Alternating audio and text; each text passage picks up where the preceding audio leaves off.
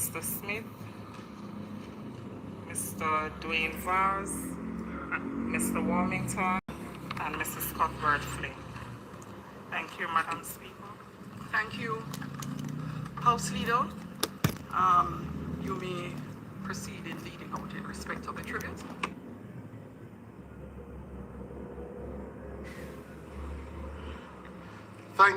Thank you, Madam Speaker. As you indicated earlier, we will start with a tribute to former Member of Parliament, Mr. Melford Sylvester Brown. Madam Speaker, what would you do with your share of $1 million? Join the JMB Goals.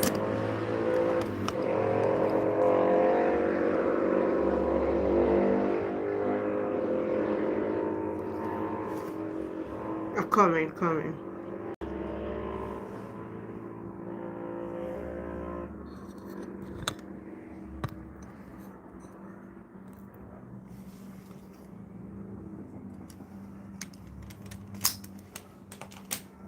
Let me see if I get it back. I don't know where my idea is, you know.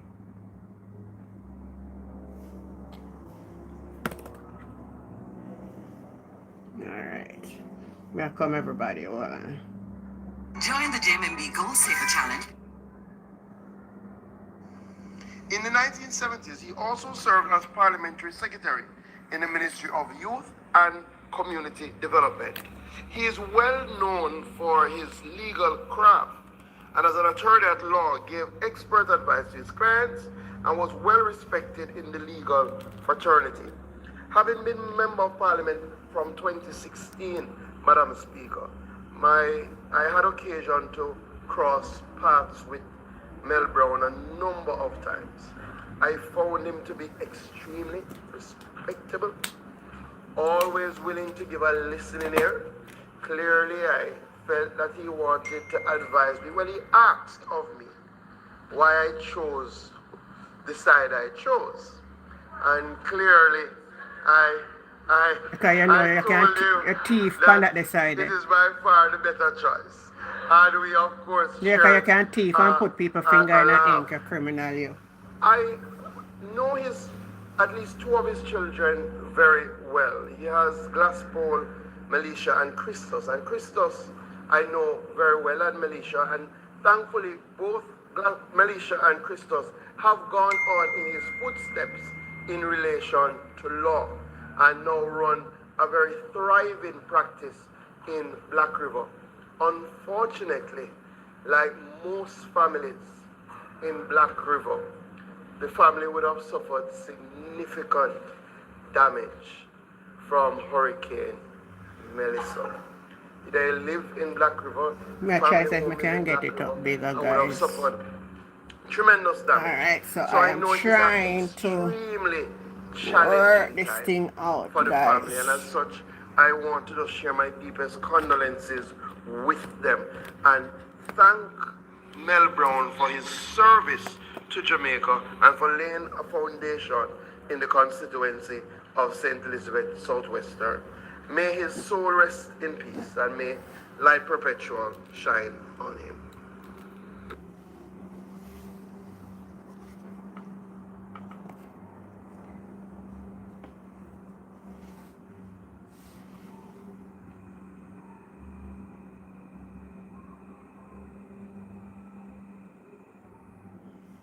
This internet never getting in trouble today. I mean, never want to trouble today. Thank you, Madam Speaker. I too join in expressing my sympathies and condolences on the passing of former Member of Parliament Mel Brown. As the current member for Southwest St. Elizabeth indicated, he had two stints in the Parliament. One during the 70s and the other between 1993 and 1997, which was the period that we both served together. As is known, he retired at the end of that term. I must say, Madam Speaker, I had the benefit of experiencing his grace and his wisdom as a parliamentarian of significant experience, my being a first termer at the time. What I can say, he has made invaluable contribution during his time in this house. And I vouch for that during the period that I served with him. We had the opportunity to meet a few times after he demitted office. And he had continued interest and expressed it in the development of the parish Go liberate a that better he chance. was from, With a liar. served in, and lived in. I was not surprised that the current Member of Parliament conveyed his disappointment that he chose the side he chose. He never said that to the House, but I'm certain Mel Brown would have been disappointed to have heard that from a young man who had some promise.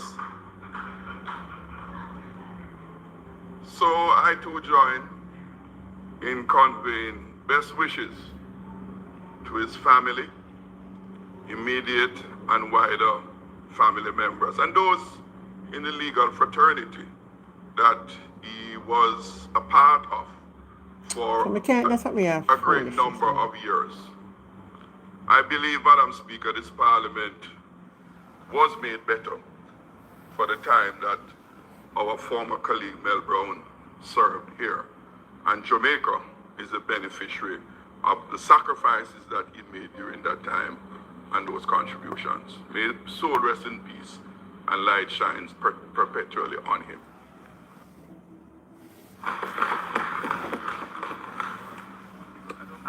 Let me ask the member from St. James East Central first, and immediately after that, the member from St. Andrews Southern. Thank you, Madam Speaker. Madam Speaker, I join with my colleagues, House Leader and the member from St. Catherine Southern, in paying tribute to one of the pioneers of the political process in the West. And I said pioneer because of the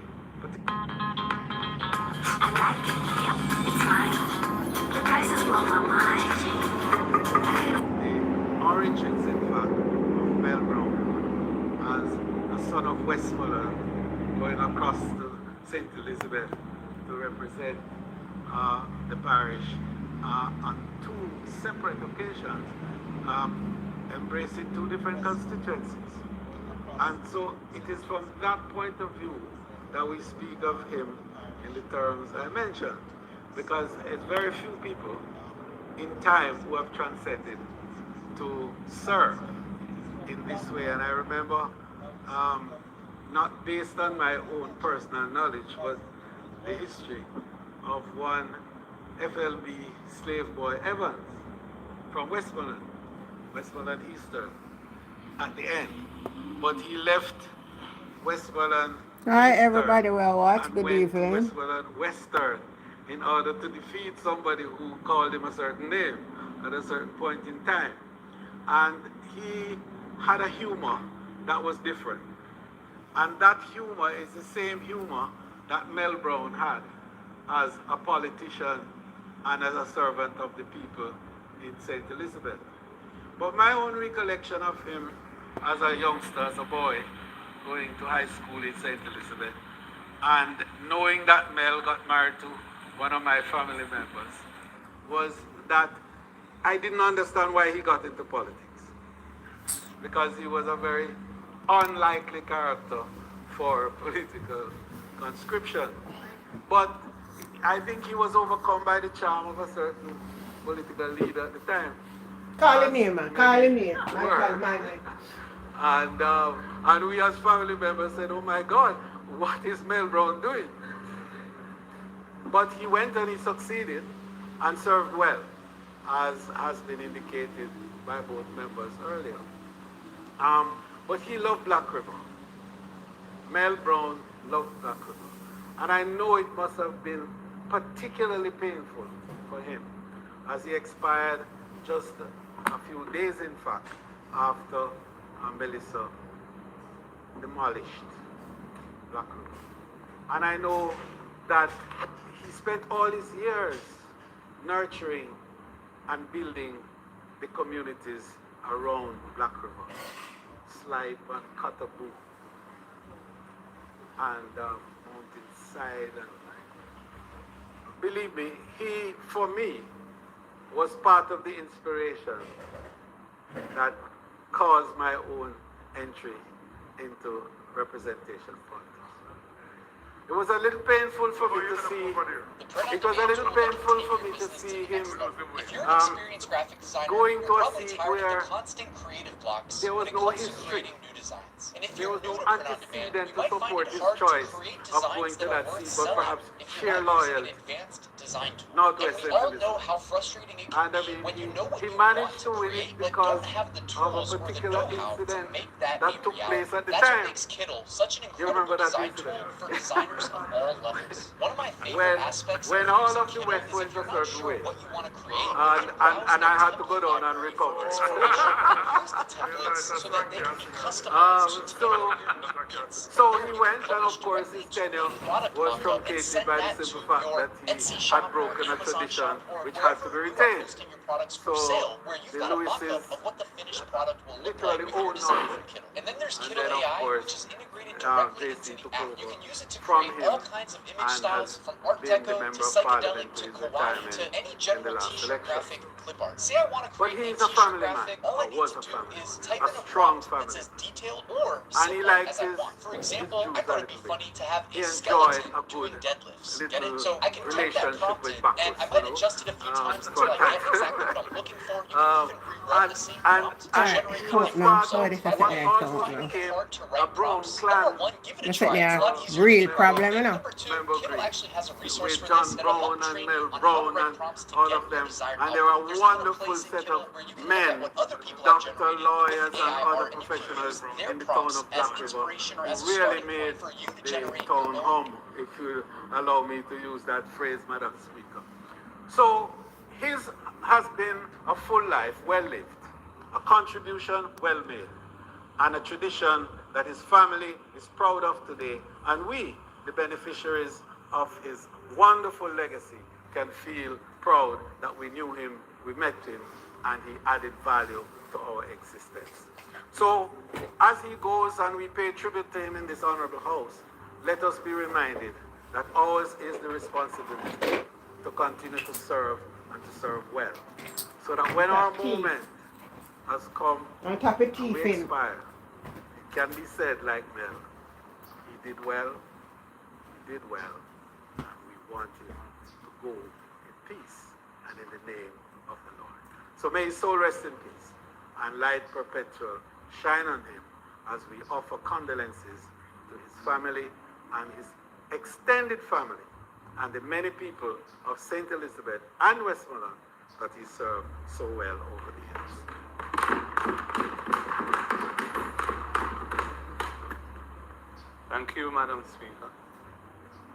I just want to add to the encomiums that have been expressed in the House this afternoon, because I got to know Mel Brown over the last 2 years quite well. He had me to his house twice when I was in that part of the world, and he put on a magnificent spread for the team I was with, and his family were there, and I can endorse what the member for East Central St. James has said as to the fact that they were a close-knit family and there was a lot of love in that home.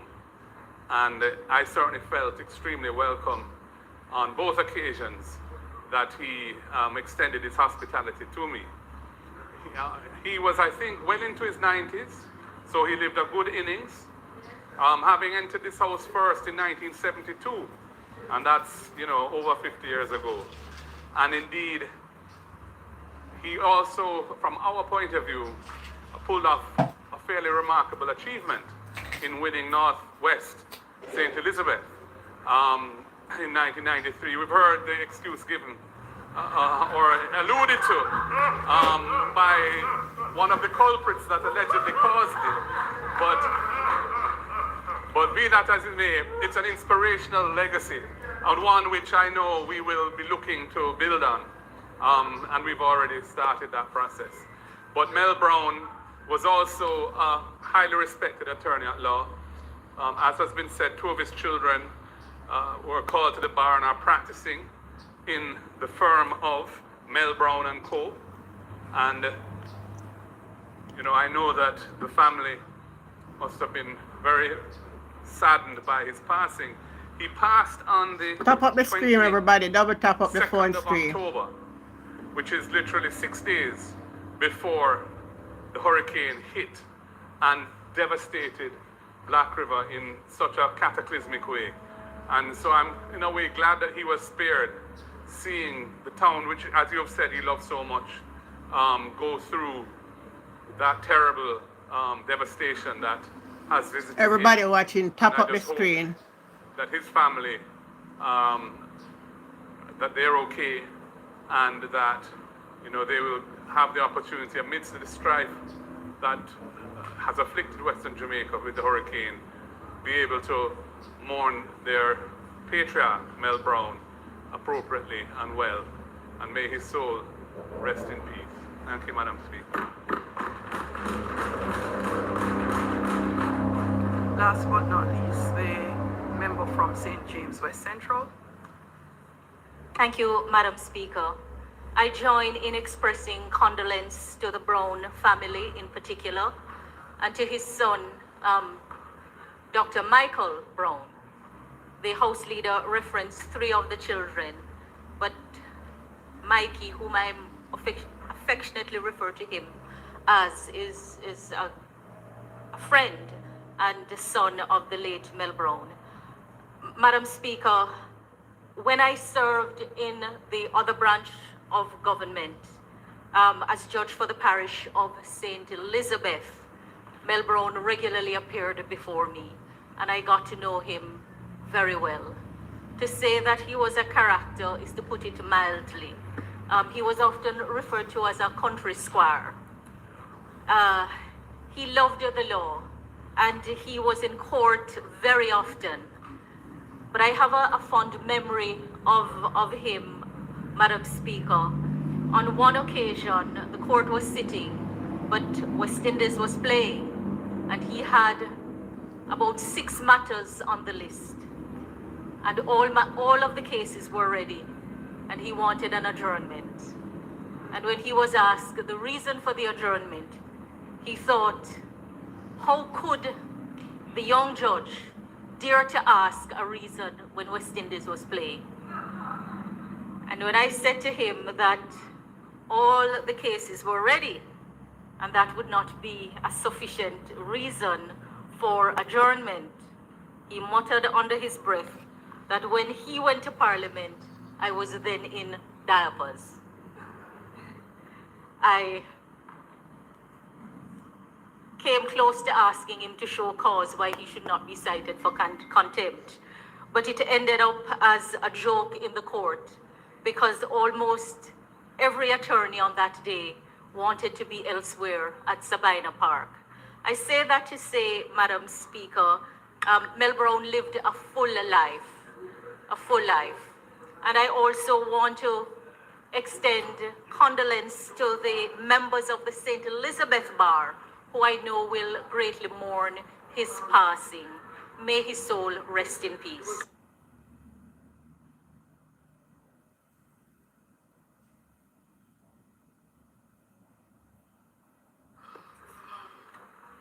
Mel Brown served in this honorable house for 12 years and served his nation with pride and integrity. I extend condolences to his family, particularly the Director of Elections, Glasspool Brown, his friends, and those who knew him and loved him. May his soul rest in eternal peace. We will now, House Leader, move along with our next tribute. What kind of eyelash that you're going to put on all speak? You know, you're not Madam Speaker, Speaker, the next tribute is to the Honorable James Jimmy Cliff Chambers, OM. And we will start the tributes with the most Honorable Prime Minister.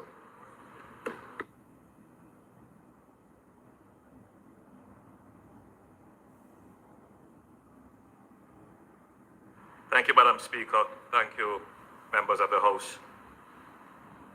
Today, Jamaica mourns one of her greatest sons, James Chambers. The renowned Jimmy Cliff passed away on November 24th, 2025 at the age of 81. We extend deepest condolences of a grateful nation to his wife, Latifah, and his children, and his entire family, friends, colleagues, and fans across the globe. We rise in Parliament to honor a boy from deep rural St. James who became an international superstar, a cultural ambassador, and the conscience for the world. Jimmy Cliff was born James Chambers in Somerton District, St. James, the second youngest of 9 children. As a little boy in primary school, he would stand near a neighbor's sound system, absorbing Mento and the early popular music of the day. And then he would go on to write his own music, make his own songs. At 14, his father took him to Kingston officially so he could attend Kingston Technical High School. But in Jimmy's heart, the trip was about music. In East Kingston, he shared a single rented room with his cousin, and it was there he adopted the name Jimmy Cliff, symbolizing the heights he intended to climb. He walked the streets with his notebook, going from producer to producer, entering talent contests, determined that somebody would listen.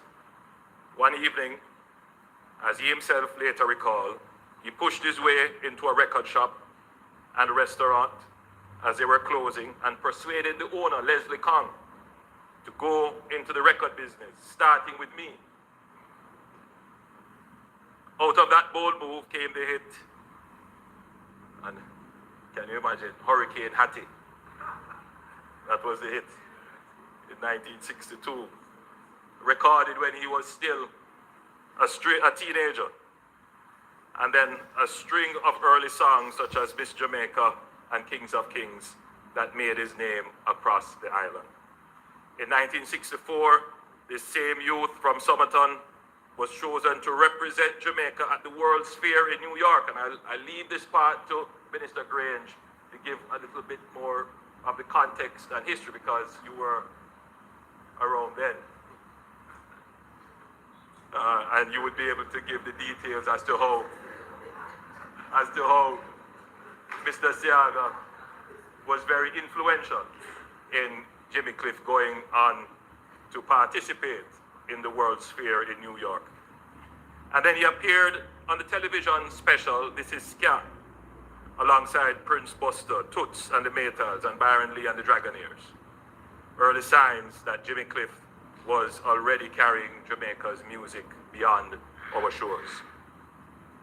But Madam Speaker, many people met Jimmy Cliff not first on the radio, but on the big screen.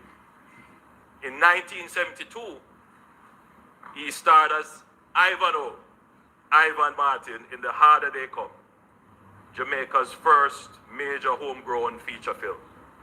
The character was loosely based on the real 1940s outlaw Reagan, but the struggles we saw on screen, a country boy in Kingston fighting for his place in the music industry, resisting injustice, came straight out of the lived experience of people like himself. The film was shot in our streets, our yards, and in our language. When it reached the United States, it was so rich in Jamaican patois. Type in, let me see who is there. As critics said, perhaps the first English language film that needed subtitles for the American audience. Yet, the world leaned in. The movie and its soundtrack were widely credited with bringing reggae to the world and remain among the most important cultural exports ever to leave Jamaica. In 1920, the soundtrack was added to the U.S. Library of Congress National Recording Registry as a work of enduring cultural significance.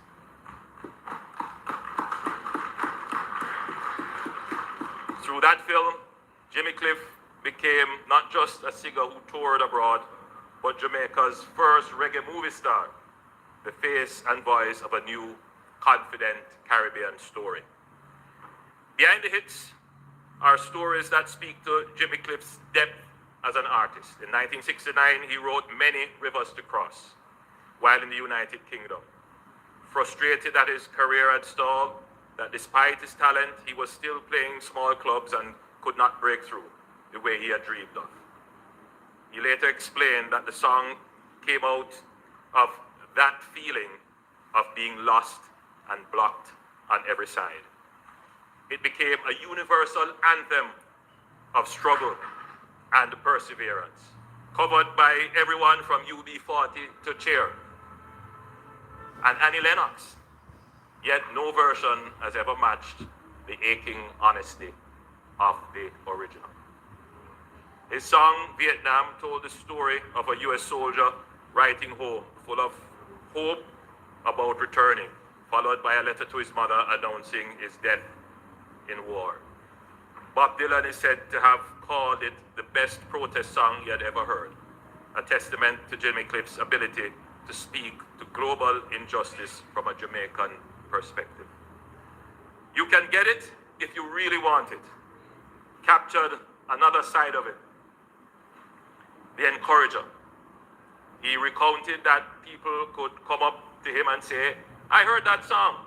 I went back to school. Now I'm a teacher. And I use your song with my students. That's how he inspired. For him, that more than awards was his success. The song has been adopted by political movements, sport teams, and classrooms around the world. Proof that a Jamaican message of grit and hope can travel to every continent. Later, his soaring cover of I Can See Clearly Now for the film Cool Runnings once again married Jamaican story to global audiences.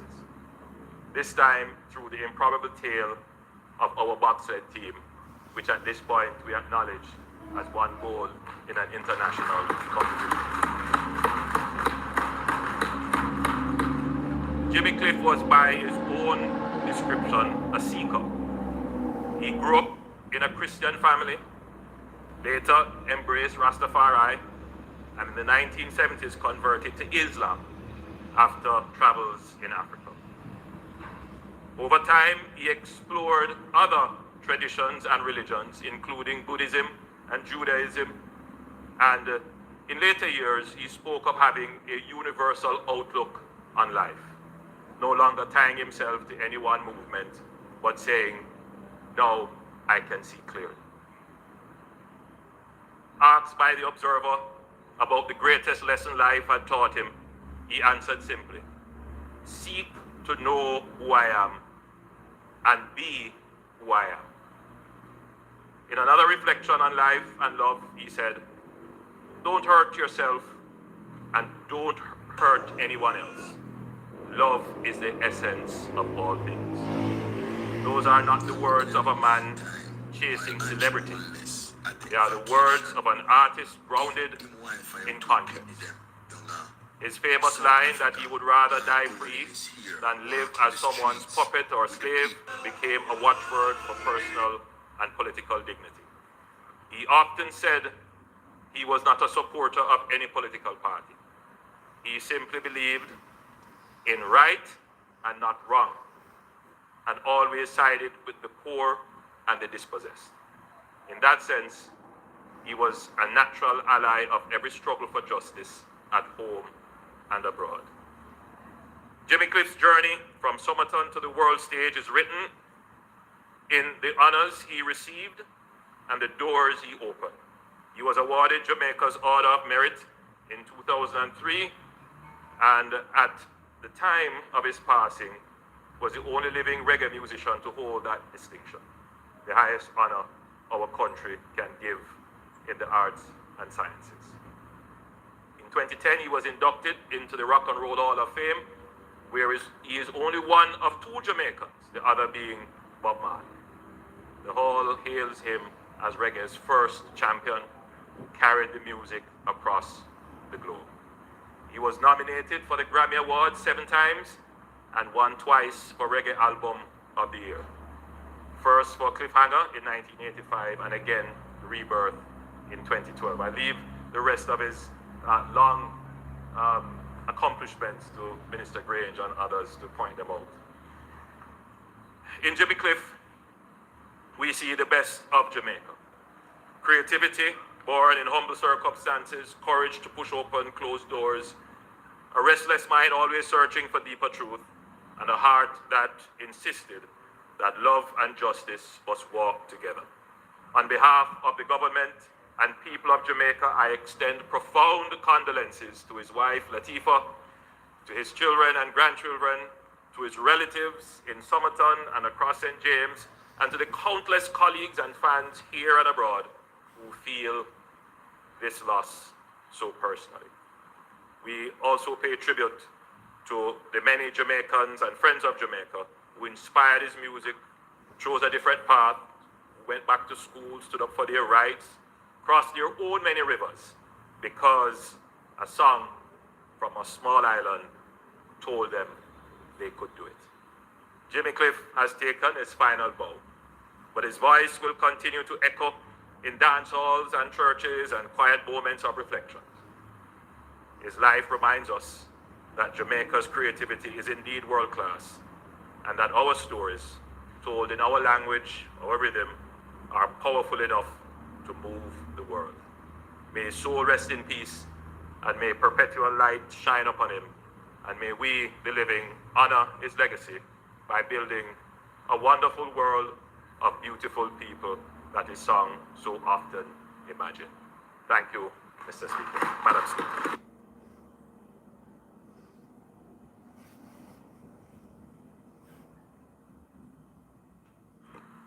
Leader of Opposition.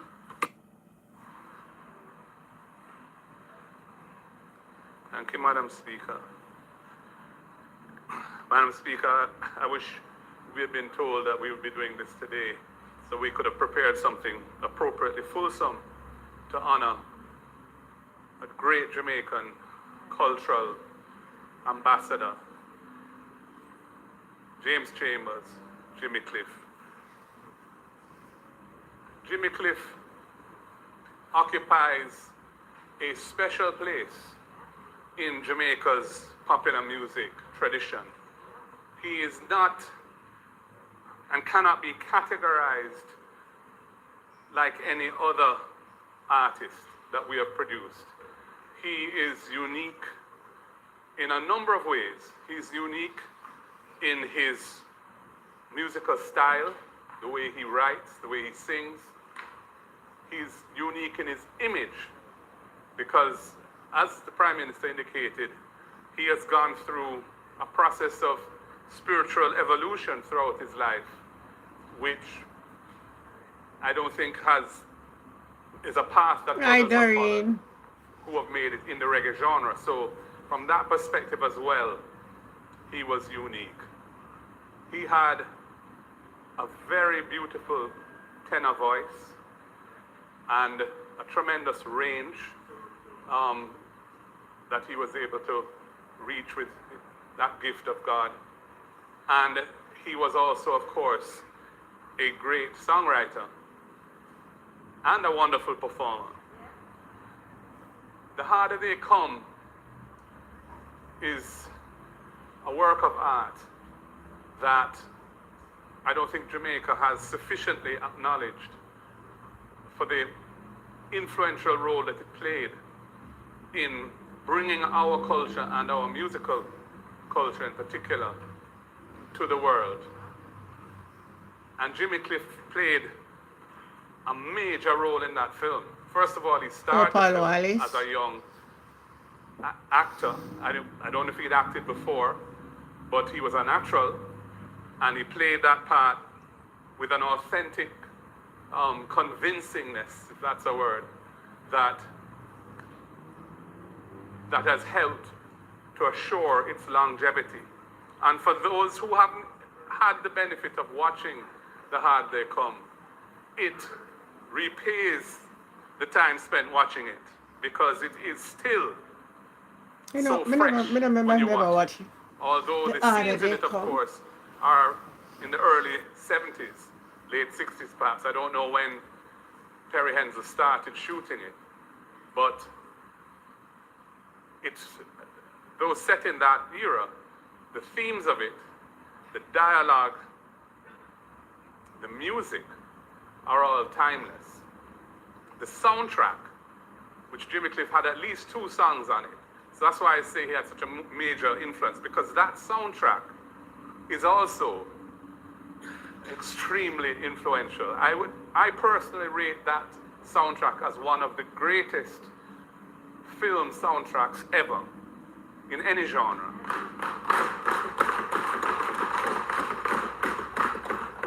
Toots is on it, Desmond Dekker is on it, the Slickers are on it, and Jimmy Cliff. Jimmy Cliff has 2 songs in it. Many Rivers Across is on it, and The Harder They Come is on it. And there's no doubt that that film, which kind of was distributed in a very unorthodox way because it didn't have any major distributor behind it. The way the whole film was put together, you know, Pat Rousseau was telling me one day, you know, how he was asked by Perry and Trevor Rowan, who was very involved in it too, to raise the money, and went around and got signed promissory notes with people to fund the production. This is way before GoFundMe, way before. And it was distributed by Perry going out to Europe, to North America, wherever he could go, and getting independent cinemas to license it and show it. And that thing has never stopped showing. It is, if you go to any major capital in the world, you can watch it at any time. And for those who haven't had a chance to see it, I urge you to find a way of watching it. What I would say is, Jimmy's input in that album launched his musical career to a new level. And of course, he penetrated markets which had not traditionally been. They were planning to set up a PNP everywhere, then they tell us them had a tribute to them. But Mark had the well out of your head with Andrea Farida for phone. Cultural ambassador for Jamaica, in Brazil in particular, but also in Africa. And you know, he never lost his love for Jamaica, of course. Those of us who love football and were around will have attended the final qualifying match for the 1998 Road to France campaign at the National Stadium. And on that blisteringly hot day, in a Ram Stadium, Jimmy Cliff performed. And he performed The Harder They Come. Yeah. And he had the stadium rocking. And there was no doubt we were going to qualify for the World Cup.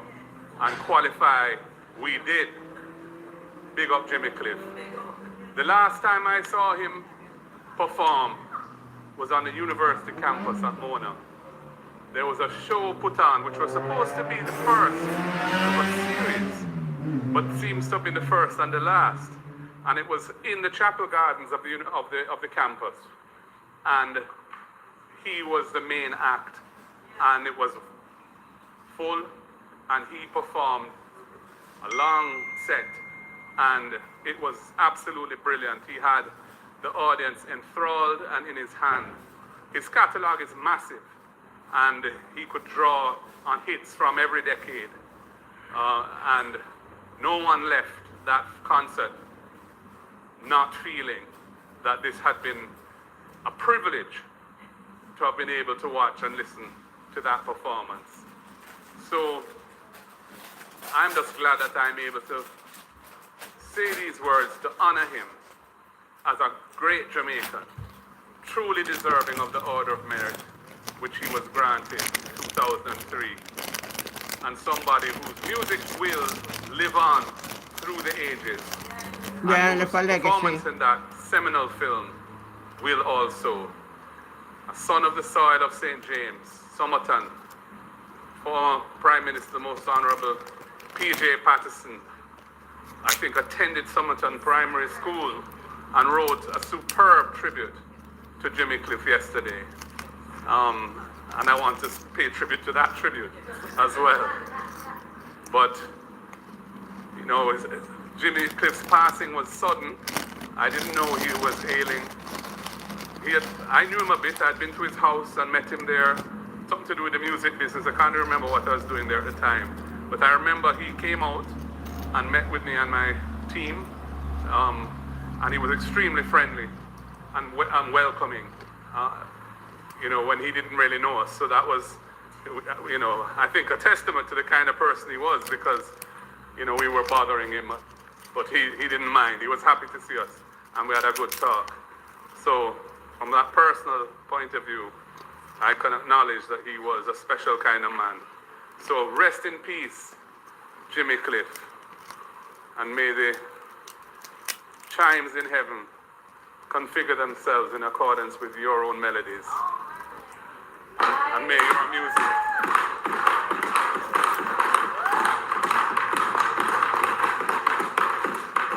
and welcome all of us if we make it there. Thank you, man.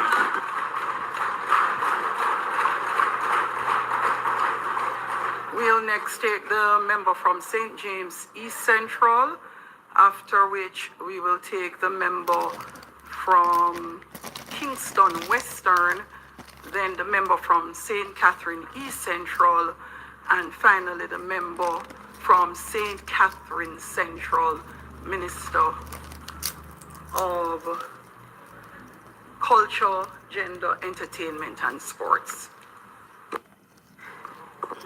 Thank you, Madam Speaker.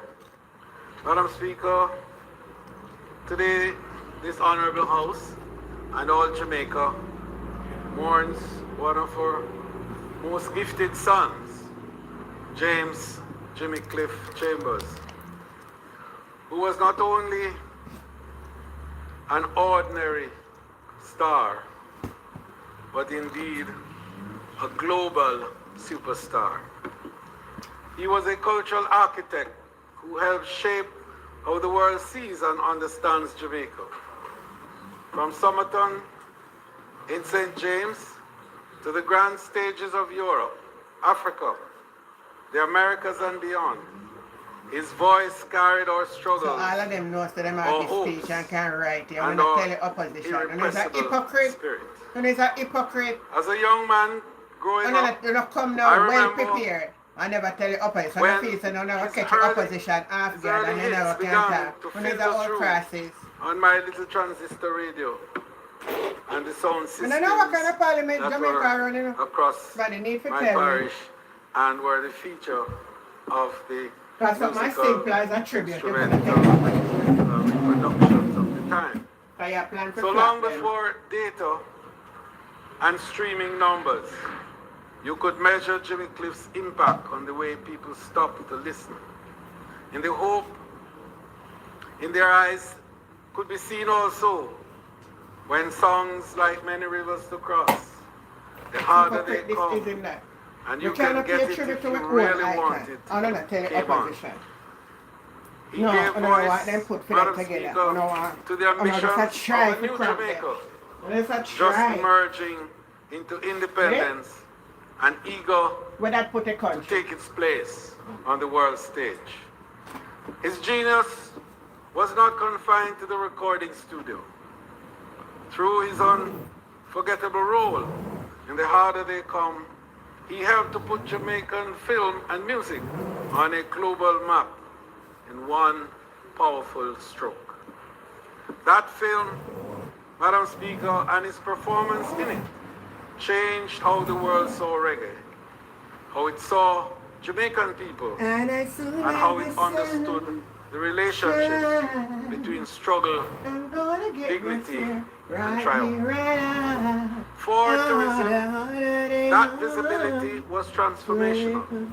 Long before many visitors set foot on our shores, it was Jimmy Cliff's music and image that first carried them here in their imagination. His songs became part of the soundtrack of Brand Jamaica, used by travel agents, filmmakers, and advertisers and promoters as a shorthand for our warmth, our energy, and our unique cultural flair. In many ways, he was a one-man global marketing campaign for Jamaica, authentic, compelling, and impossible to ignore. Our tourism statistics tell one story. Jimmy Cliff's influence tells another. The countless visitors who say, I came to Jamaica because of the music and the movies, are very often talking about him. Whether indeed, Madam Speaker, they realized it or not. The harder they came, is the more they felt the power of the global curiosity that Jamaican life and culture offered. His songs, played in airports, hotels, cruise ships, and festivals across the world, turned that curiosity into deep emotional connection.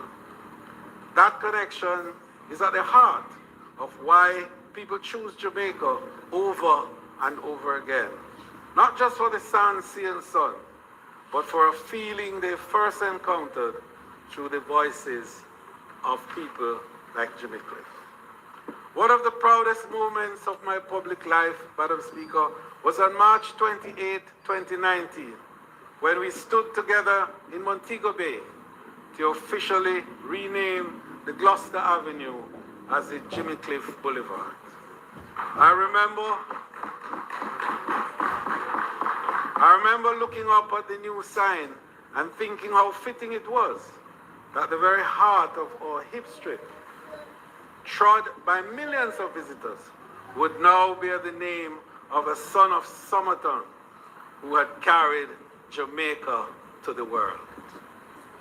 That day, as Jimmy Cliff expressed how much it meant to him to be honored in his parish of his birth, you could feel the love flowing not just from the crowd, but from the city itself. It was as if Montego Bay was embracing its own.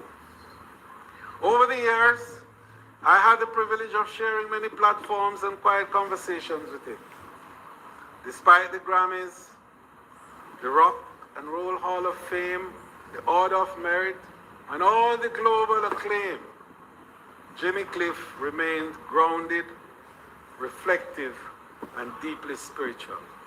Indeed, when you walk through the community of Somerton, where he had his early beginnings and had relationships with the former Prime Minister, P.J. Patterson, as well as the Honorable Dr. Harold Blair,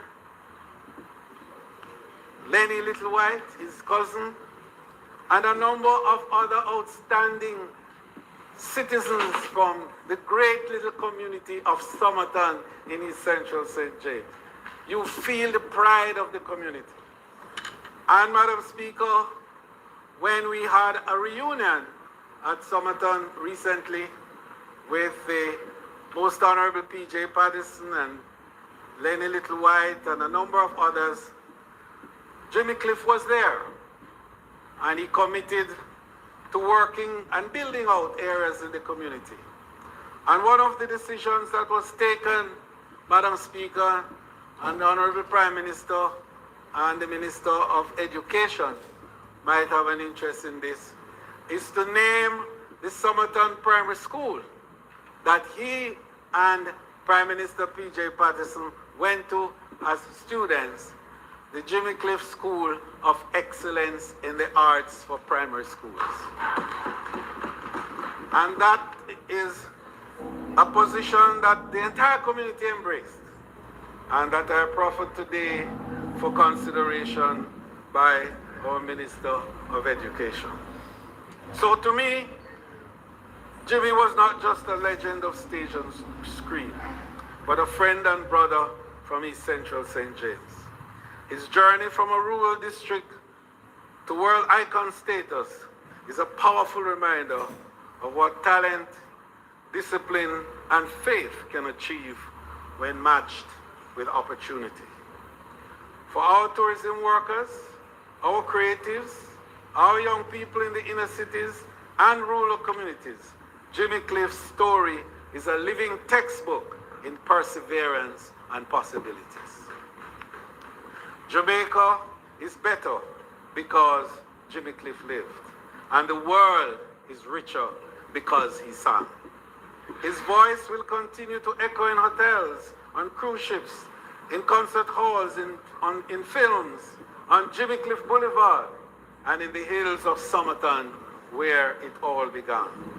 On behalf of the people of the great constituency of East Central St. James, and certainly the wider fraternity of friends and the countless visitors who were first introduced to Jamaica through the music of Jimmy Cliff, I extend heartfelt condolences to his family, friends, and the fans across the world.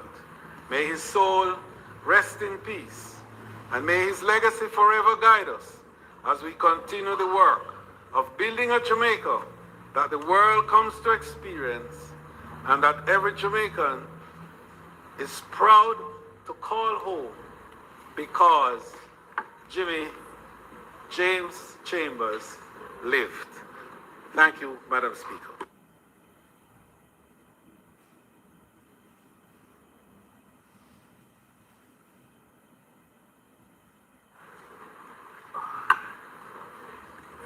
Thank you.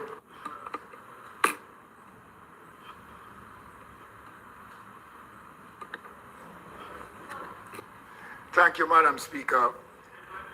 Madam Speaker, I just want to make a brief contribution to Jimmy Cliff.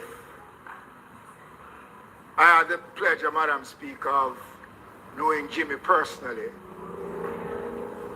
Jimmy Cliff, many people might not know this, used to live on Spanish Town Road across from Tivoli. Jimmy, early days, came out of Chocomolon in West Kingston, as many other artists at that time found favor at Chocomolon. But Madam Speaker, I want to just briefly talk about Jimmy Cliff, not as everybody else would do, but his music, Madam Speaker. Rolling Stone magazine in 2023 published a list of the 100 greatest singers of all times. Included in that list, Madam Speaker, was 5 Jamaicans: Dennis Brown, Bob Marley, Jimmy Cliff, Luciana, Barrington Levy. And Jimmy Cliff and Dennis Brown, Madam Speaker, came out as the top Jamaicans in that list of Rolling Stone magazine greatest singers of all times. You're so circle back up. It's very important, Madam Speaker, that we also know that. All right, sweetie. We just have to go and listen to the Parliament. The leader of the opposition made reference to it. That in South America, Jimmy Cliff is strong. His music is strong. And I don't want to offend anybody, but I believe that in South America, he was the biggest name of reggae music in South America. He sold more records than many other reggae artists, and that is an outstanding feature. Globally, Madam Speaker, Jimmy Cliff sold about 1.5 million albums globally. And he's one of the biggest selling name recorded artists of all times in the field of reggae. And not only in the field of reggae, but he crossed over. And those of you who know Glass Bucket Club, Club Havana, Sombrero Club, would know that Jimmy Cliff used to rule nightclubs in Jamaica. Last thing I want to say before I take my seat, Madam Speaker. Stage shows was a popular feature of Jamaican music back in the 60s. And Christmas morning and Boxing Day were big days at Caribbean Regal Theatre. And in those days, Tony Gregory, young upcoming artist just as Jimmy Cliff, was a top billing artist. And there was a straight contest between Jimmy Cliff and Tony Gregory every morning, every Christmas morning or Boxing morning, whether it is Carib or at Regal Theatre. And I want to tell you, the lion say, I am king. That was what dominated the stage show. That was on the songs that made Jimmy Cliff into the icon that he is today. Madam Speaker, I want to pay tribute to an outstanding Jamaican, one who has placed Jamaican music at the top of the ladder. And of all the songs that Jimmy Cliff has recorded, my favorite one, Madam Speaker, is a song that not many Jamaicans know. It is a song, Oh How I Missed You. And at another place, oh, how I miss you. Oh, how I miss you. The roses are red and the violets are blue. But Madam Speaker, at another place, another time, I will play that song. May his memory live on, and may Jamaican music continue to excel because of people like Jimmy Cliff. Madam Speaker, I thank you.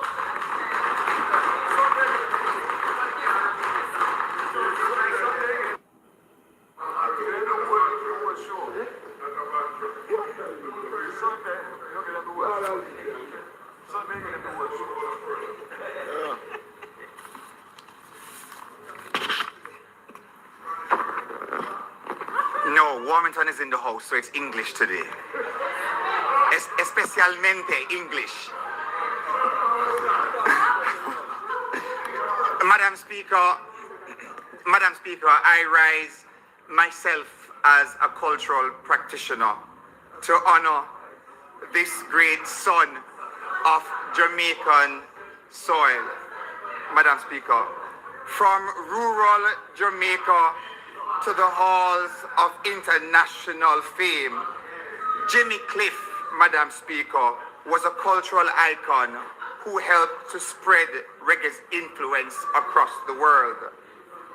Madam Speaker, as a pioneer of reggae music, he gave us all hope. Reggae music was no longer the opium of the poor, but a call for freedom, equality, encapsulating the universal spirit of happiness of the universal spirit.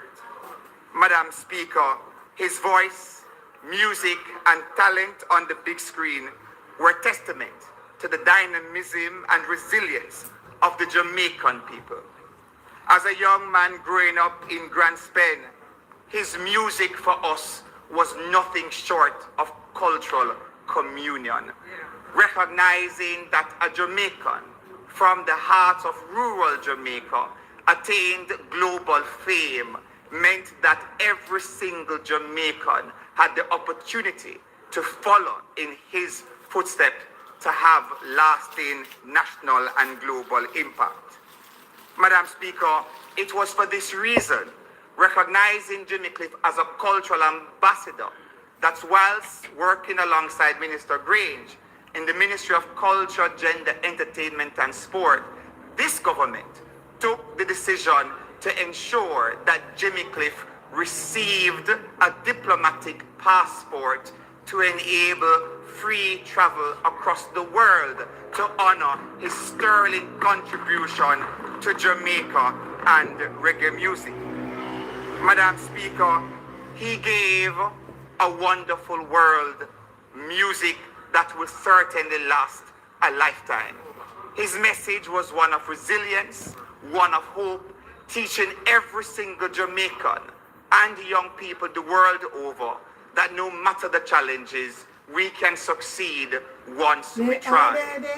Madam Speaker, to his wife, children, and to a global community that continues to mourn his loss while celebrating his legacy, I too wish to offer sincere condolences to his family for his contribution to reggae music and to the human spirit in Jamaica and the world over. I thank you.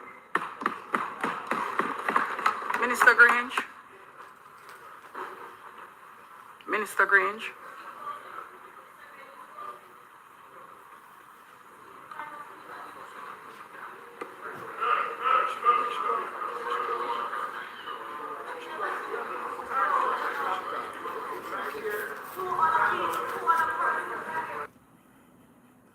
I want to them in our parliament. Minister Grange. Richard, good afternoon. Price Moore.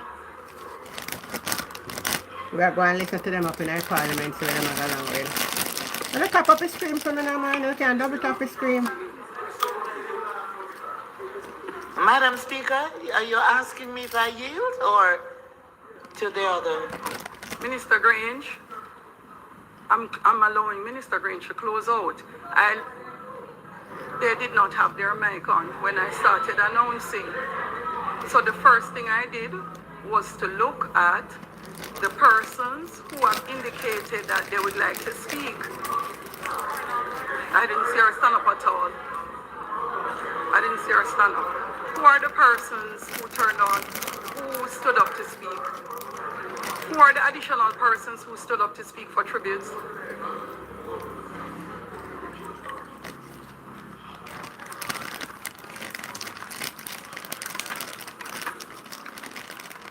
The member from St. Anne South East, and then the member from St. James South, and to close, Minister Grange, the member from St. Catherine Central.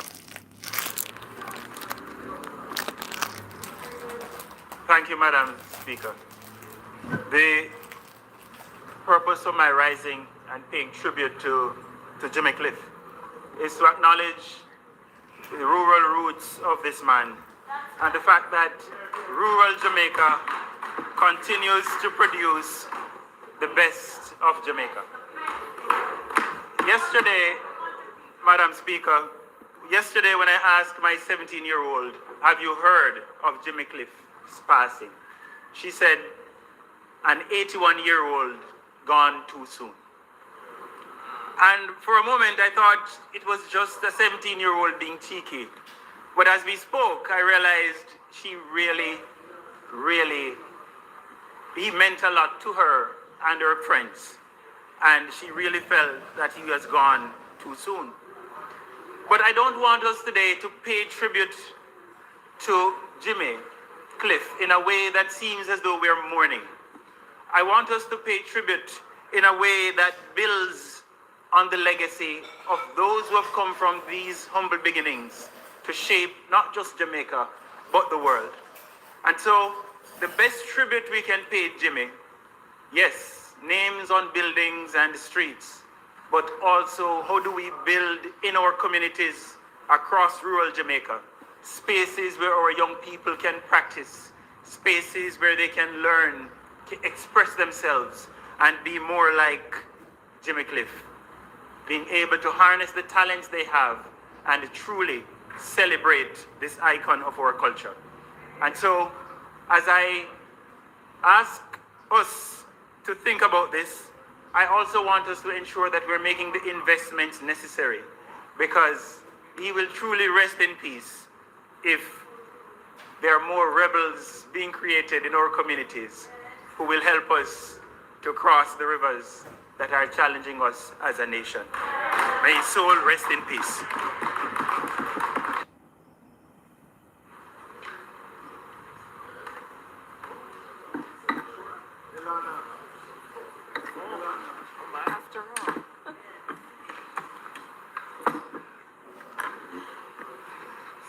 Thank you, Madam Speaker.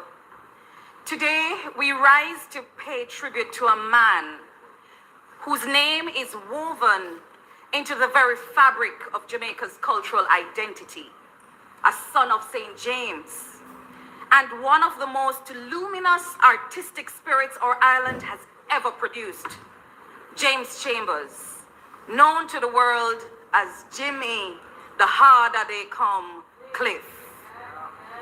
As the opposition spokesperson on culture, it gives me deep honor to join this house in saluting a national treasure, a global icon, and a man whose music has carried the heartbeat of this island across continents. As a woman from St. James, myself, this moment carries special meaning. We claim him with pride. Right, Ed? We feel his journey in our bones. Those of us who grew up in the hills and valleys of the West know that Jimmy Cliff's story is also our story, the story of a small place that produces big, giant voices. Jimmy Cliff was born during the great Atlantic hurricane of 1944 in Somerton, St. James. And perhaps that explains something about him. Jamaica has a history of producing greatness that survives storms, greatness that rises in spite of storms, and greatness that insists on being heard. Jimmy was just that kind of greatness. His voice, crystalline, emotional, undeniable, became one of the first bridges that carried Jamaican culture to the world. And as former Prime Minister P.J. Patterson so aptly said, Jimmy Cliff was a cultural architect who helped build the bridge that connected Jamaica's soul to the consciousness of the world. That line captures his impact perfectly. Jimmy Cliff did not simply sing reggae. He defined a moment in our global awakening. When he sang of many rivers to cross, he was not only telling his story, he was telling ours. When he sang The Harder They Come, he was singing the resilience of the Jamaican spirit. For more than 5 decades, his words have comforted the weary, inspired rebellions, and defined the downtrodden.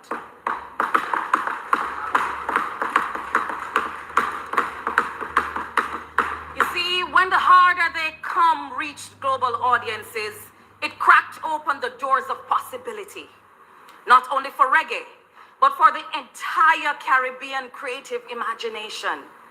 Jimmy Cliff reshaped what was possible for a boy from a rural district, for a young singer with a dream for a small island with a big voice. Madam Speaker, as St. James continues to recover from the devastation of Hurricane Melissa, Jimmy Cliff's life reminds us of something important. Even in the hardest seasons, Jamaica produces voices that carry us forward. And I imagine that the writers, the poets, the song makers, the singers, the filmmakers, the next generation of storytellers will have much to write about when they reflect on this moment in our history, the same way Jimmy did, reflecting his time. We must look at what it reveals about us, how we treated each other, how we organized ourselves to respond to Hurricane Melissa, how we navigated hardship, and how, like Jimmy, we insisted on humanity, accountability, and transparency in how we treat our neighbors. This then is the world we must now build, one where our cultural workers are empowered, where the creative imagination is valued, and where we strive to make Jimmy Cliff just as proud of us as we are of him. He carried Jamaica to the world. Now it is our turn to build a Jamaica worthy of Jimmy's legacy. To his beloved wife Latifah, his children, his family, and the global community of admirers who mourn his passing, I extend sympathies on behalf of the opposition and the people of St. James. Jamaica has lost a veritable giant, But heaven, it has gained a voice so pure that even the angels will pause to hear him sing. Rest in peace, Jimmy.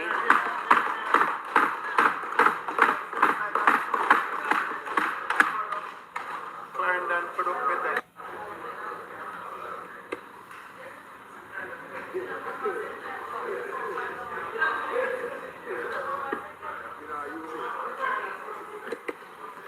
Minister Grange.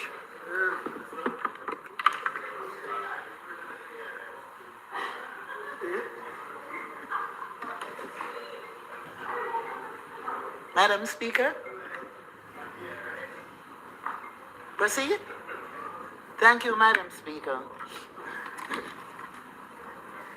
With the passing of Jimmy Cliff, christened James Chambers, Jamaica and the world have undoubtedly lost one of the greatest proponents of Jamaican music and one of Jamaica's greatest sons.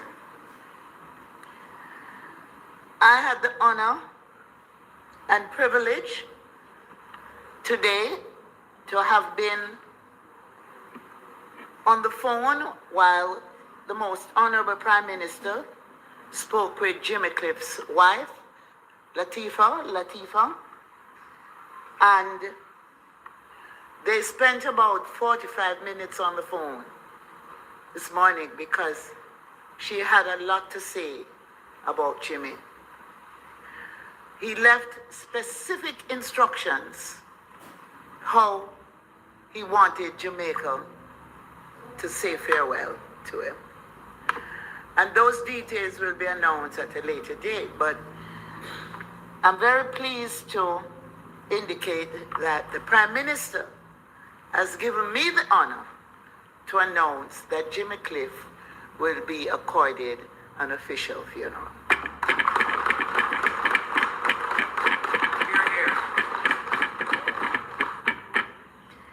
Now, his passing has left us deeply saddened, as the transitioning of Jimmy represents a major loss, not just for Jamaica, but for the world. He gave so much of his life to delivering meaningful music, which resonated in every corner of the globe. He had a unique sound, a unique voice. He was a prolific songwriter, and all his songs had meaning.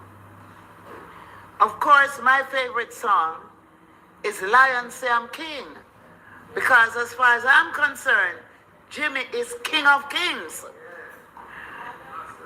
When he wrote this song, he was very young.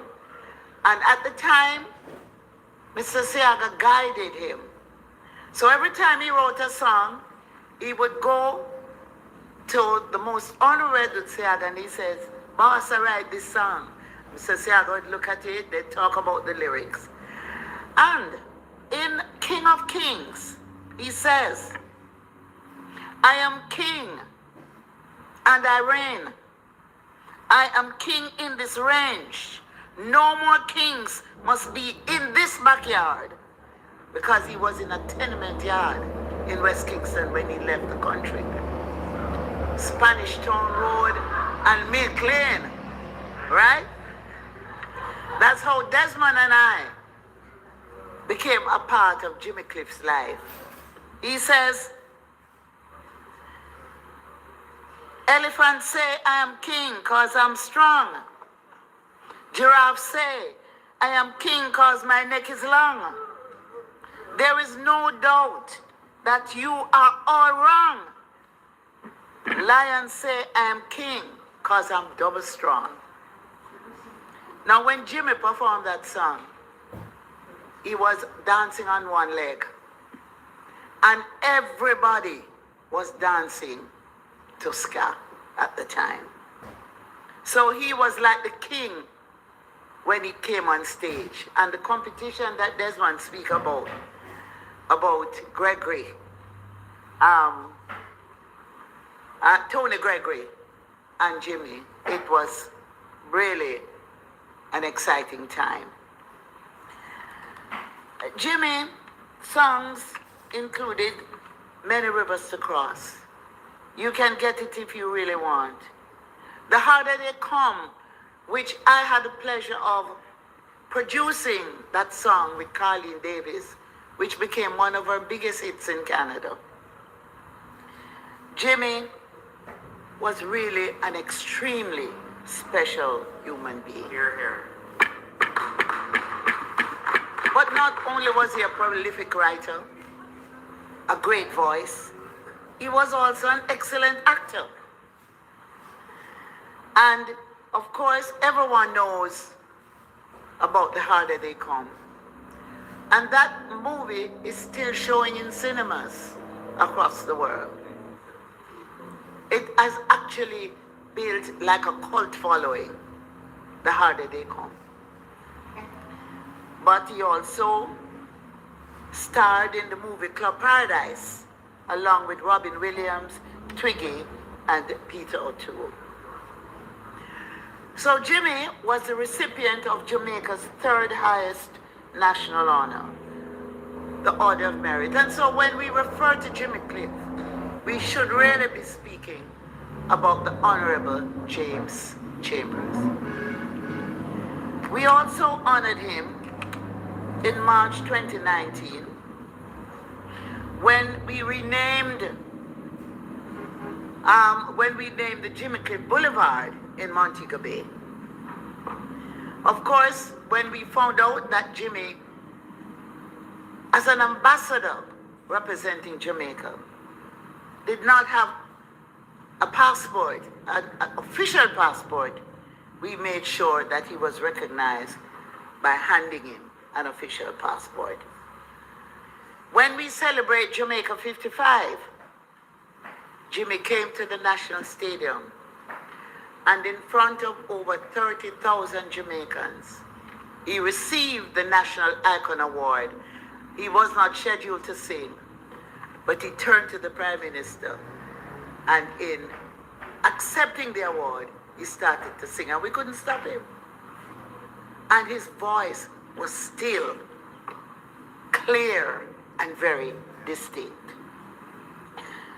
Jimmy was always thinking about home and what was happening in Jamaica. In fact, he was concerned about Hurricane Melissa. And we actually talked about Hurricane Hattie and when he wrote that song.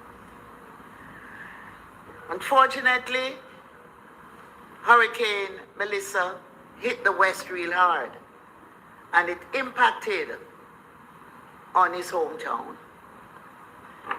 And Jimmy was looking forward to be back here in Jamaica to share and to assist in the rebuilding process.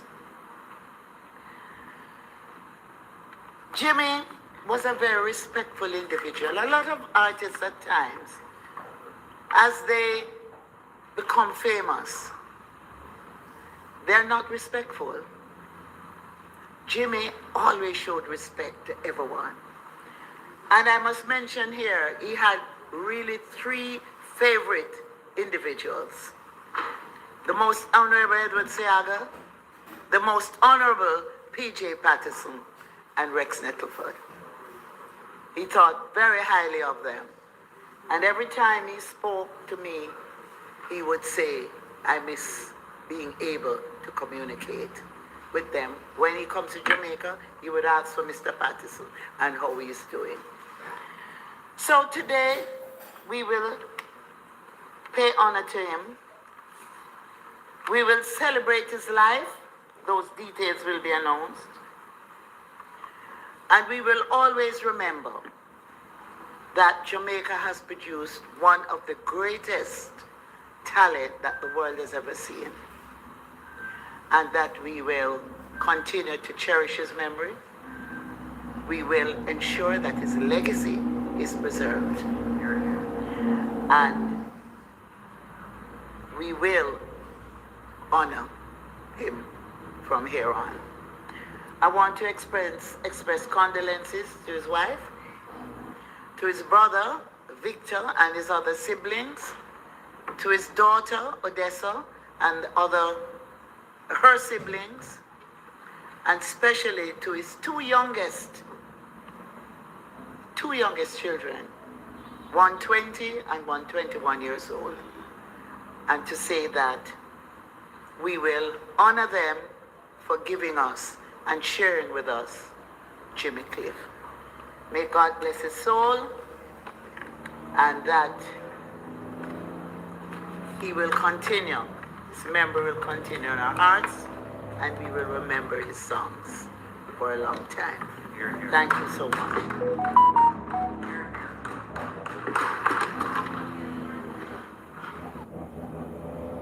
Host leader, turn on again.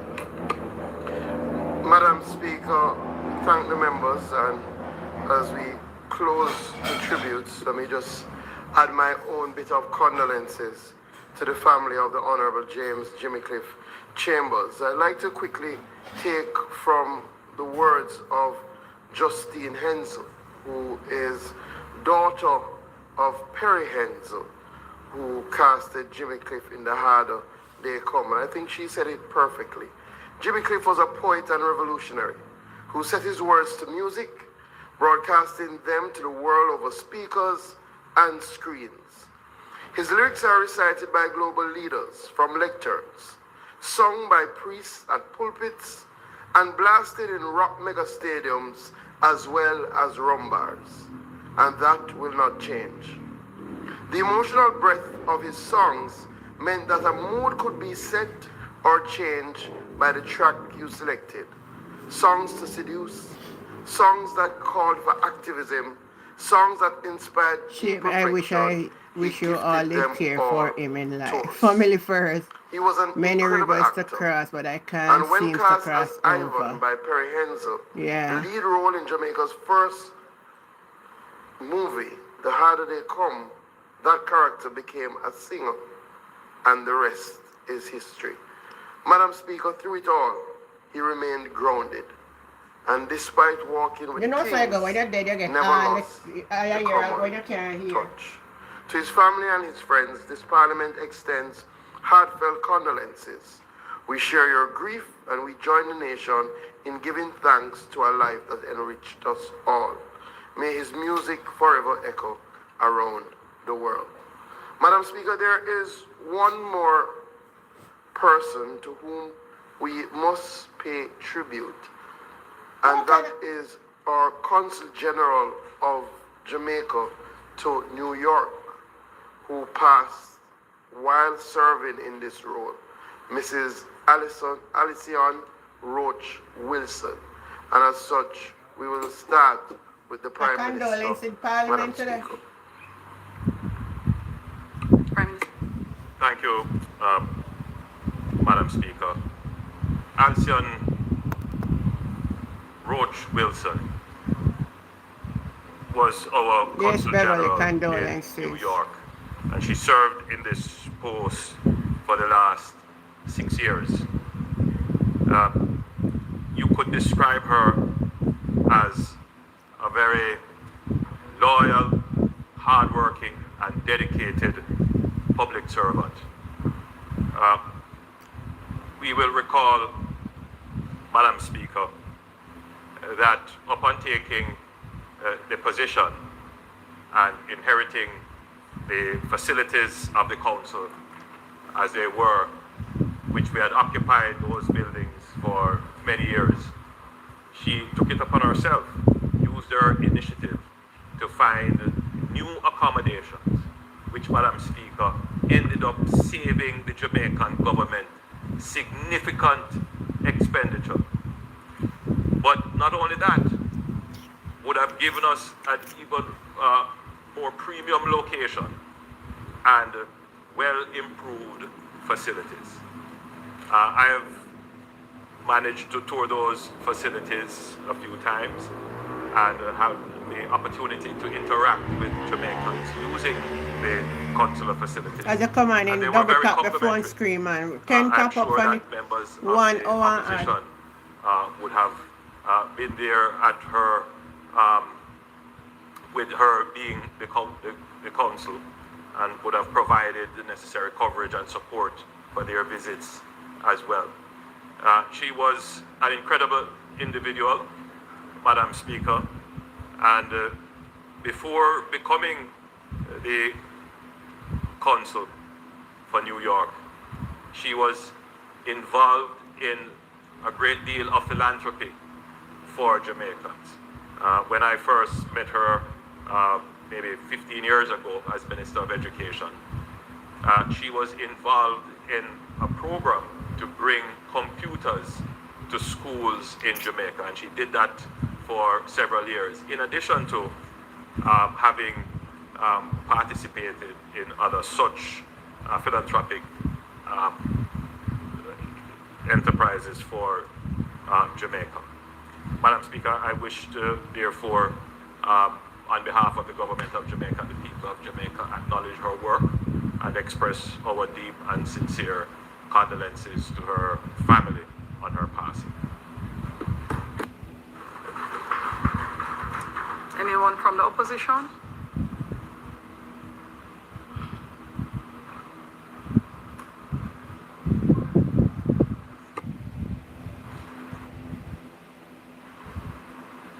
Madam Speaker, I wanted to add, on behalf of this side, our own condolences to the family, her husband, and others as they mourn this loss. I know that the leader of opposition remembers very well the last time we were in New York and we were welcomed by her. And she, as she is wont to do, always welcoming. She is one of those individuals who, whenever there was any issue and I called, she was always ready to explain what was happening. They're in Jamaica. Always ready. Jamaica have many, alright. I know only per river for sure. Who needed something. That is so true, girl. That's a good St. Catherine girl. You know, that was from St. Catherine, so she's good St. Catherine girl. But she was someone that you could always speak with. Someone who would be willing to listen and to share in terms of that. I remember also speaking with a couple of the individuals who worked at the embassy and them saying to me just how much she helped them and how she saw them, not just simply as employees, but that she took an interest in their financial affairs, in seeing how she could encourage them to earn, yes, on this, through stock. And I thought that as a Consul General, that not many would take that kind of an approach to members of staff. And I thought that when they speak of her, they spoke of her as really a friend and someone that they could trust. And I thought that that is the kind of representative we need, you know, overseas to ensure the interests of Jamaicans at home and abroad. It certainly is a loss that Jamaicans at home and abroad will feel. And I know that I speak on our behalf and on others in saying that we are grateful for the work that she did in representing Jamaica. Persons will tell you about her fundraisers, yes, and what those looked like. But I'll leave that there. But I just want to say thanks for the work that she has done, the role that she played as a Jamaican, carrying the flag overseas, and we are indeed grateful to her. Thank you, member from St. Andrew Southwest. We'll now have the member from St. Catherine West Central, and finally Manchester Northeastern as well. So that is the member from St. Catherine West Central, and then it would be the member from St. Andrew Eastern, and we will close with the member from Manchester Northeast. Thank you very much, Madam Speaker. Madam Speaker, I rise to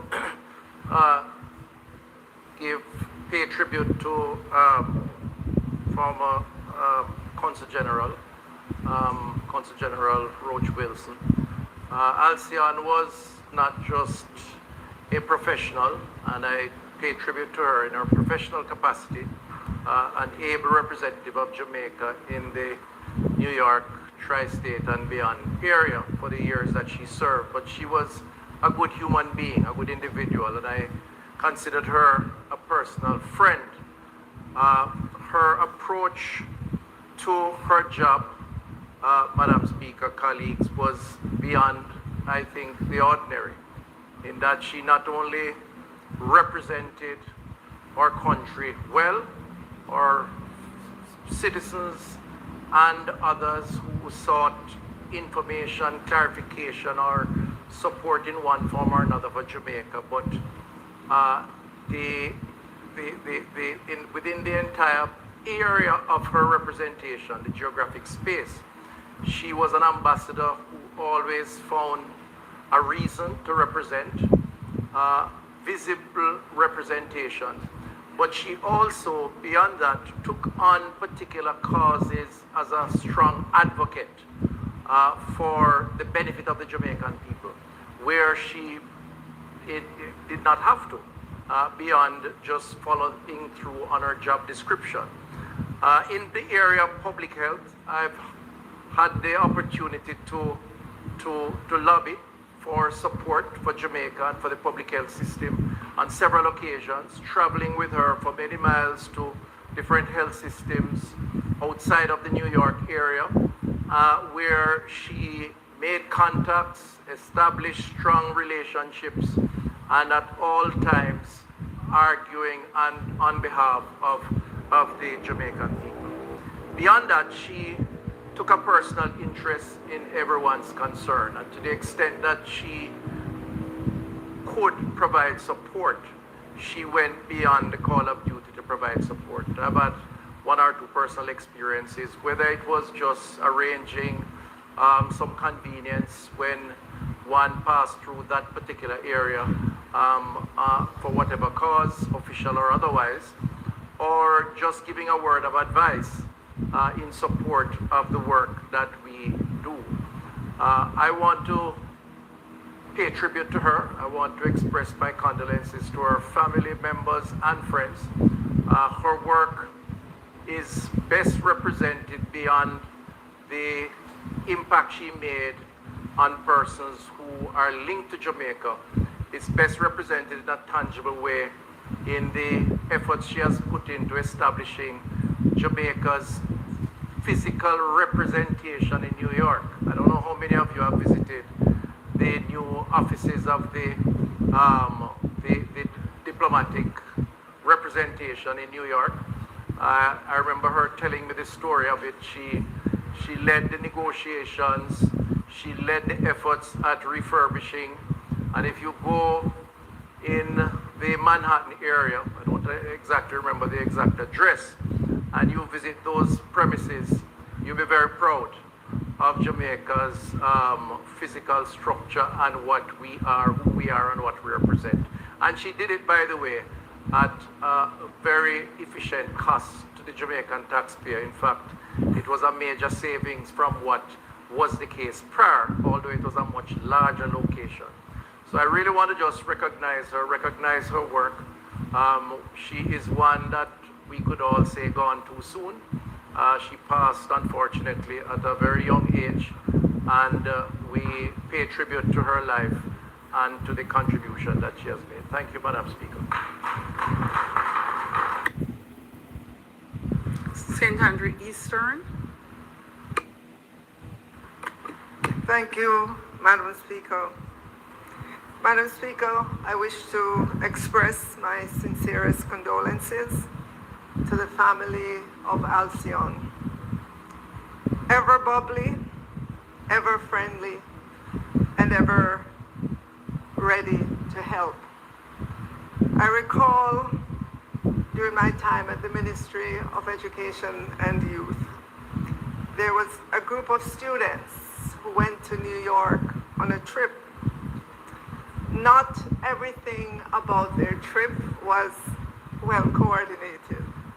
There were gaps, and Alison jumped in to provide whatever was needed so that they could be comfortable and safe. And they enjoyed themselves and came back home. While at the Ministry of Education, I also recall that Alcyon would just enjoy herself trying to find things for schools in Jamaica. And she'd pack them and ensure that they got here. Sometimes she would pop up in my office because she wanted to make sure they had arrived and that they could be distributed. Madam Speaker, we kept in touch. And as we experienced Hurricane Melissa, my thought was, if Alcyon was here, she would be ever present, bringing things, ensuring things. And so, Madam Speaker, during the course of knowing her, I got to know of her diagnosis. But I never thought that I would be standing here offering condolences. On October 6, 2025, at 11:06 p.m., Madam Speaker, I WhatsApped her and I said, "Hello, just thought of you, sending lots of love." And at 8:30, October 7, 8:30 a.m., a message came back. "Good morning, Minister. Thank you so much." And praying hands. Madam Speaker, she will be sadly missed. As someone who represents Jamaica on a global scale, I want to say to her family, thank you for lending her to us, and may her soul rest in peace. Thank you. The member from St. Catherine East Central.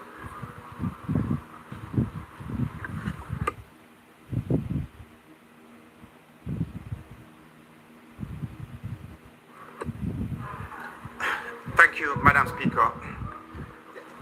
Madam Speaker, I first met Alcyon Wilson a few years ago when she presented an Emmy Award received from Fox 5 for collaboration depicting Caribbeans in New York with a high focus on Jamaicans living across the diaspora. And this was a part of a series that she collaborated on with the Emmy producers, and it won the 65th New York Emmy in October 2022. And in January 2023, she flew to Jamaica and she presented that award to Prime Minister Andrew Holness as a testimony to the work of Jamaicans across the diaspora. Madam Speaker, such was the magnitude of the woman that Alcyon Wilson was. Such was her commitment to Jamaica and to the diaspora. She championed the cause of Jamaicans living across the United States, with emphasis in New York, where she served as Consul General. And Madam Speaker, I must say, her contribution extended beyond the diaspora to also ensuring that institutions like the University of the West Indies was linked back to medical hospitals across New York, and she had a passion for education and technology. She truly served as an ambassador for Jamaica and diaspora relations. Her loss to the Foreign Service is one that is deeply felt by all of us. Even throughout her sickness, her illness, Madam Speaker, she still championed the cause for Jamaica's finances, Jamaica's health, education, and technology. It was certainly a pleasure working with her last year as we celebrated the biennial diaspora conference, and her contribution made that conference the success that it was. She recently received the Order of CD, and again, a fitting contribution to the work that she has done. She exemplified professionalism. She exemplified diplomacy. She exemplified the very best of Jamaicans living abroad while still making a sterling contribution to Jamaica.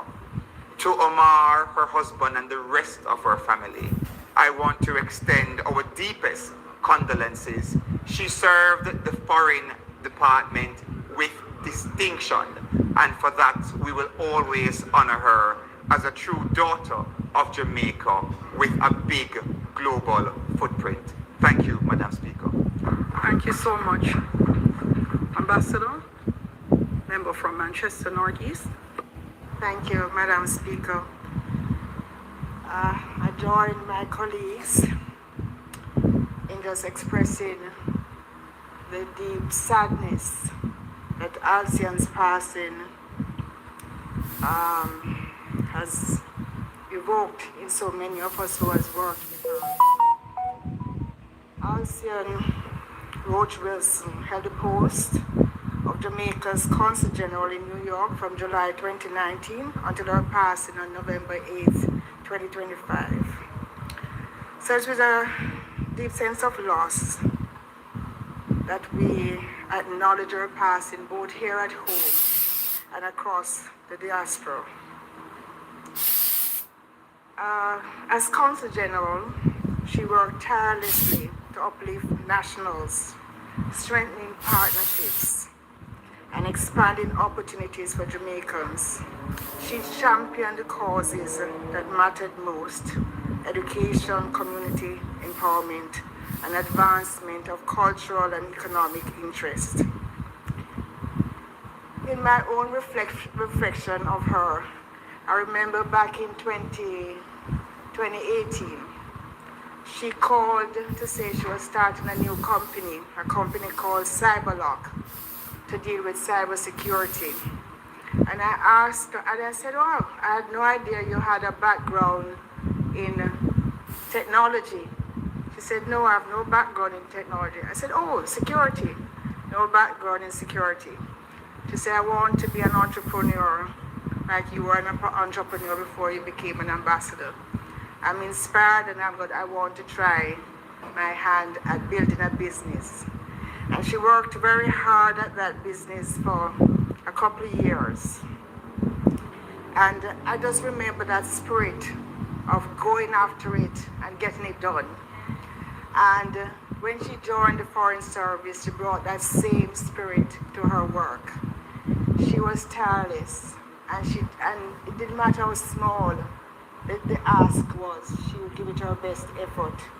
She would work tirelessly at any challenge to make sure it was a success. And Jamaica benefited from that. We have heard examples given from the building and all the other extraordinary things that she did in a short 6 years. So, you know, it is with deep regret that I stand here to just express my condolences to her husband Omar, to her children Vanessa and Brian. And you know, in closing, her passing reminds me of the words, "Well done, thou good and faithful servant. Enter into the joy of the Lord." She battled for over a year. She fought the disease very hard, and now she's at peace. And so I offer my condolences and my prayers with her family. Anita, May her David, soul Gristle. rest in peace, and I thank you, Madam Speaker. Thank you. Members, we are now going to rise to our feet for a minute of silence for all three individuals we did tributes for today.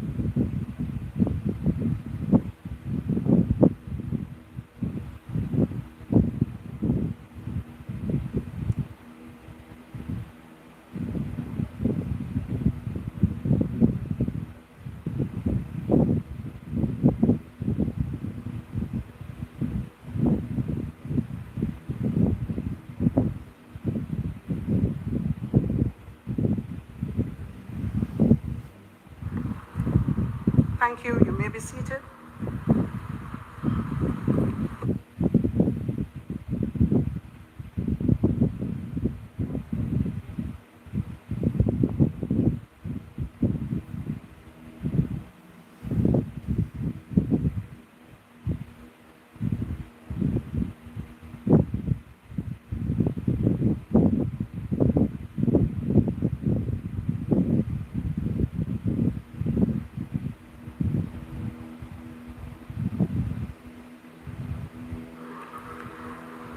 Statement by Ministers, House Leader. Madam Speaker, we will have statements today from the Minister with responsibility for transportation and energy, also the Minister with responsibility for culture, gender, entertainment and sports, and a statement from the Prime Minister. We will have them in that order, starting with Minister Vaz. Please.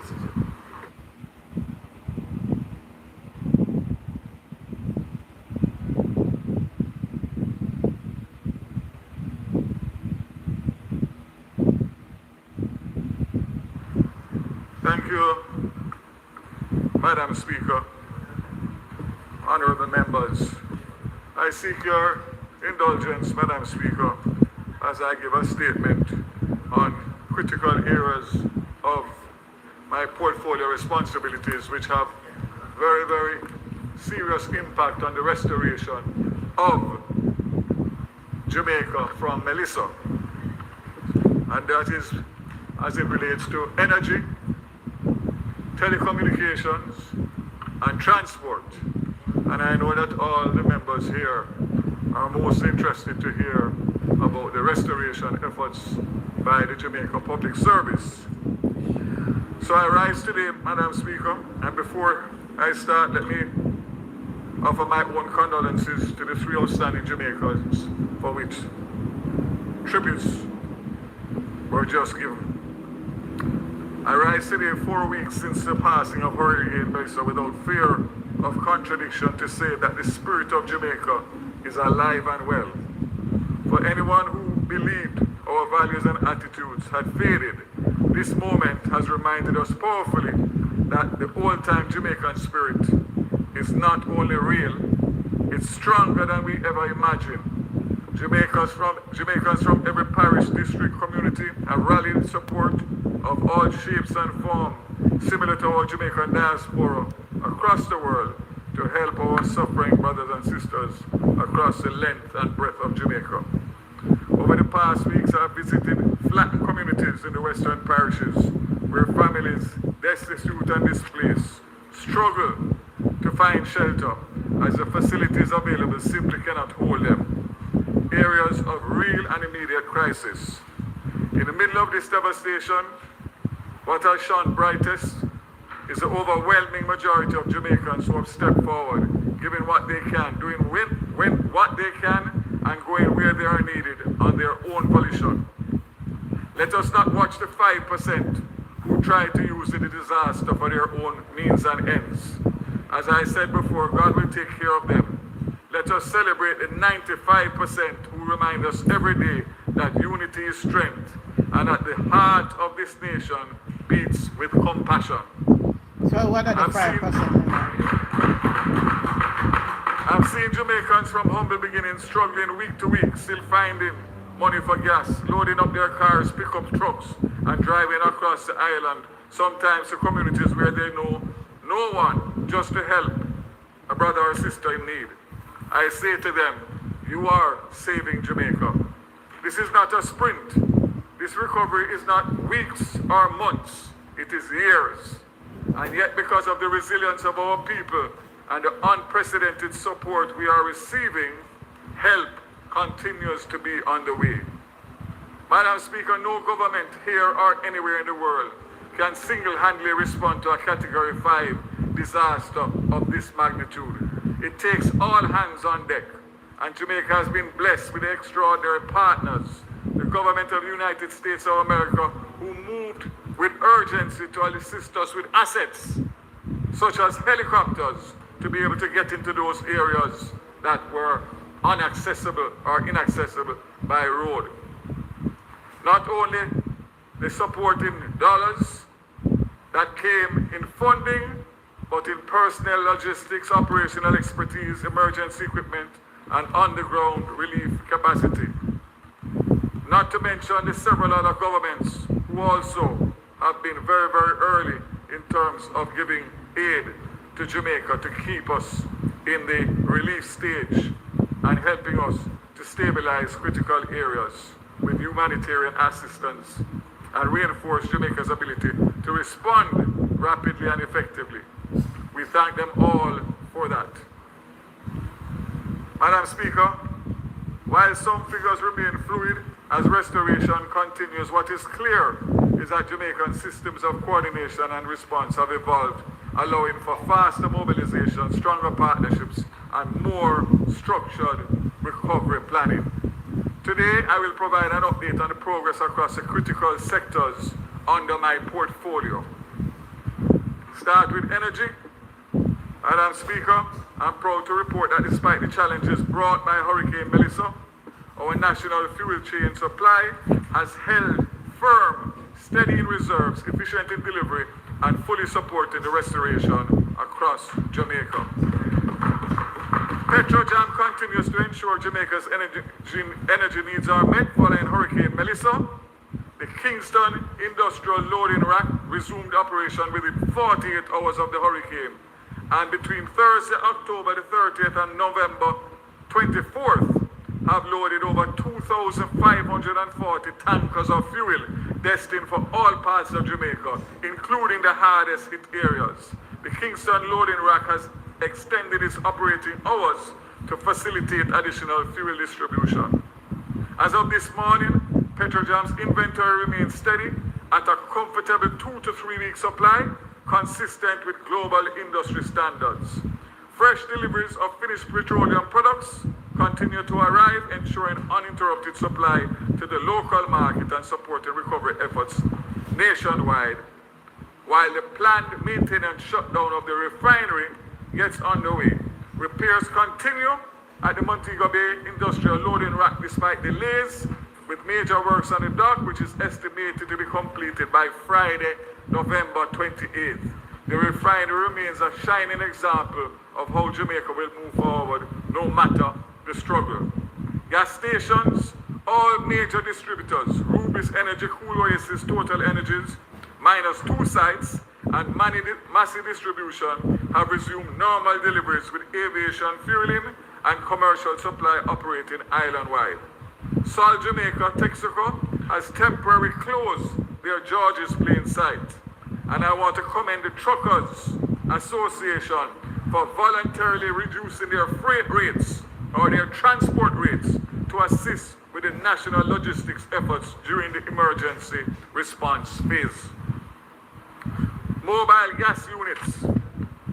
Madam Speaker, the Ministry has noted a clear growing demand for portable fuel stations, a need intensified by Hurricane Melissa's disruption of regular fuel access in several Western communities.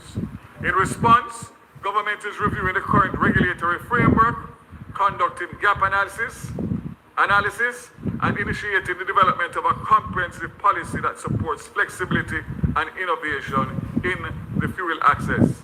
This process will maintain the highest standards of public safety while ensuring swift action to meet urgent community needs.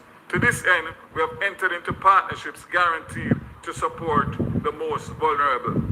Madam Speaker, I want to remind my colleagues here and the Jamaican public at large that we are no longer in normal times. We are in extreme times, and extreme times require extreme actions. The rollout of Johnson's Petroleum mobile mini-fuel stations has advanced significantly following detailed site assessments conducted the week of November 17 to 21. Units for the fishing villages of White House in Westmoreland and are fully complete and ready for deployment, and licenses from Petrojam are already in hand. Beyond fishing communities, rollout to other priority areas will begin in the week of the 26th and 27th, 26th being Black River, and the 27th being Braze River. Also middle quarters on the 28th. Additional locations will be announced next week as remaining site assessments are finalized. Let me just pause to say that these are not permanent. We will move them once ordinary restoration is there for gas stations and move them to other areas that have challenges in terms of distance to get to the regular gas stations. I'm also happy to state, Madam Speaker, that despite major disruption to the Paradise solar facility, I have been told by Inter-Energy Group that they have completed assessments and begun cleanup and issued the RFQs for replacement equipment and reaffirmed its commitment to full reconstruction in support of Jamaica's renewable energy future. I'm also pleased to report that the JUTC CNG facility sustained no damaging. Commissioning tests will begin on November 28th, with full operation expected in the first week of December. Also want to indicate that the Dr. Bird plant, through the Jamaica Private Power Company and West Kingston Power Partners, remain fully operational throughout the storm, providing crucial stability to the grid. Madam Speaker, move on to transport. Efficient and uninterrupted transport is vital in the immediate aftermath of a disaster. It ensures that life-saving aid equipment and technical support can reach affected communities without delay. In regards to this, Madam Speaker, I now turn to the matter of the toll access during the national recovery. The Toll Authority lifted barriers for toll exemptions traveling from the 26th of October, returning to normal operations on November 17, with continued exemptions for vehicles transporting relief supplies. By November 24th, the authority had received 2,227 applications, with 700 approved alongside the launch of a new online application portal. However, toll operators have since restricted exemption to Class 3 vehicles, which are trucks. That is the biggest class, carrying verified humanitarian aid. Class 1 and 2 vehicles can only pass under cost-sharing arrangements, limiting the movement of essential responders and partners. Madam Speaker, the authority advises me that the greater flexibility is legally available under the Toll Roads Act, Section 2, which empowers the Minister to define emergency services, and Section 8 enables the Minister to designate toll-exempt emergency users by Toll Authority. Accordingly, I have received a request from the Toll Authority to issue such an order to cover ODPEM, NARA, ministers and their close protection officers, members of Parliament, especially those in the affected areas, and councillors and their protection officers, relevant government agencies and international and local relief partners. House Leader, the member's time for speaking has expired. Madam Speaker, with the member's time for speaking having expired, we ask that it be extended by 30 minutes to give the member sufficient time to complete the statement. House, the question is that the members' time be extended by 30 minutes to allow for completion of this critical statement. Those in favor? Those against? Ayes have it. Madam Speaker, that's why I purposely left JPS to last. Because I'm sure that everybody will remain attentive to hear the good news. So, Madam Speaker, the authority stands ready to support the issuance and implementation of this toll order to facilitate a smoother, more efficient national recovery effort. And I'm saying, Madam Speaker, that it is with a heavy pen that I will have to do so if I have to do it, because I think that the concessionaires, especially in light of the challenges that we are facing and still face, especially in the West, could have been more flexible in relation to working out a regime that would be easier for relief in terms of the cost and also the access to get down into these areas. Madam Speaker, JUTC is back up and running, averaging 430 regular weekday runs and 60 premium services. The rural school bus is back up in areas where schools are open and roads are open. Montego Bay Metro, the same. Madam Speaker, airports, and I want everybody to listen to me carefully. Both Sangster International Airport and Norman Manley International Airport have remained fully operational since reopening on October 29, continuing to support passenger, cargo, and humanitarian flights. Between the 29th of October and November 23rd, the airports collectively handled approximately 2,238 flights, including 1,044 commercial flights and 621 relief flights, along with 573 private or general aviation movements, underscoring their critical role in the recovery process. The volume of air traffic reflects the significant inflow of international aid, technical assistance, and essential supplies being coordinated through both terminals. Air operations remain stable, with humanitarian and cargo support ongoing, ensuring that food and medical supplies and fuel and equipment reach affected communities efficiently without interruption. Madam Speaker, I want to pause here to indicate that Norman Manley International Airport was open within 24 hours of the passing of Ellison. I want to indicate that despite the damage that Sangster Airport had in Montego Bay, I arrived there on the 29th of October, and we opened it within 72 hours.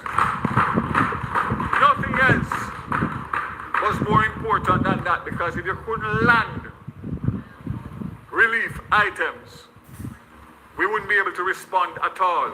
And I want to stop, despite all the noise, to give full kudos to all of the persons and the apparatus at the airport, customs, immigration, the cargo handlers, everybody who worked tirelessly to facilitate those flights, which are more than normal days, twice in some cases, with shortage of equipment and all that goes with it. And yet still, we were able to deliver and continue to deliver on a daily basis without any credible complaints or reports. Let me put it no stronger than that. So I praise them, because this could not happen without their commitment and hard work. And I say to them, job well done. Madam Speaker, the seaports have now become critical, because the bottom line is that the wharves had to be tested prior to any ship being able to land. So we were dependent only on air.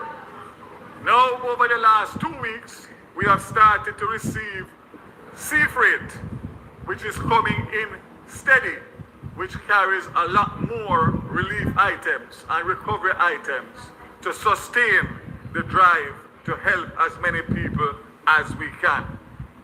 So I say that to say that they have gone further and basically to support the national recovery and diaspora contributions, all aid carders benefits from a 20% discount, underscoring the shipping line's commitment to timely, efficient, and humanitarian-focused operations. Madam Speaker, there are more than 1,000 empty containers currently sitting idle in the Kingston Harbour. These containers represent more unused steel. They represent over 1,000 potential rapid deployment, temporary homes with manageable retrofitting for light ventilation and sanitation. We are working with our partners, the shipping agencies, who own these, to see what can happen, whether or not we can get access to some of them, even if it is as a temporary solution for those who don't even have a tarpaulin over their head 3 weeks later. I am looking forward to getting that response, but that is a good idea because they are sitting there facing the elements of the salt air every day, and they have been there for many months and will probably will remain there for many more months. I look forward to a favorable response. I have written formally to each of them, and all of them have said that they will come back to me in short order. Madam Speaker, Jamaica's telecommunications sector has shown remarkable strength and responsiveness.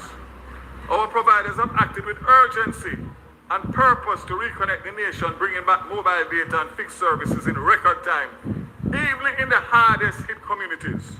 On top of that, we have benefited from the international and regional technical support through the Caribbean Disaster Emergency Management Agency, SEDEMA, in concert with the World Food Programme and the International Telecommunications Union emergency telecommunications specialists who were mobilized to assist with rapid network assessment and restoration of critical communication links.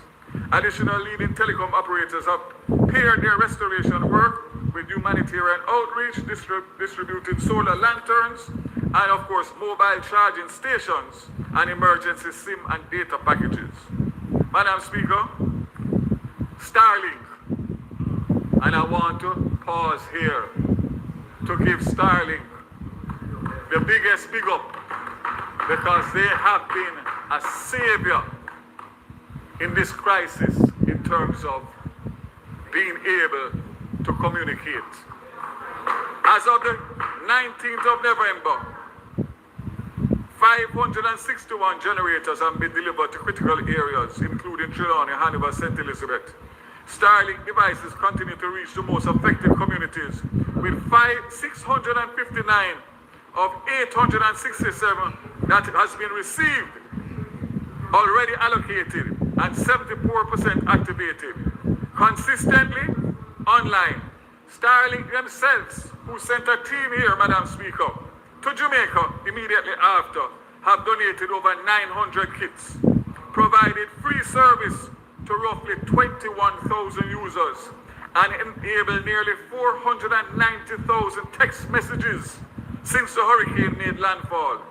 Demand for the terminals have surged tenfold, and coordinated efforts between the government of Jamaica, Starlink, and logistic partners are ensuring rapid delivery to communities, keeping residents connected and supporting both humanitarian and recovery operations across the island. Madam Speaker, I just got before coming here, since Melissa, there has been 11,000 Starlinks imported into Jamaica. So much so that it created a backlog. As you know, DHL is who handles everything and delivers to the customer. I had to work with customs to put in a special regime where DHL posts their bond so that Minister Williams is assured of our money. And we release them. If not, they will be there for weeks, because as quickly as they come out is as quickly as they come back in. And I'm happy to say that it is working, because the complaints to me have gone down to almost zero. And again, I congratulate Customs and the DHL for working together in extreme times to make extreme measures without breaching any of the procedures and the systems that are in place.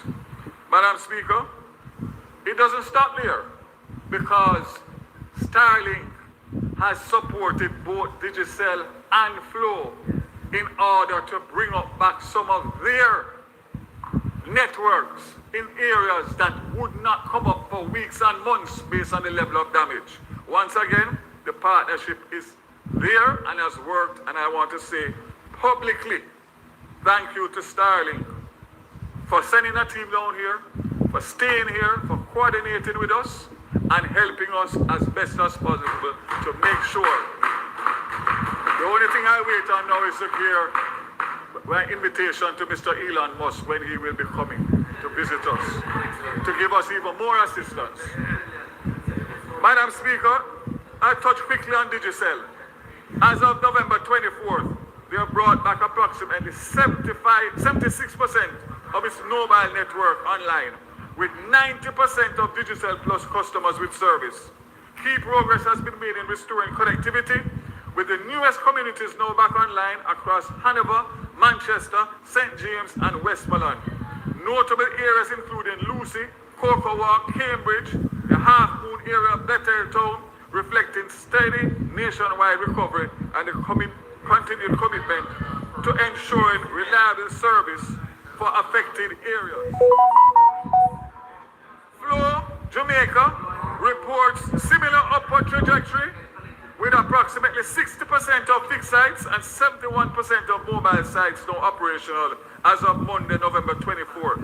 Restoration is quickly advancing in parts of Trelawney and Westmoreland. 3 critical transport links have been restored along the Port Antonio to Nutter Bay, Mandeville to Santa Cruz, and Port Antonio to Morant Bay routes.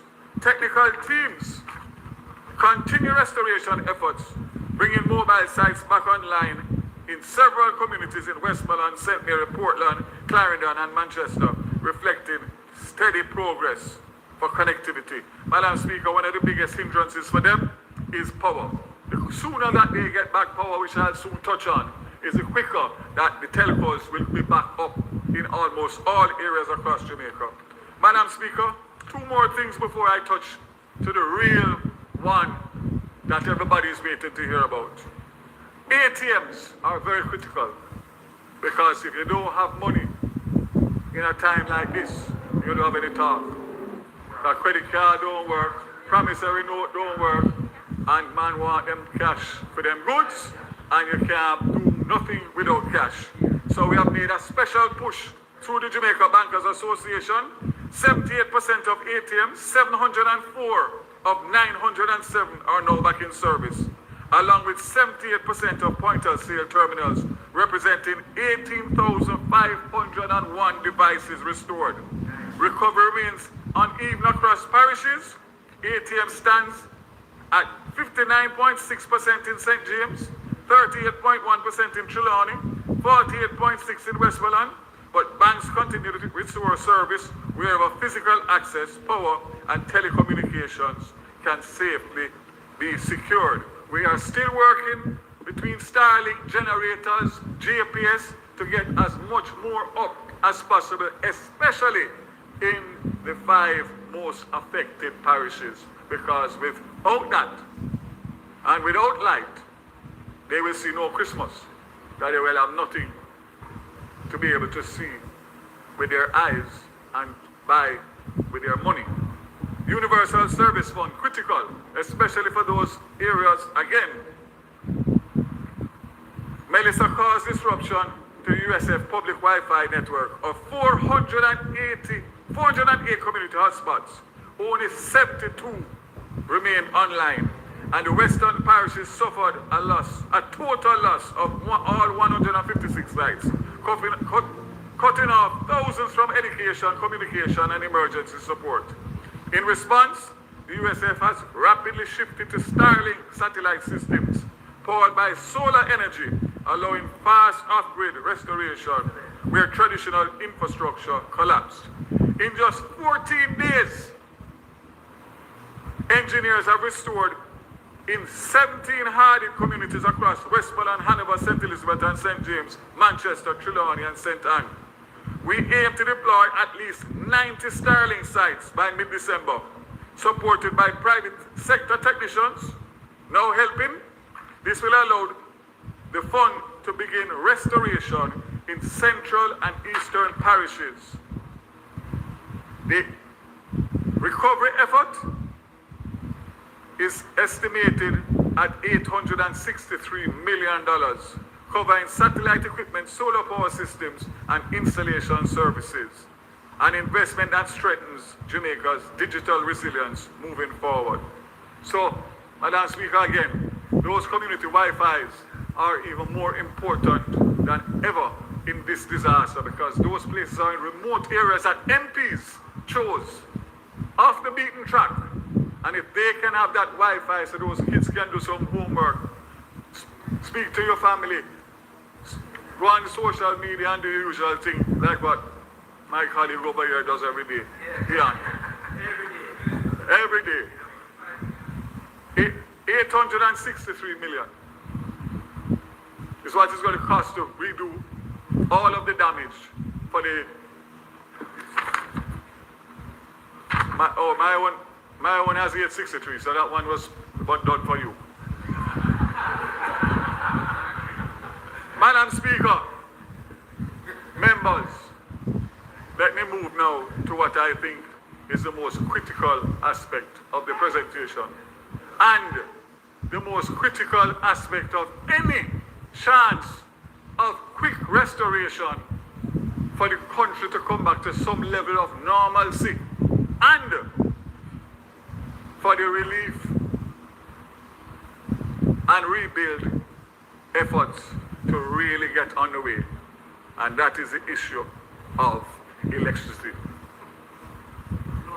I deliberately left this for the last. As we know, the JPS service license expires and the license request requires that the government indicates its intention by July 2025. To call the government's position was upon expiration of the current All Island license not to renew under existing terms. It's important to point out and remind Jamaica that failure for the government to have responded would have given the JPS an automatic 10-year extension to the existing license of 10 years. So understand what that means in English. If the government did not respond with a position by July 2025, automatically a 10-year extension. So you'd be talking about a license that was given in 2001, renewed in 2016, which expired in 2027, to go from 2027 to 2037 under the same existing conditions. I am not going back. Today is Melissa Day. September 3rd gone. So we're not going to talk about how we got there. We're going to talk about how we're going to fix it. So understand now that Melissa hit. And when Melissa hit, there's a need for restoration. The restoration requires money. The Emergency Disaster Fund, which is what you would call the self-insurance for the distribution and transmission line of the JPS, which is not insured because it's uninsurable, is what we have used for Beryl and for Melissa and for all the other events that we have had in recent years. So, as of right now, that fund, based on the claims that have been made already, to prepare for Melissa, has been exhausted. So it means that the JPS has 2 years on a license and they have to raise money to restore. Several iterations, several proposals. One, JPS wants a 15-year extension. And they get 15-year extension, they will do what they need to do to find the money. Other one is that multilaterals are prepared to give them money, but they want at least 8 to 10 years extension. Where does that put us? That put us in two situations. One, a commitment that was made by this minister and this government in June of this year that any new license would be on new terms. A commitment that was made, a commitment that will stand, and no Melissa, no Trelissa, no Belinda is going to change that. So the government is now in a position now, what do we do? Because we need restoration. JPS is saying that the earliest restoration time that they can give us for the worst affected areas is April to May 2026. Can you imagine me tell a minister that? And on top of which, they want an extended license. That is going to mean that we are in the same situation. Well, Madam Speaker, my colleagues here, many hours, many discussions. Cabinet, not once. Cabinet, not twice. Cabinet 3 times, including yesterday morning. And the decision, thanks to the help and the input of the Ministry of Finance, specifically Minister Williams, and the Financial Secretary, and of course the new Minister of Efficiency, we were able to work out yesterday and get approved by Cabinet an agreement to fast-track the restoration to end of January, latest early February. Don't clap yet. Don't clap yet. On the basis that the government of Jamaica is not prepared to negotiate any extension of any license other than the process that is going to take us from now until 2027 when this existing license expires. But based on the fact that we need restoration as a country in the shortest possible time, the government of Jamaica has agreed to loan the JPS $150 million United States dollars on the basis that they will use that money, which is estimated at $75 million a month, to restore the entire grid, save and except for any special area that may not be reachable, but the major areas by the end of January, latest early February. What are the terms to make sure that the government and the taxpayers are fully protected? 5 years with an interest rate to be negotiated by the Ministry of Finance, which I'm sure will be a reasonable interest rate, because the higher the interest rate is the more it's going to pass on to the consumer. And we are cognizant of that. However, they can pay as early as 2 years. Why? Because 2 years the license expires. They'll either have a renewed license or they won't have a license. If they have a license, they can attract financing. And if they don't have a license, the government has already indicated to them, based on our July 2025 letter, that we are prepared to acquire the assets of the Jamaica Public Service, which means that our money is protected fully. So there's no risk to the Jamaican government or the taxpayers. What we have done is skillfully separated a negotiation of a loan and untied from all of these proposals of extensions. I want to point out to you very carefully, any negotiation that involved the license or amendment of license would retard the period of time when we need to get the money. We need to get the money to them or give them a commitment by tomorrow morning after we announce this today, because the cabinet decision is out. And they have committed that they will have 300 linesmen. They now have 170, all in white truck. And big thick man, you see. That's 170. But those 170 are trying to get back the biggest areas of production for the government, Montego Bay. So all the other areas in my friends and colleagues, hard-hit parishes, are not getting the attention that they would get. And it's not because of anything other than what has to happen in order to get the country up and running. Can you imagine, members, in 2 weeks' time, 300 more linesmen with equipment, same trucks you see and same everything you see, having 500 linesmen additional to what JPS has as their normal crew, spread across Jamaica.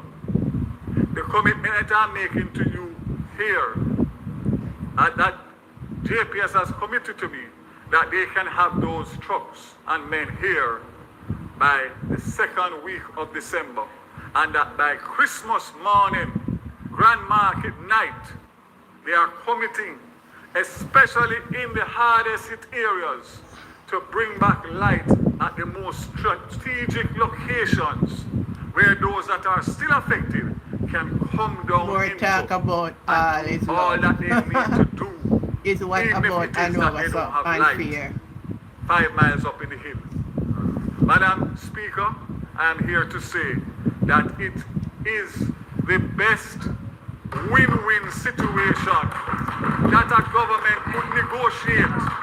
Because if we are to wait until April or May, which could be in June, depending on what happens. We have to see that come to pass. Then I don't know what to do.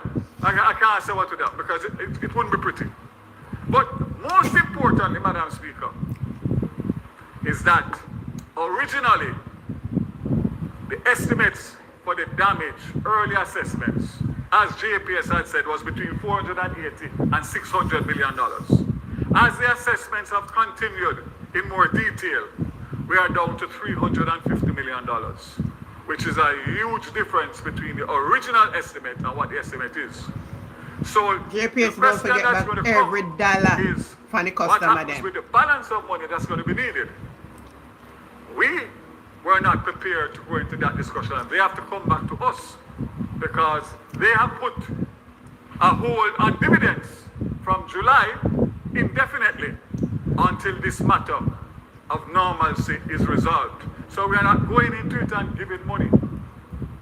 Just we are making sure that we have our protection mechanisms to make sure not we the way will you said that would make no sense. You say you're going to save we the people. You're doing nothing to it. Evaluate those numbers, to put a program in place of the restoration, monitor it, to make sure that what has been given to us as a plan is carried out.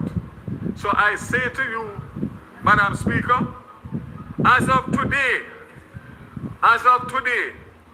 November 25th, approximately 75%, 687,339 households and businesses have been reconnected to the JPS grid in less than 4 weeks. Less than 4 weeks. As I said before, they had indicated to me full restoration will not be possible until end of May 2026. And this was mainly due to the inability to raise funds with the 2 years left. Madam Speaker, I want to say to you, before I close, that you know my stance with the JPS when Beryl came. And you know we don't know about it. I know. Or it ended well. You get from green that bill you have to pay. I have seen a complete change, despite the fact there are still gaps. There's no two ways about it. There's areas that are not affected that still can't get back light, not realizing that the transmission line is coming all the way from the west to the east. They have given me a commitment, Madam Speaker,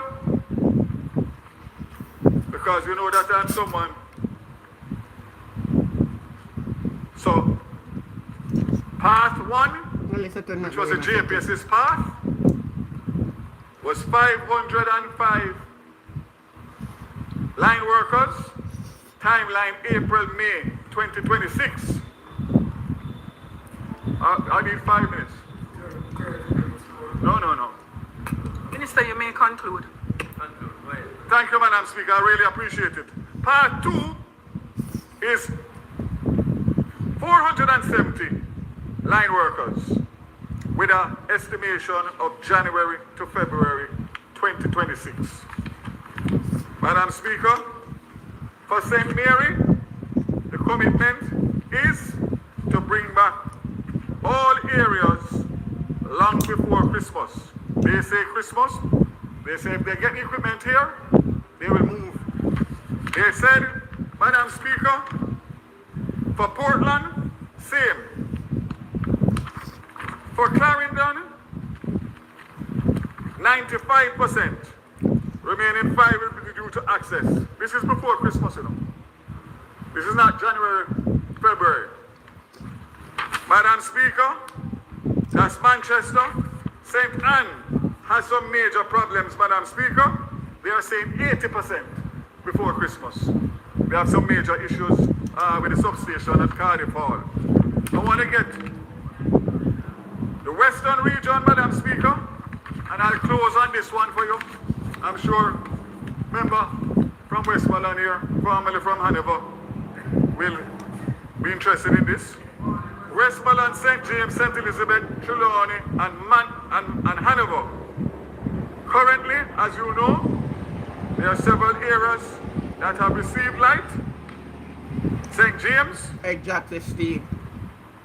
Freeport, Hip Strip, Montego Bay Town, Fairway, Witter Village, Shops of Rosa, Spring Garden, Fairfield, Shore and Coral Gardens. I understand that they're going to be going up into the hills where the tourism workers operate because of tourism coming back on track on December 15th. The other areas, Madam Speaker, is St. Elizabeth, Black River Hospital and Treasure Beach, Hanover Sandy Bay Health Center, Sandy Bay Town, Westmoreland, West End Negril, Savlamar Hospital and Savlamar Town. And last but not least, Madam Speaker, as I said before, 175,000 customers remain to be restored. And we are going to bring that number forward to January, February latest, but we're going to do a push to see what we can do. So for those MPs that are in those areas, if you could furnish me with your areas that you believe would be the most critical areas for Christmas, at least for Christmas. No, it can't be all. I'm sure you'll be understanding of the situation. It won't be all. All won't be till the end of January. Then I think we can work together to make sure with JPS that we use information coming from you and see how we can coordinate. Madam Speaker, I will not detain the House anymore. I thank you for your leniency and to say to you and to say to the people of Jamaica that we have made sure that we have not allowed adversity such as Melissa to take us off track with the negotiation. Yeah, I can't tell you this to the people that listen. JPS are going to send me some bill. I'm going to show them my bill. Since Melissa, my bill then go sky high. Able to find a way. So they attack on the big talk and not protect the people that will pay like the bill. government or the taxpayers of this country and any exposure in relation to any possibility of not being repaid in some way, shape or form, including JPS shares if it comes to that. Which, as I said before, 2 years we have a decision. Either there'll be a successful negotiation with the current operator, or the government will have to act and find somebody to come in. And whichever way it goes, the $150 million will be protected, whichever way it goes. I thank you for your time, and I say to you, I know the suffering is hard, But this is a huge move in terms of bringing forward so we can get back to normalcy as quickly as possible. God bless you. God bless you.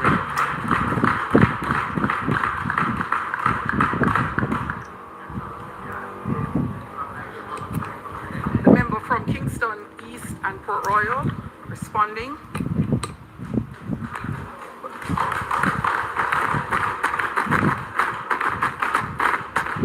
Thank you very much, Madam Speaker.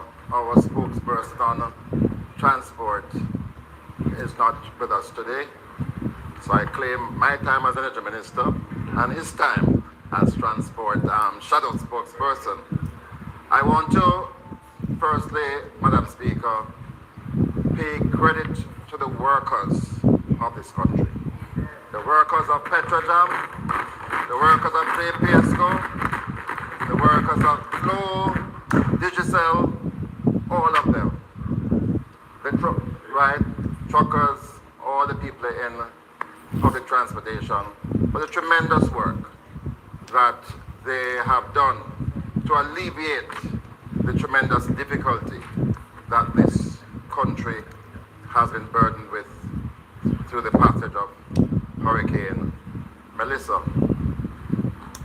The major portion of my response is in relation to energy, but the minister did make some other remarks in relation to restoration of the rural school bus service, and the minister, you have mentioned that it was only Westmoreland and Southern St. James that were not restored, but I gather that Hanover, the member from Western Hanover, has already mentioned that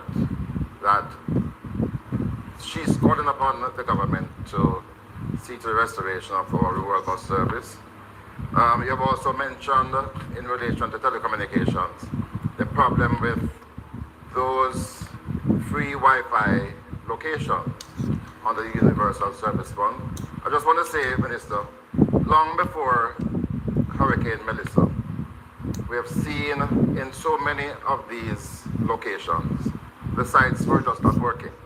No telecommunications services provided to the site. So I am requesting that as you attempt now to restore these sites that fell due to the hurricane, there needs to be a broader look at maintenance in relation to all the hundreds of locations that are not working in areas unaffected by the hurricane. There has to be a maintenance provision for Universal Service Fund, and as the person who started that body, I really am urging that the funding be put in place for full maintenance so that our communities can really maximize their benefits. You had mentioned before you got into JPS that Petrojam is due for maintenance, which means that it will be shut down for a while. You didn't say when it will be closed and for how long. And that facility is a most important facility. Now, as was highlighted, you've also mentioned that there was severe damage to the solar plant, Paradise Solar. You mentioned the restoration of Dr. Bird, JPPC and West Kingston Power Partners, but you didn't say a word about the regasification facility that was taken offline and presumably now back online, and for which the CEO of JPS had indicated would result in some price increases to the customer because of the use of heavy fuel oil and diesel for generation in that period. So we'd like to hear more on that. But to get to the main issue, and you have dealt with the restoration efforts of the JPSCO, highlighting the large elephant in the room, which was your letter to them advising of the termination of their license from 2027. And Minister, the Minister, one of the first things I like to ask about is this letter, because I thought I had friends in JPSCO, but not even them will share the letter with me, and perhaps eventually you will share the letter so that we can fully understand what did the letter say. Minister, 5 minutes gone already.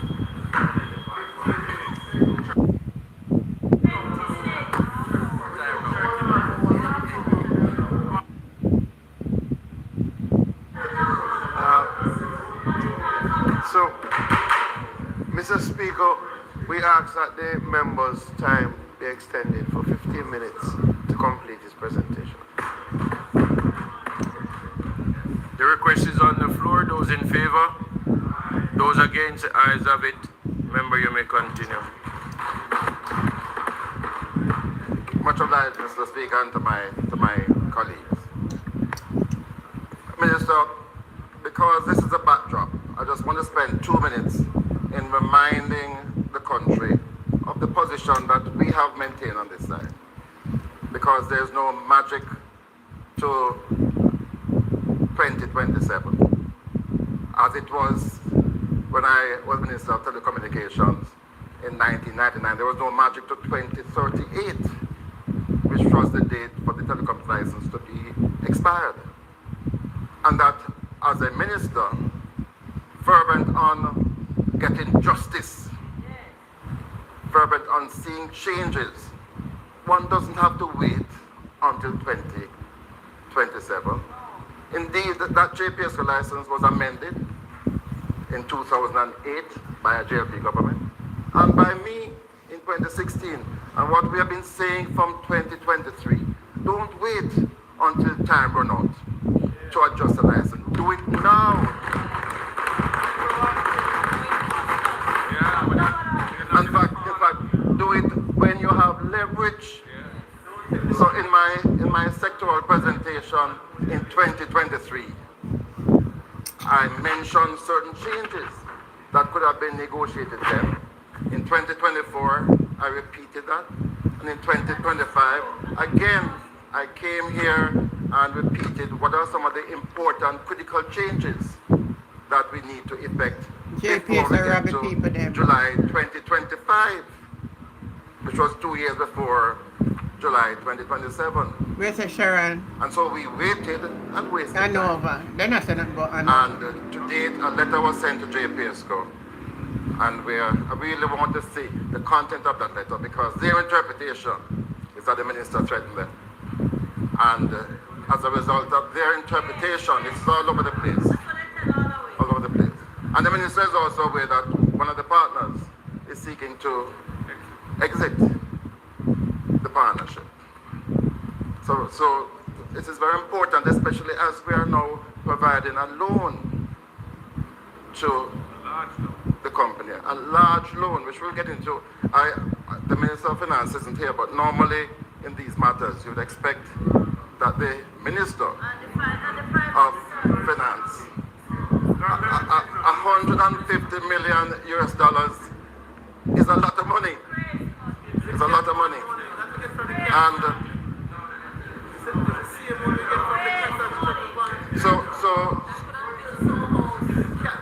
so Minister, there are some questions. Firstly, you've mentioned that today the government is not yet aware of the interest rate.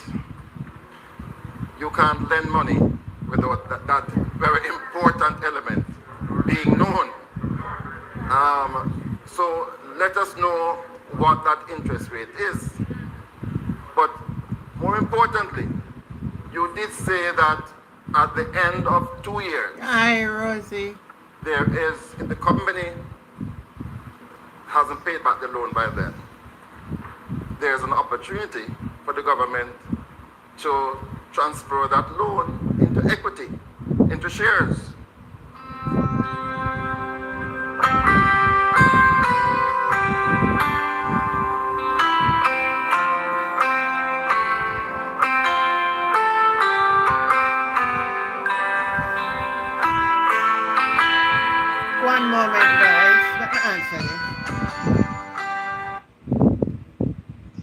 Hello?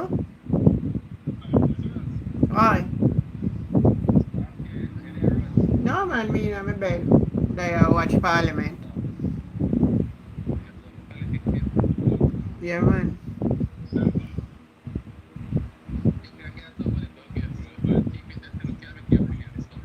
Who that? Okay. Alright, no problem.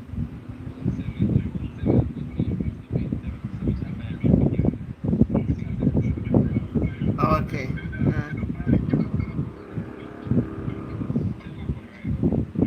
Alright, I'm gonna look for him then. We call you back.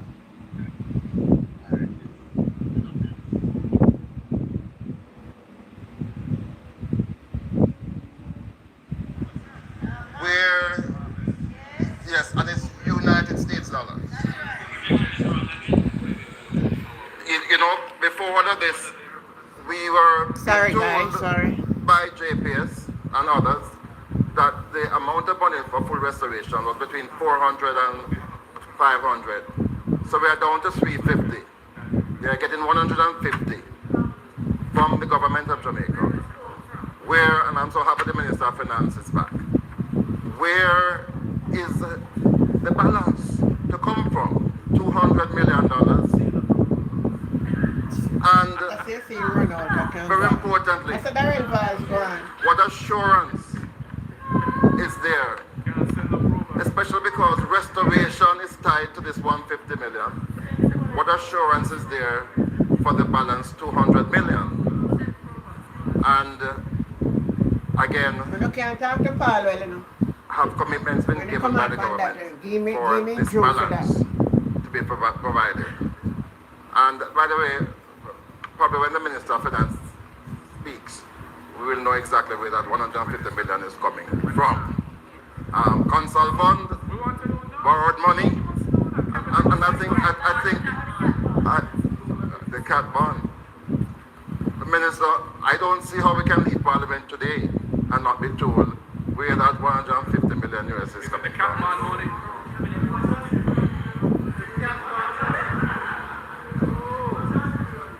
But Minister, earlier,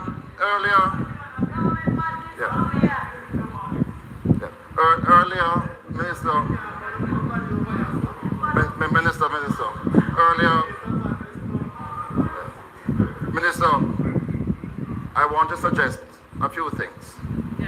I think you.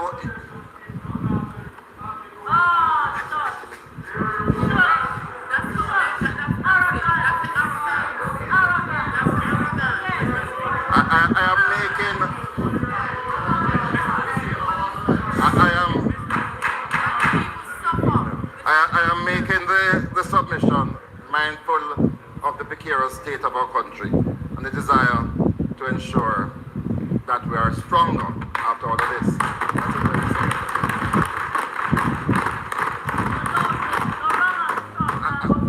And I spoke earlier, Minister, of concession and leverage. We are providing JPSCO with $150 million US. May I suggest that in providing this money, we use it for some leverage. One, JPSCO has a monopoly on transmission and distribution. You know what has happened in this hurricane? There are some persons who lost electricity totally.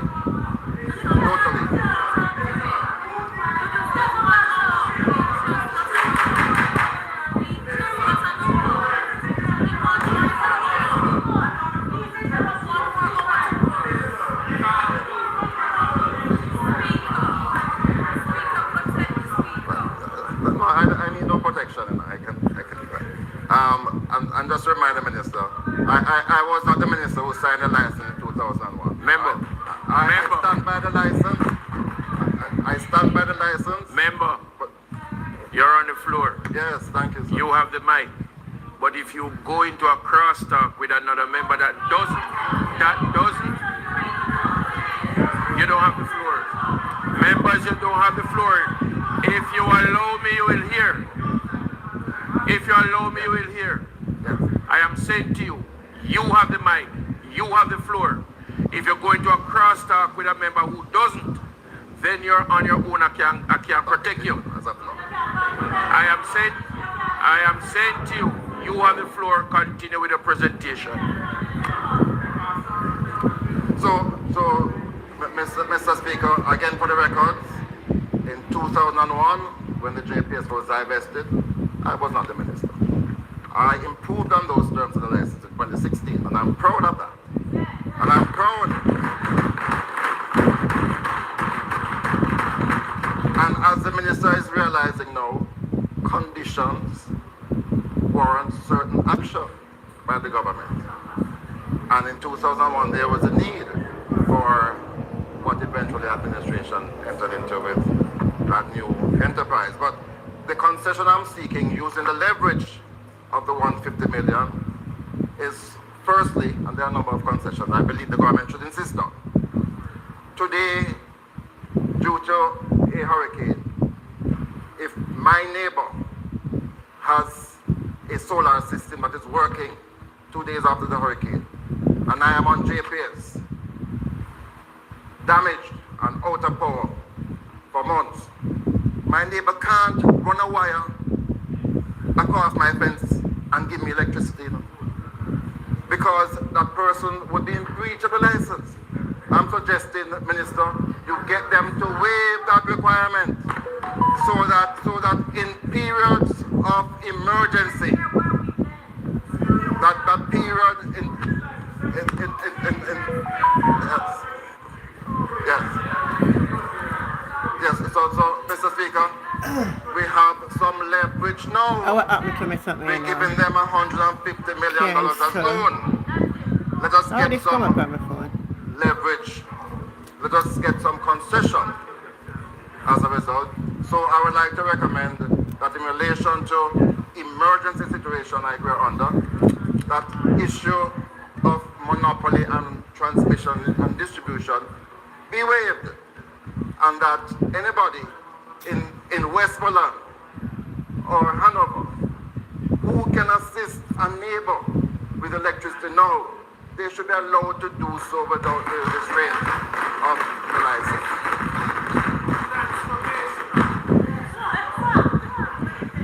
I'm also suggesting, Mr. Speaker, that as we need to get our economy up and running quickly, and as we are seeing those operators in special economic zone languishing and can't expand because of the high price of electricity, use this opportunity now to get a concession and allow persons who operate in free zones to generate and distribute electricity within the free zones, within the special economic zones.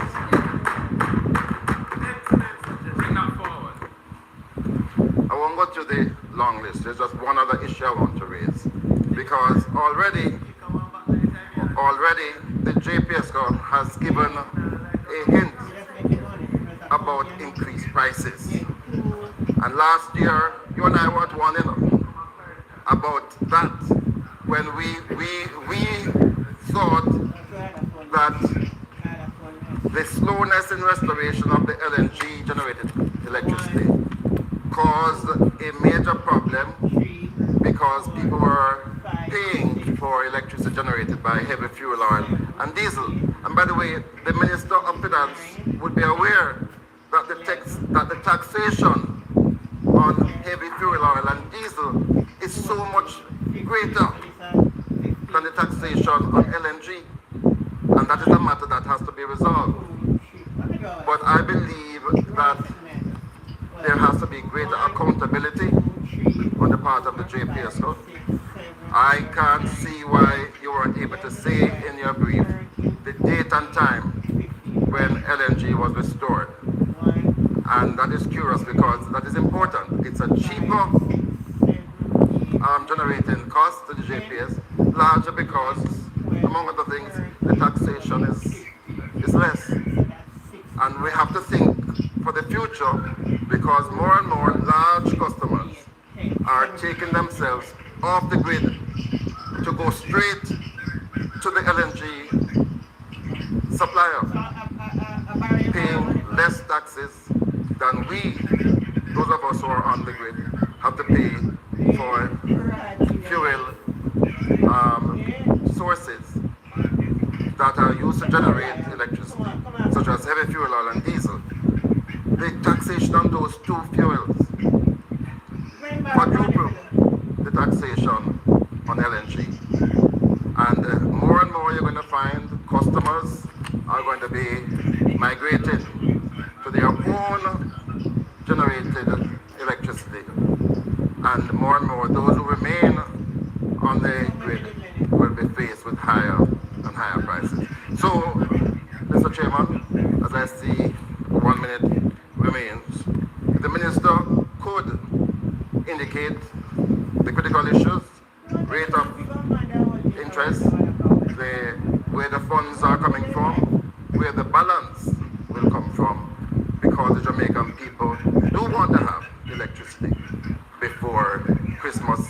And your timeline of February, which you are sticking your neck to, could very well drift to beyond February. And we don't want that. We want to ensure that the restoration takes place as quickly as possible. Thank you very much, Mr. Speaker.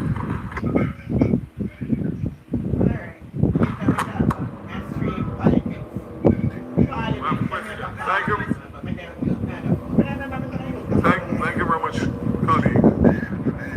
And I'm going to answer. Huh? Yeah, no, this is too much, man. If we get another one, I need another page. Firstly,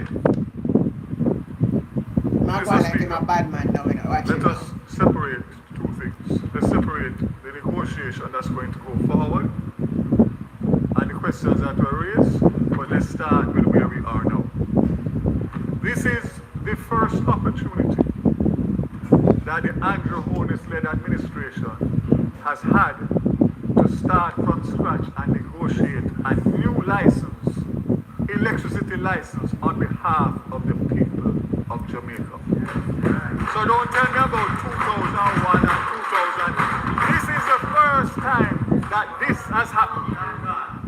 This administration and this minister had given a commitment to the people of Jamaica that we were going to renew. That's a man hearing us and no help on to get down there big there. We didn't say who the new license would be with.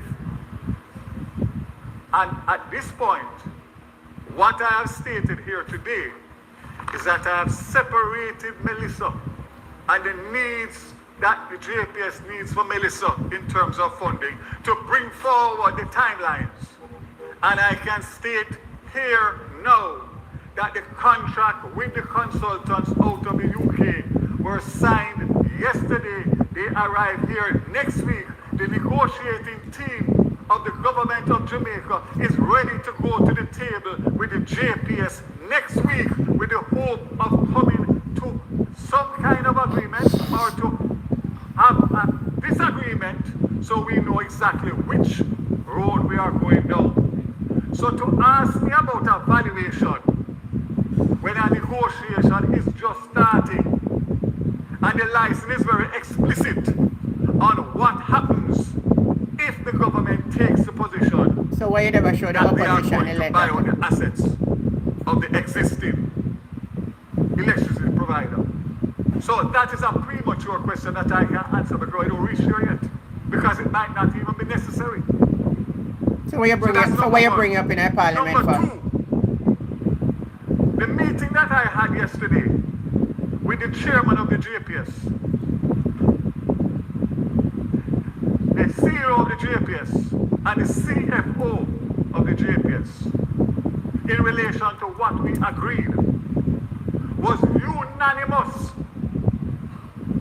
as the best way forward to deal with the current situation and to make sure that we don't delay it and we go on the same path, which is to try and come with an agreement in the shortest possible time with the negotiation teams at the table. Any attempt to rush a negotiation because you are responding to Melissa would be irresponsible and it will only delay the process of restoration, because that can't happen in a day, a week, a month, or 2 months, or 6 months.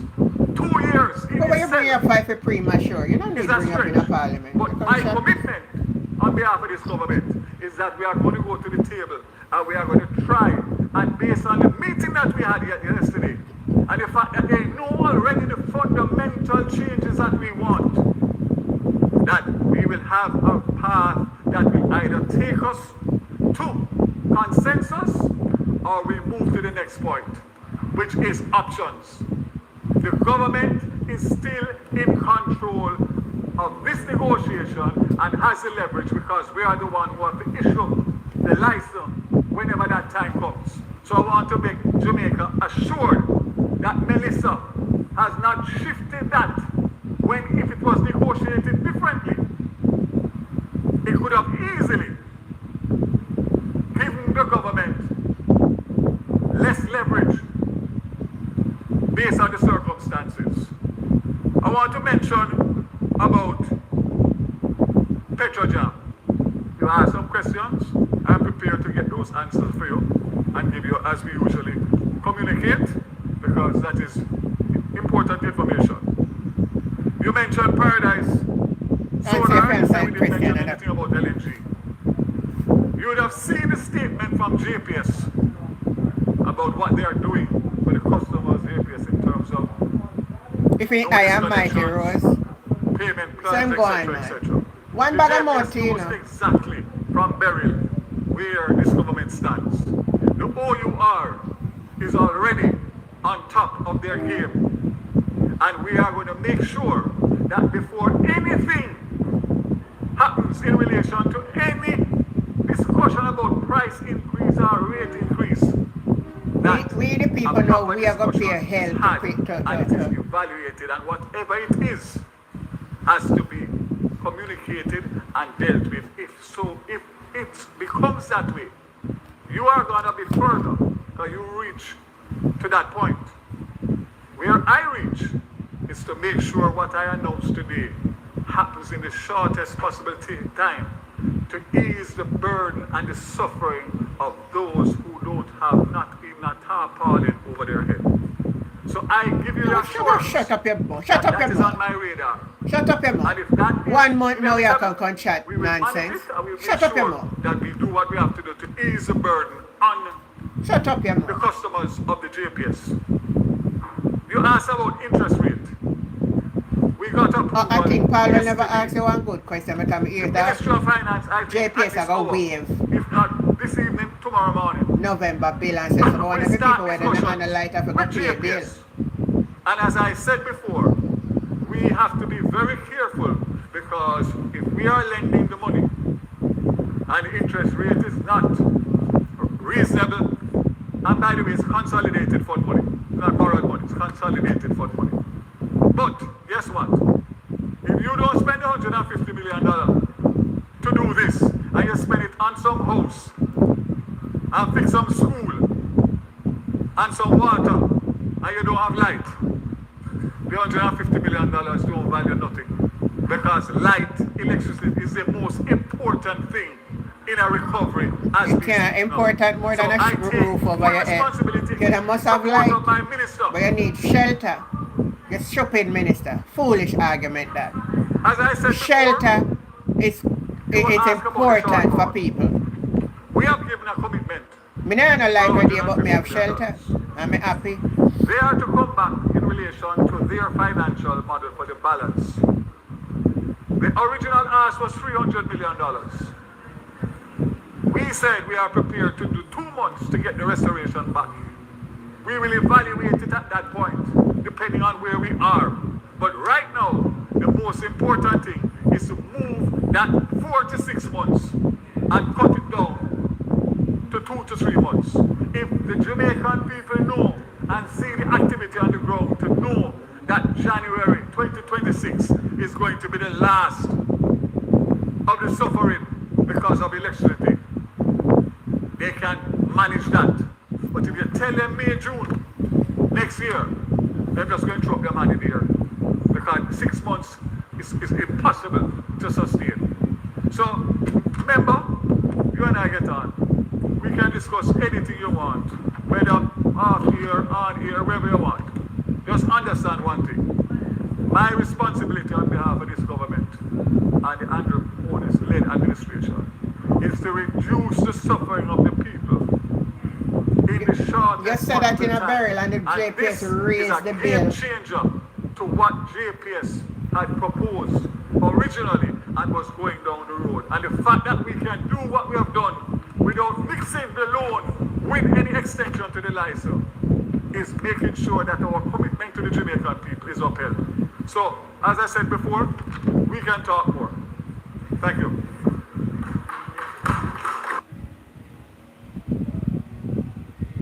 Members, So Andrew and your wife gone out of Parliament. It's time for questions.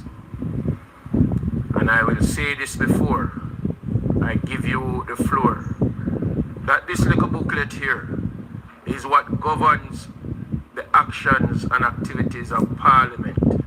We are going to be guided by what is in here. The rule book is the most important, What I want to say to new members, that there are sections that speaks of protocol and disciplinary activities and actions. So what I want us to do is to do it accordingly to what is here. The standing orders speak to section 32, that a member who wishes to ask a question will rise. And if two persons rise at the same time, the first person that I see, I will call upon to take the mic.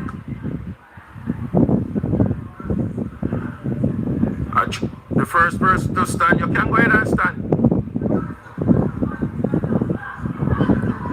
If you all rise, I'll choose one.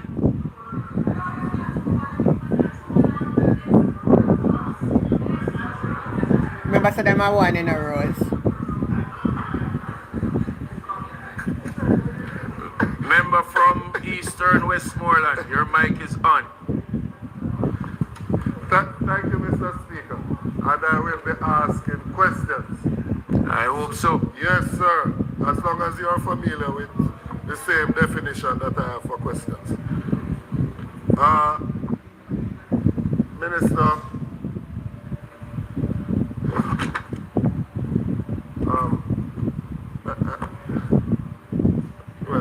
I'm wondering if it's because of that sort of vote remark why when you come to Eastern Westmoreland you don't inform me that you're there. So let us put whatever is not good between us, let us put it aside so we can deal with the people's business.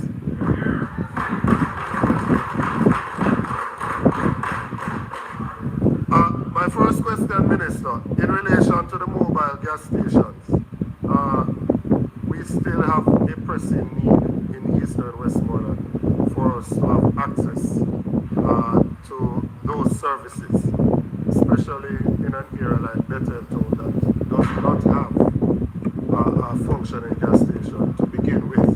So I'm again just bringing that to your attention that we would like to have mobile gas stations in Eastern Westmoreland. That's one. Two, in relation to the timeline, I'm happy that you have had a subsequent meeting with the CEO for JPS and that you have a timeline for January, because I met with him and the team Saturday.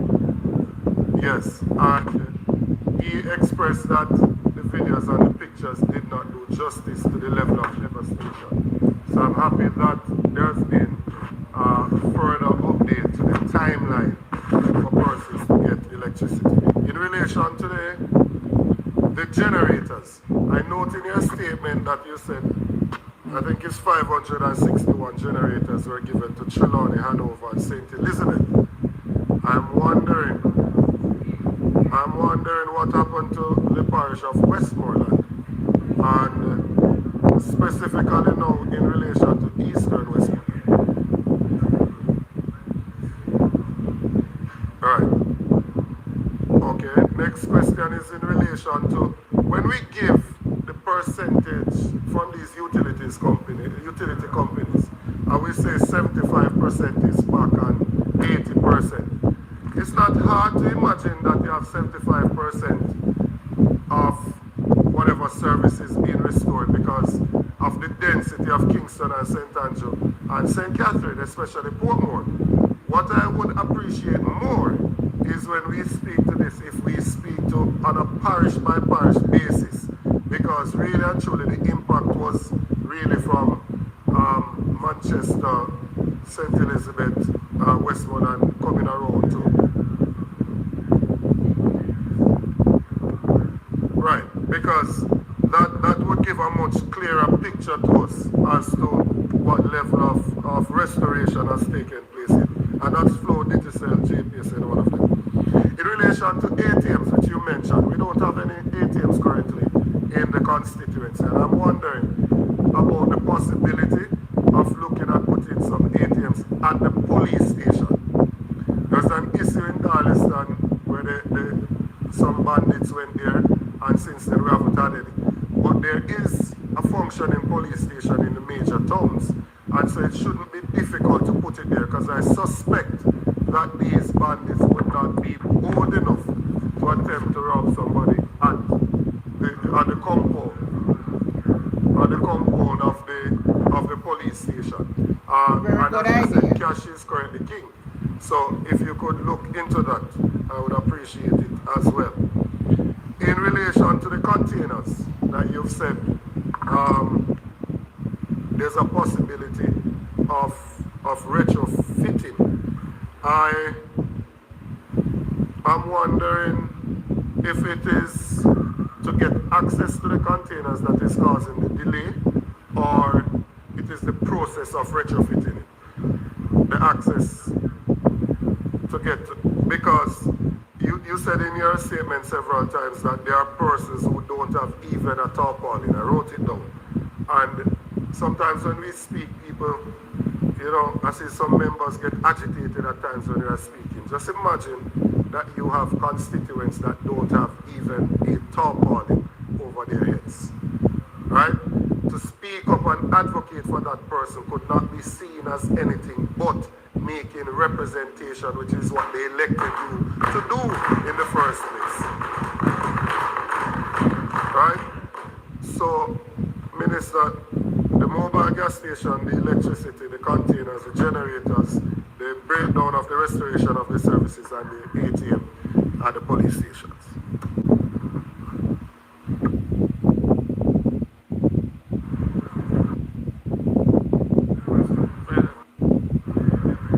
Thank you, member. Just to say to you that yes, those issues that you raised can easily be answered. And I'd appreciate if you just send me something, outline it to me, so that I can forward it to who needs to get the responses. But nothing that you have said is unknowable. The only thing is the 1,000 containers that are hidden up in here forever are not owned by the government. We're asking, based on the circumstances, if they could make them available to us as a humanitarian gift, but they are owned by several different shipping lines. Just to go back, remember, if you indulge me, to my colleague, shadow spokesperson, accelerate operations at the Old Harbour LNG and Clarendon resume full operations on October 31st. Accelerate teams in Montego Bay resume full operations on November 1st. So the timelines were very short in relation to the period of the 28th was a hurricane, 29th, 30th, 31st, a matter of a few days. So that's good news in relation to the overall scheme in terms of your concern about possible major increases. So again, that's excellent coordination and work, especially the fact that even one of them was in Montego Bay that was able to be open on November 1st. So remember, as I said before, the things that you raised there, the information and data, what I can say is that based on the meeting with JPS and the fact that they have gotten the confirmation from the government to the agreement that we had yesterday verbally that's going to be documented, they're going to provide the government of Jamaica with a detailed listing which will take us to Christmas and take us to January, and that will be able to give communities timelines similar to what we did at the end of Beryl. because percentages mean nothing to me. No, it means nothing. If you don't know where your community is and when you expect it to get back light and you can't plan, then you're just in frustration and anxiety. So we will get that and we will publish that, or the JPS, once we will sign off on it, we'll publish that on a daily basis as they did in the last few weeks of Berry when we got on top of them to share information. But I want to state again, this is not a fix that does not include the worst affected areas. This includes sections of the worst affected areas for Christmas and by end of January, early February. Member from St. Andrew Southern. Thank you. Turn your mic on, please. Thank you, Mr. Speaker. Minister, the context of your presentation in relation to the JPS situation is that the license expires, I think it's in July 2027. Notice has been given, triggering the consequences of license termination. Jamaica has roughly 20% of the equity in JPS. The funding gap, based on the recently done work to do the restoration of the grid, including substations, transmission, posts, etc., distribution lines, is around 350 million US. So our 20%, if you're looking at it as a shareholder, our 20% would be 70 million. But we are actually taking the risk of lending an unsecured loan to JPS of 150 million, which is twice the proportion of the equity that we hold in the business. So unsecured, you don't have any collateral to seize. You're relying on a mechanism to get it back, which I'm going to speak to in a second. So my question to you is, first of all, the other 200 million, which is currently not funded, but which is necessary to achieve the timelines that you have indicated for restoration. What is the assurance that that 200 million will be raised on a timely basis so as to enable the necessary expenditures to be made by JPS to hit the targets, which are presumably fairly aggressive targets given the extent of the damage to the grid and so on? What level of confidence do you have that that 200 million will be raised by then? And what is the time frame that it has to be raised by for that target to be met? I'd like to know the time frame for that. Secondly, would we be dispersing all 150 before that 200 million is in place? Are we going to take the risk of lending that money to JPS, funded out of the consolidated fund you've said? I was going to ask you how it's going to be funded. That's roughly the same amount as the cat bond drawdown, we're told. This 150, which Jamaica has been seeing as being critical to the housing, shelter, the school fixing up, the health centers and hospitals, etc. JPS is now going to get the benefit of that money. I want to know whether we're going to take that risk and disperse those funds to JPS until the damage fund is fully funded. As it stands now, all you've told us is you've left it up to them and they're to come back to you. That, I think, is a risk we're not prepared to take as a country. I want to know which GOJ entity is going to carry the loan. So is it DBJ? Which entity is going to be the lender of record? Because part of what you've said is a mechanism that assures repayment, you've said, is that if at the end of July 2027, there is no renewal of the license because you can't agree terms, and you're acquiring the assets of JPS, you're saying that 150 would be a set-off, essentially. That's what I read you to be saying, that you would recover the 150, it would go in reduction of what you would have to pay them to acquire the assets. So the set-off requires mutuality, meaning that the person who owes you is the same person you owe. So I want to know which entity within the government is going to carry that loan to the JPS. You've said the interest rate is not yet settled, and the Ministry of Finance is going to deal with that hopefully tomorrow. I'm hoping that we will get a report on what that is, because this is coming out of the nation's available liquidity, and when there are a whole lot of needs to be met.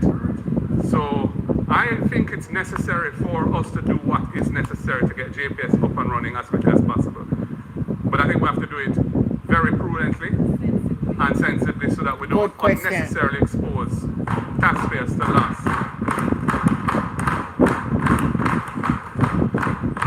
So I would like your assurance, Minister, that that 200 million will be coughed up by JPS, perhaps by its two large overseas shareholders, Marubeni and East West Power, South Korean government-owned large utility.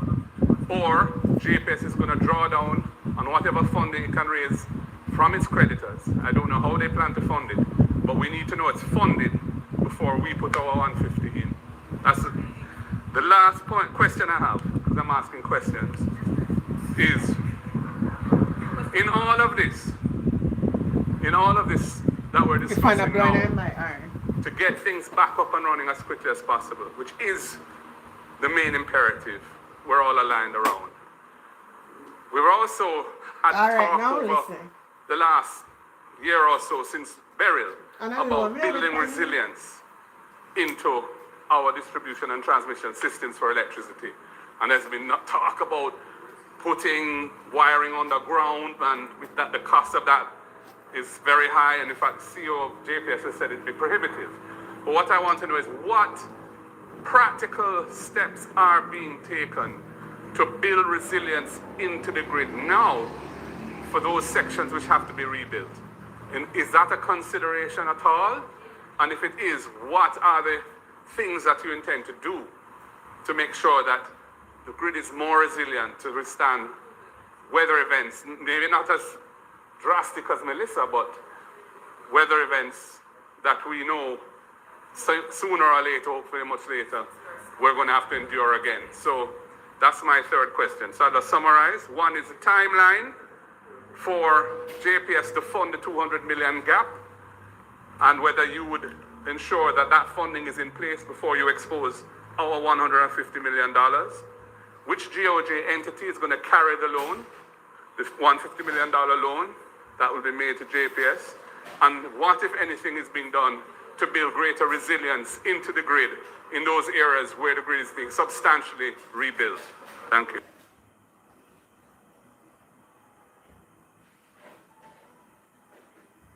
Thank you very much, Mr. Speaker. Let me indicate very clearly for all of Jamaica to hear. The meeting that we had yesterday morning, where the Minister of Finance and the Financial Secretary was there, we ironed out a way forward, realizing the seriousness and the time-sensitive nature of this response. So the first answer to your question is that this government is prepared on behalf of the people of Jamaica to release the $150 million in whatever tranches are required as quickly as possible to get the restoration going. And that's the difference between a caring government and somebody who has a financial background. A nonsense you chat, Darrell. Nonsense you chat. Want light. Nonsense you chat, brother. So let me just make that clear. Point of order, Minister. Point of order. Minister, point of order. His feet, talking. The minister standing on his feet, talking into the mic. You don't need to personalize your response. You don't need to get hot under the collar. It's a legitimate question I'm asking. Yeah. And I'm just, so don't bother about having a financial background. I want to know a simple question. Are you going to ensure the funding is in place? And now you're coming back and personalizing it in a totally unnecessary way. That's what I'm telling man. A bullyism they want run the parliament. Let me repeat. The member is saying that his position is that he would not release the $150 million unless he knew where the $200 million was coming from. That's what he said. Of course. That's what he said. They don't have to know where to come from to. Hansard is there. Hansard is there. Hansard is there. Hansard is That's too much bullyism in our parliament. Minister, I am telling you. Minister, please.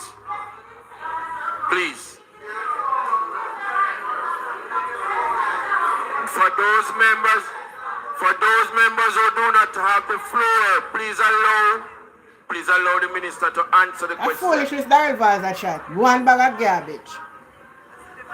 So, you may continue, Minister. Mr. Speaker, let me just say it again. One bag of nonsense here, chat that reverse. Based on the meeting that took place yesterday, we are confident, based on the meeting that had the representative Well, tell her we're meeting, so we don't know. at the highest level, your minister and your financial secretary, you can't go any higher, that we are prepared to release the $150 billion tonight if it means that the people are going to get back light. Where them all get light? Where people all get light when they're not on the house? Where people all get light when they're not on the house? Mr. Speaker. You know, say them people are mad. Hundreds of thousands of people on the house. Where the light are go connect to? Mr. Speaker. Where them are go connect the light, Darrell Valls? Members. Mr. Speaker. All Iraq like no say nonsense in the chat, you know. All minister. Members. Darrell Valls, where the people going to connect the light to? You are wicked and evil. Yeah, but bad mind don't go on yet from September 3rd. why you are bad mind and wicked and evil and thief?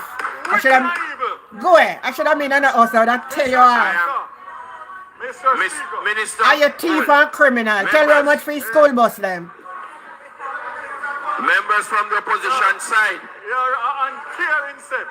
If you But what about connect the light to people? The people that house blow down. Housing shouldn't be the first priority. You can talk about light and lend money to light, place the light. Where they going to connect the light to? Member from St. Catherine North Central, you do not have the floor. Mr. Speaker. You will find out in short. Mr. Speaker. Go ahead, Minister. The $150 million that the government you don't know some mark a bright boy you come and control it. Go ahead. as soon as the documentation is in place, which will be no later than a matter of hours to a day, because of the urgency, is specific for restoration over 2 months. I don't think them people understand, you know. You have for the people get back light. But get back light, you know, where? To deal with a restoration program that will take care of Jamaica, not only some parishes. And if you are going to tell me that there are people in this house that would question a government in a crisis like this to hold $150 million that we have availability now. So when we want to know if JPS are telling us that on our come up with, which can take another month or 6 weeks. Our money is secured whichever way it goes. We are a responsible government and we have taken a responsible decision, a caring decision. And nonsense. Nonsense. Nonsense. Some of you are asking the question, how will you better start today? So, Mr. Speaker, the position is, this matter is fluid. This is a cabinet decision that was taken yesterday. We are going to wait until we have the final agreement between the Ministry of Finance and the JPS. And whenever that happens, we will make it public in Parliament to show the people of Jamaica what the final terms and conditions are. But for somebody to stand up in Parliament, man, shut your mouth. What is taking place out the there? The people that need house more than light first. And that's why the opposition are trying to tell them, you know. They will be judged by the people of this country. Yes, I said, I props here, look, if you ever seen. Minister,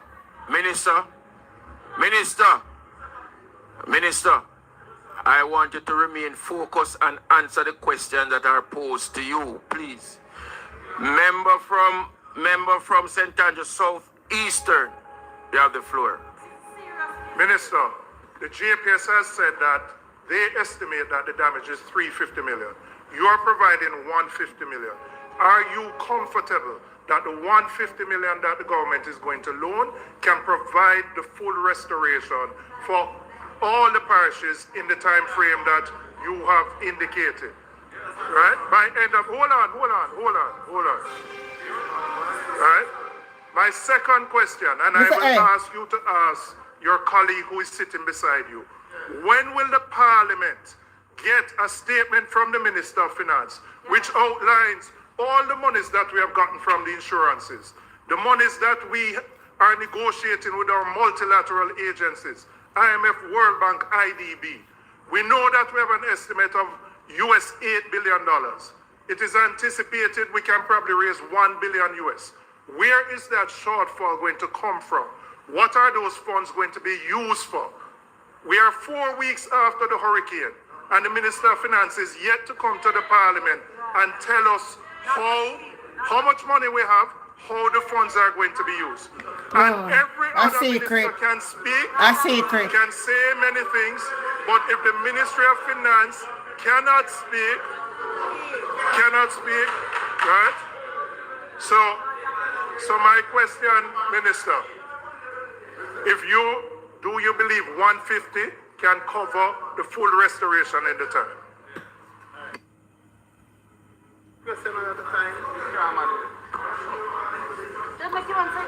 You're not gonna get ignorant now, Paolo. Watch it, Joe. Watch him gonna get ignorant. Watch him gonna get ignorant now. Like me say, him and Desmond Mackenzie, hey, I can't ask them nothing, man. They're full of fury. They're full of fury. I don't hear them people. I don't hear. I believe what the opposition are trying to say. Minister, Minister, I'm going to ask you, are you willing to have all questions posed at once and then you answer, or are you going to take them one at a time? No, you have to tell me no, because I'm going to rule. One at a time. Are you going to answer the member from St. Andrew Eastern, sorry? Thank you, Mr. Speaker.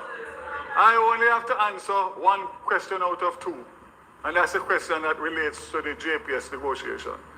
And you asked me whether I'm confident that the 150 can do what it is said to do in the 2 months, and the answer is yes.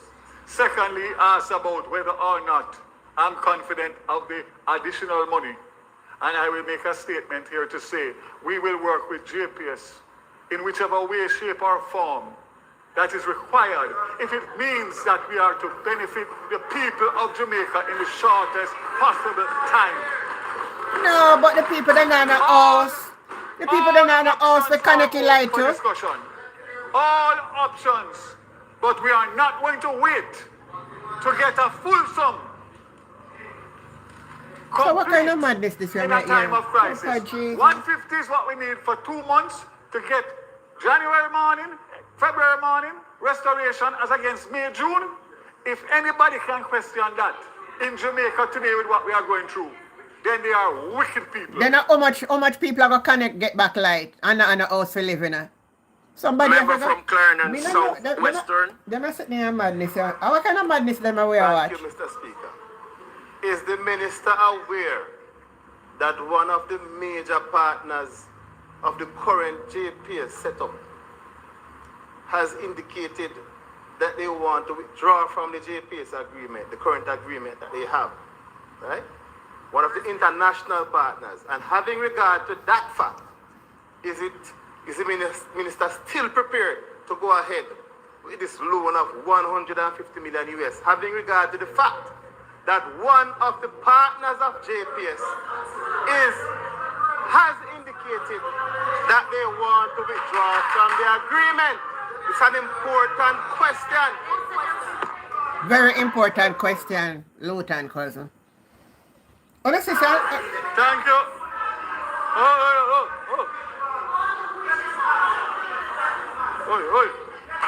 Mr. Speaker, it is a matter. But you tell they are wicked people. You know, so you can't even talk to Jamaica people. You know? Mr. Speaker, it is a matter of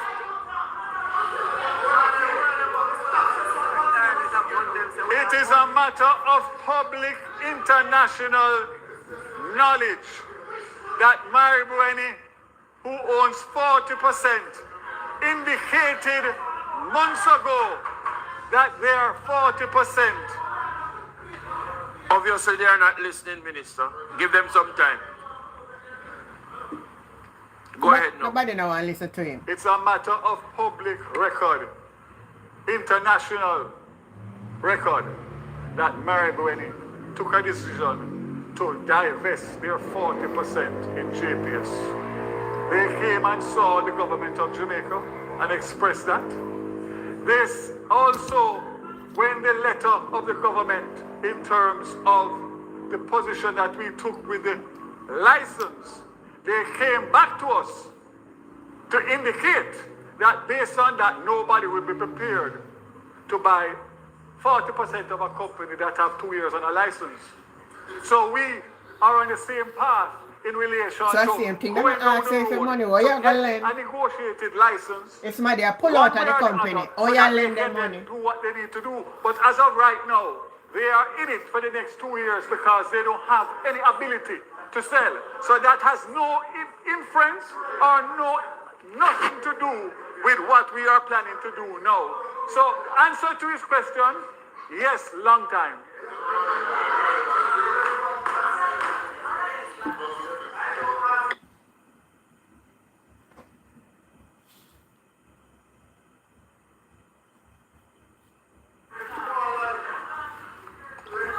Can we?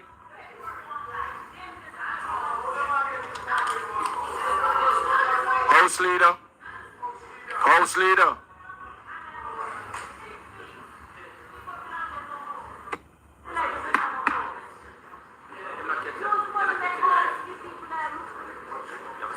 So you prefer give JPS a loan than build a bunch of the people then back in the arm. It's mine. The price has blown my mind. I feel Oh no, no, so some man prefer lend JPS the money. Oh no, no, so what going in our house? We have another statement by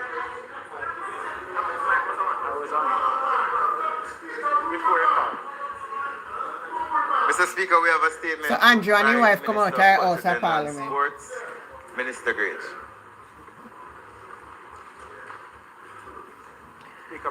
Thank you, Mr. Speaker. Oh, but I didn't get a chance to ask my Mr. Speaker, thank you. No. My mic has been on multiple times. You can't both be on our place. Them don't want you talk, Damien. Them don't want you talk. Don't make them bully no in there. Don't make them bully no in there. 90% of my constituencies without light. Mr. Speaker. Mr. Speaker. Mash up the Parliament.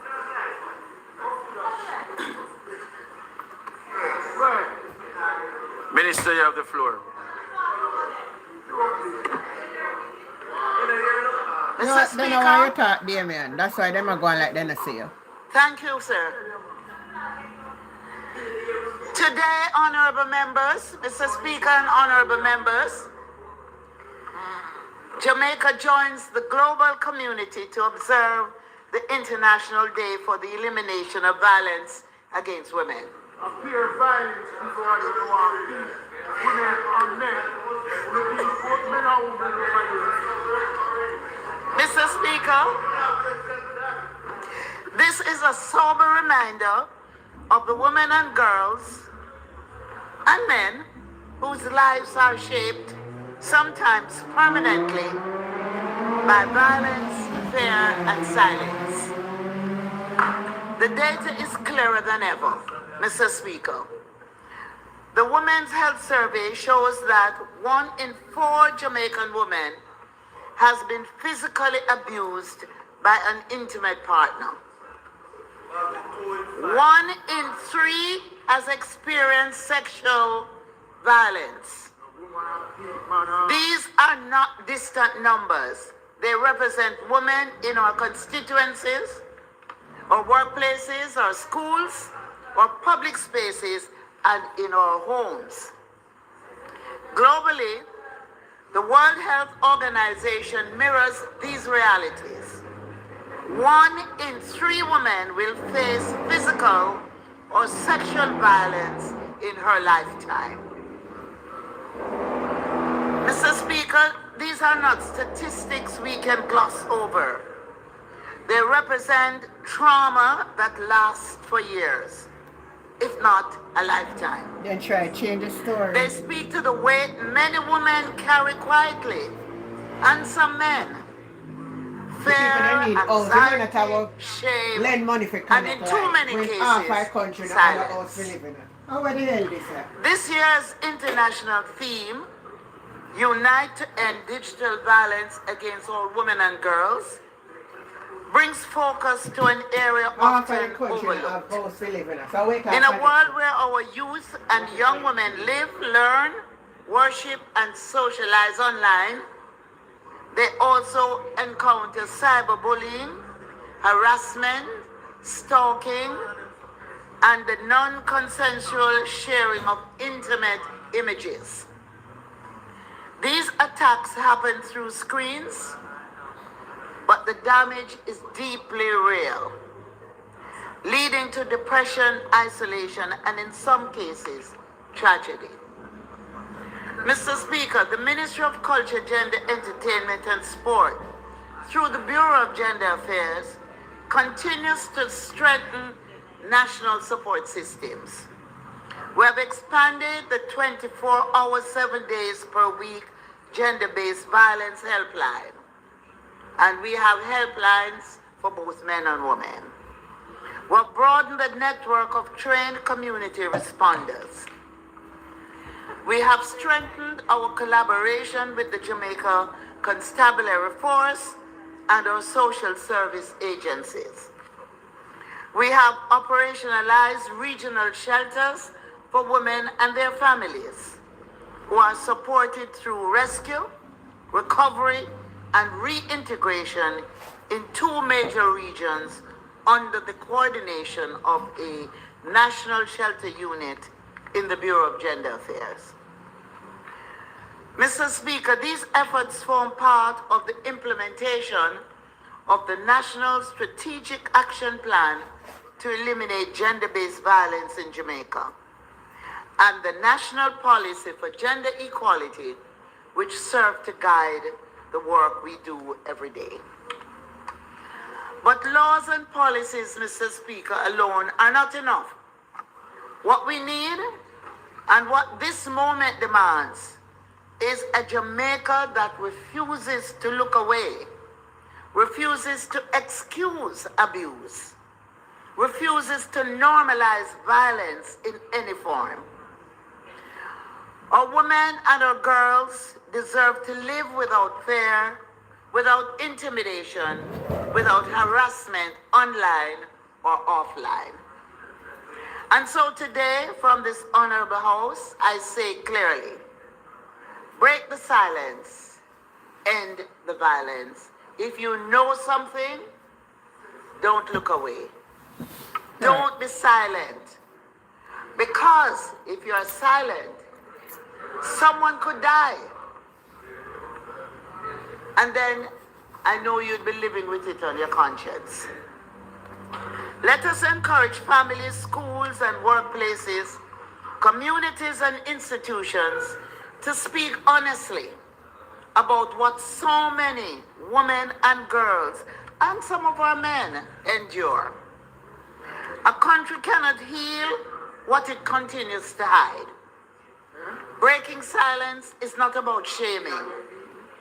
It is about protecting, it is about supporting and creating space for justice.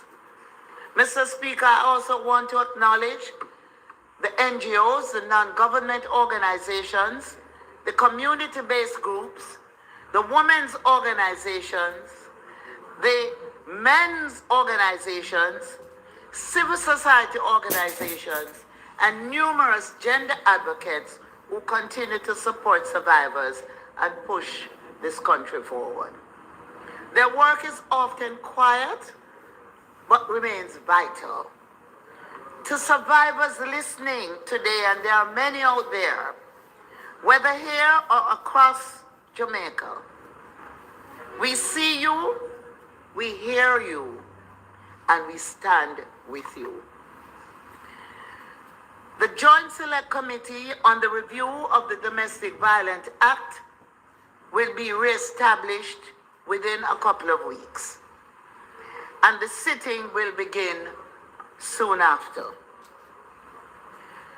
The Bicameral Women's Caucus, which was established here in Parliament, will resume its meetings in another couple of weeks.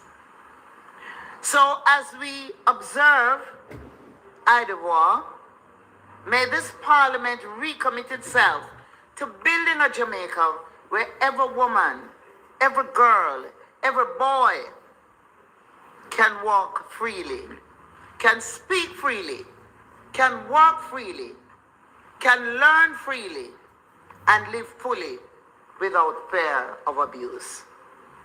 Let us continue to work to break the silence and end the violence as we continue the outreach among the numerous women and men and their families who are grappling with the devastating impact of Hurricane Melissa.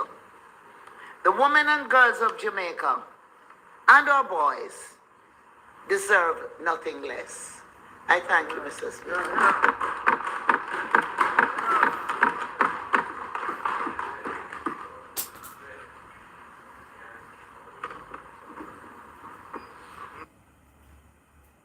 Member from St. Andrew Southwestern.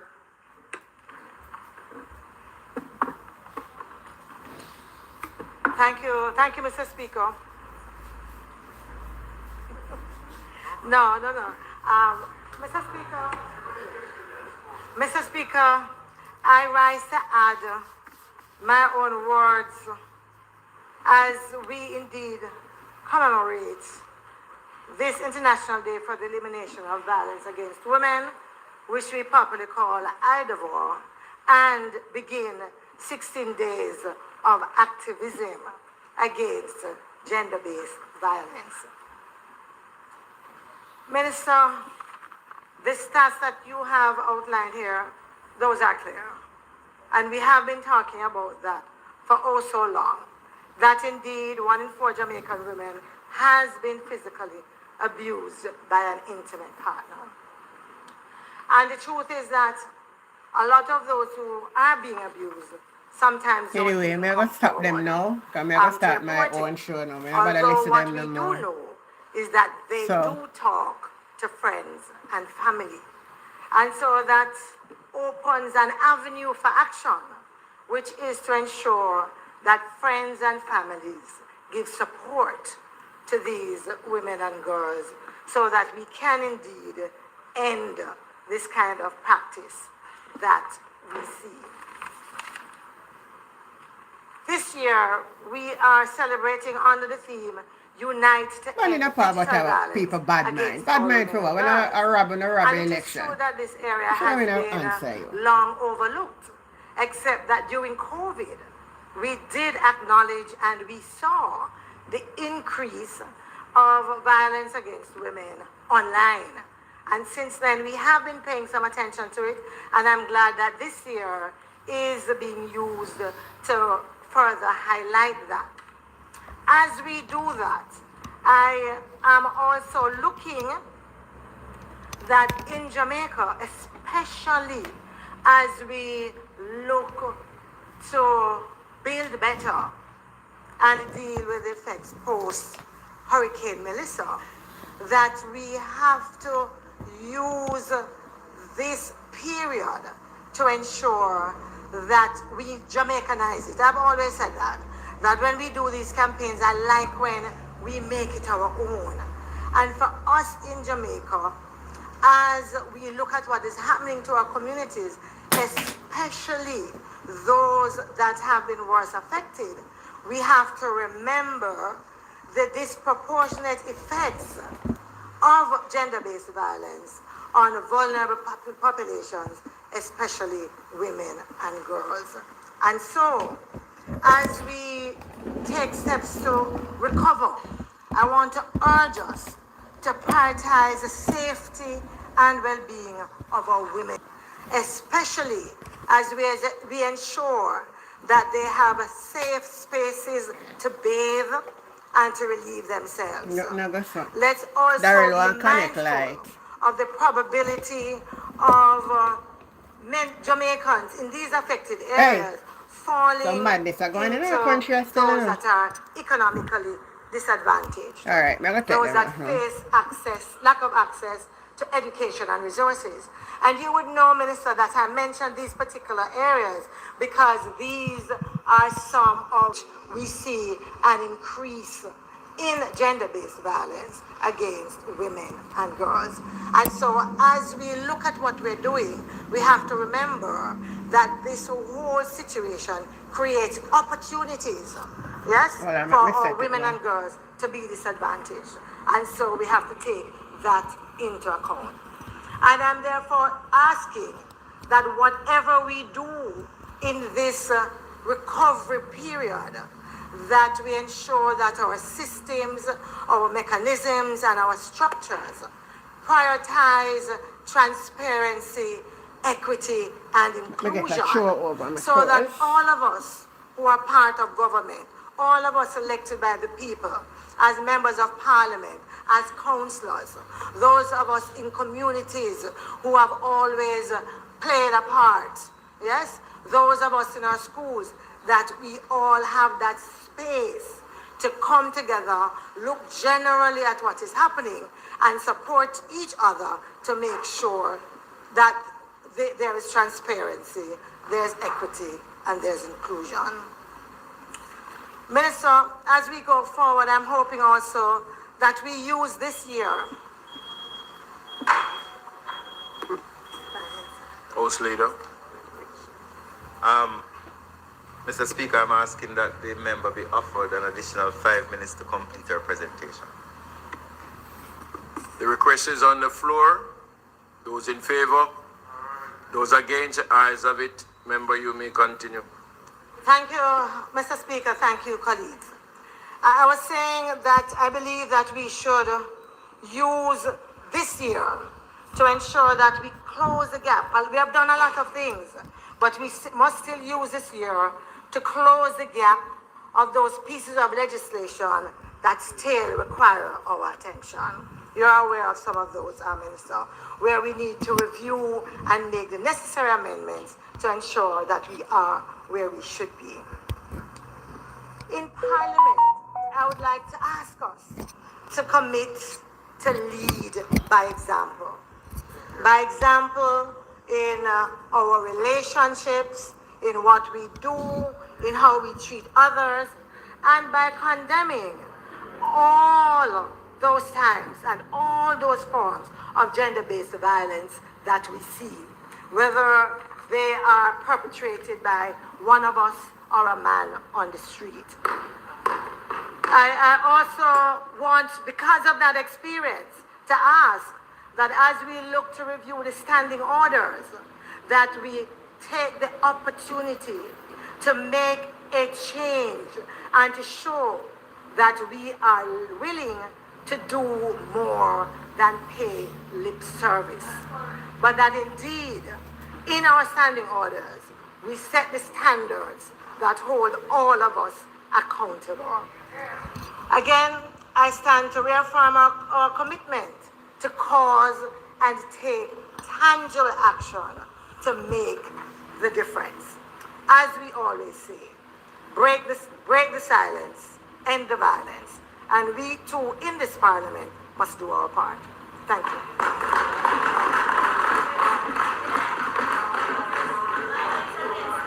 That me want to know how we member reach this and the from man West answer a Central question St. here. James. Bad man ship him a dealer. I don't go come out of Parliament, man.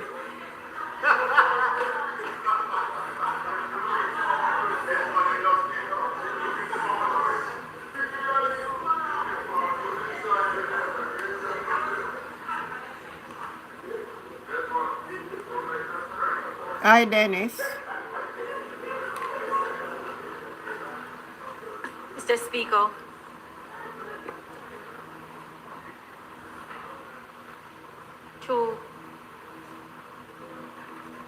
Mr. Speaker, I thank the Minister for this statement on the International Day for the Elimination of Violence Against Women and the 16th Day of Activism Against Gender-Based Violence.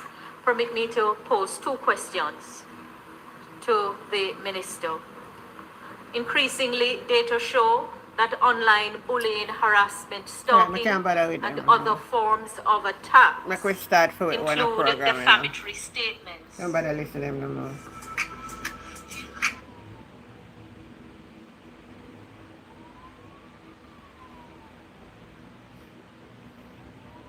Can't listen to them no more. No. Make me on the reason here tonight. When I still want to listen to the rest of them, wanna tell me. So I can put it back. But hear this.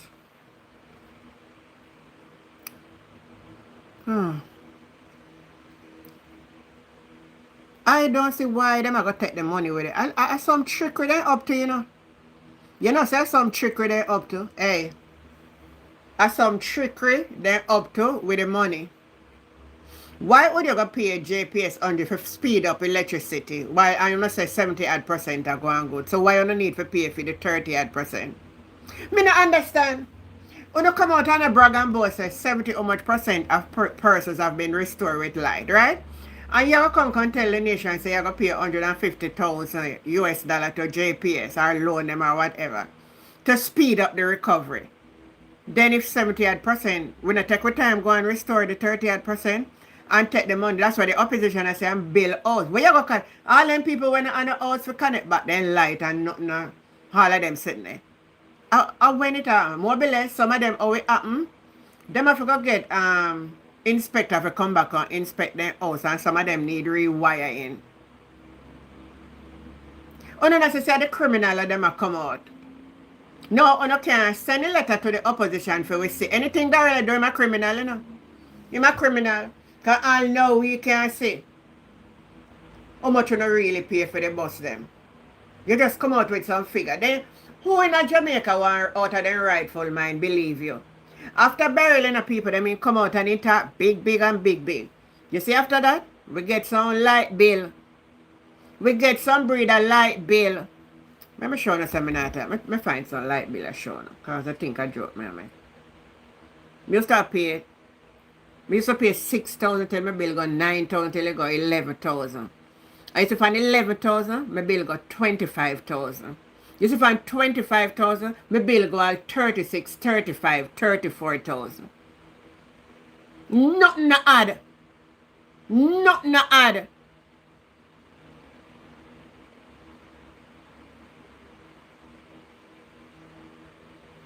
Good night, Sheila. I can show you something. I can go in on my email and show you. Say, them people are mad people. We're not going to pay JPS. Trickery, man. We know trickery. So you want to get, anytime I tell you them dirty ways. You know, say wife and the husband come out of Parliament, then don't plan what you say, you know. Then don't plan what you say in the Parliament, you know. So him come kind of bullbuck and duppy conqueror.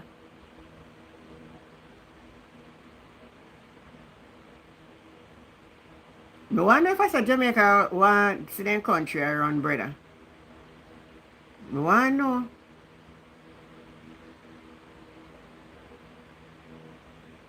I want to know.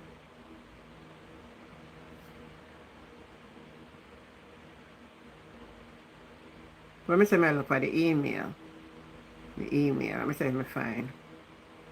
We type in JPS.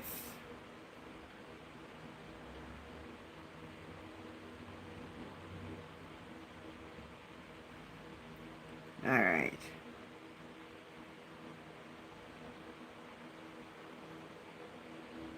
Let me see that one here. It's the 10th of October. All right. They send me a bill for 21,000. Me not use nothing else now. Them did charge me 35. Let me say me find the bill before that one, yeah. The 9th. Alright, me see the bill for the 9th. 33,000. I'm gonna show you something.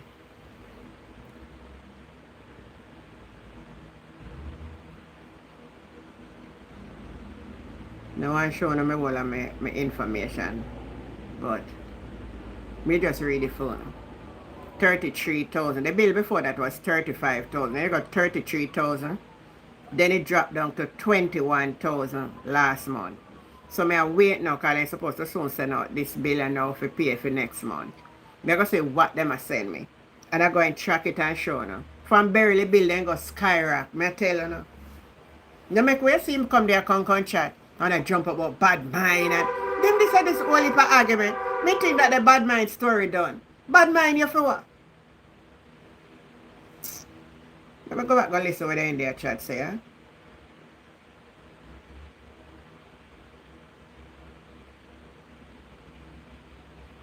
Bad mind for what?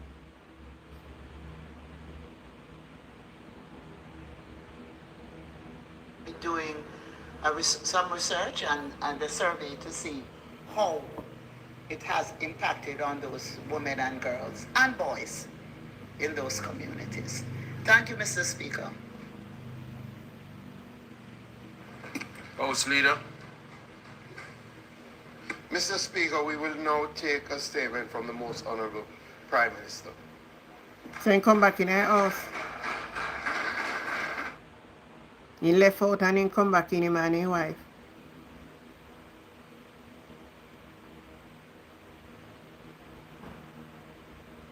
Let me hear from bag of life. Before I begin my formal presentation, just an observation. At 6:45, Mr. Speaker, there seems to be a fairly filled house.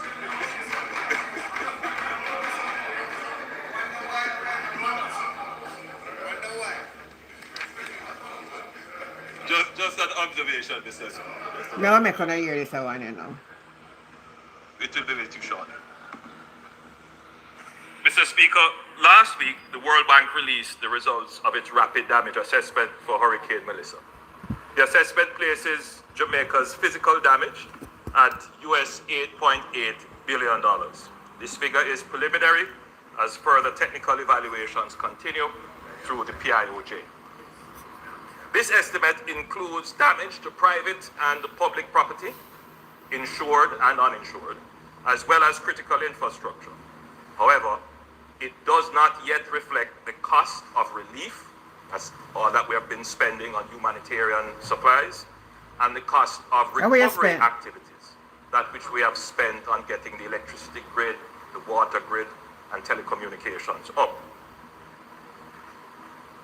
And it does not yet reflect economic losses. Imagine that overtime. The disruption in key sectors. So, for example, while it accounts for the physical damage of a hotel, it does not account for the loss of revenues from the temporary closure of the impact. Mr. Speaker, one of the most severe and underreported impacts is the massive volume of debris generated by Hurricane Melissa. According to satellite-based analysis conducted by the United Nations Development Program, the storm left over 4.8 million tons of debris across the island. This debris is blocking roads, hindering access to schools and hospitals, farms and markets, slowing relief distribution, and delaying the restoration of essential services. The UNDP estimates that the debris is equivalent to approximately 480,000 standard truckloads, consisting of 2.1 million tons of building and construction debris, 1.3 million tons of vegetation waste, 1.4 million tons of personal property and mixed household debris. These are minimum estimates and will increase as ground assessment continues. Compared to major hurricanes worldwide, Hurricane Melissa now ranks amongst the most extreme debris generating storms ever on record. And there are analyses that are already being done on this, Mr. Speaker, which would compare, for example, the debris generated in Hurricane Katrina, the debris generated in Hurricane Irma, and other hurricanes relative to Jamaica. And of course, there are suggestions regarding the type of building material used, where people chose to live. But there is also another factor which we have not yet assessed, but needs to be assessed. The damage went through the cockpit country.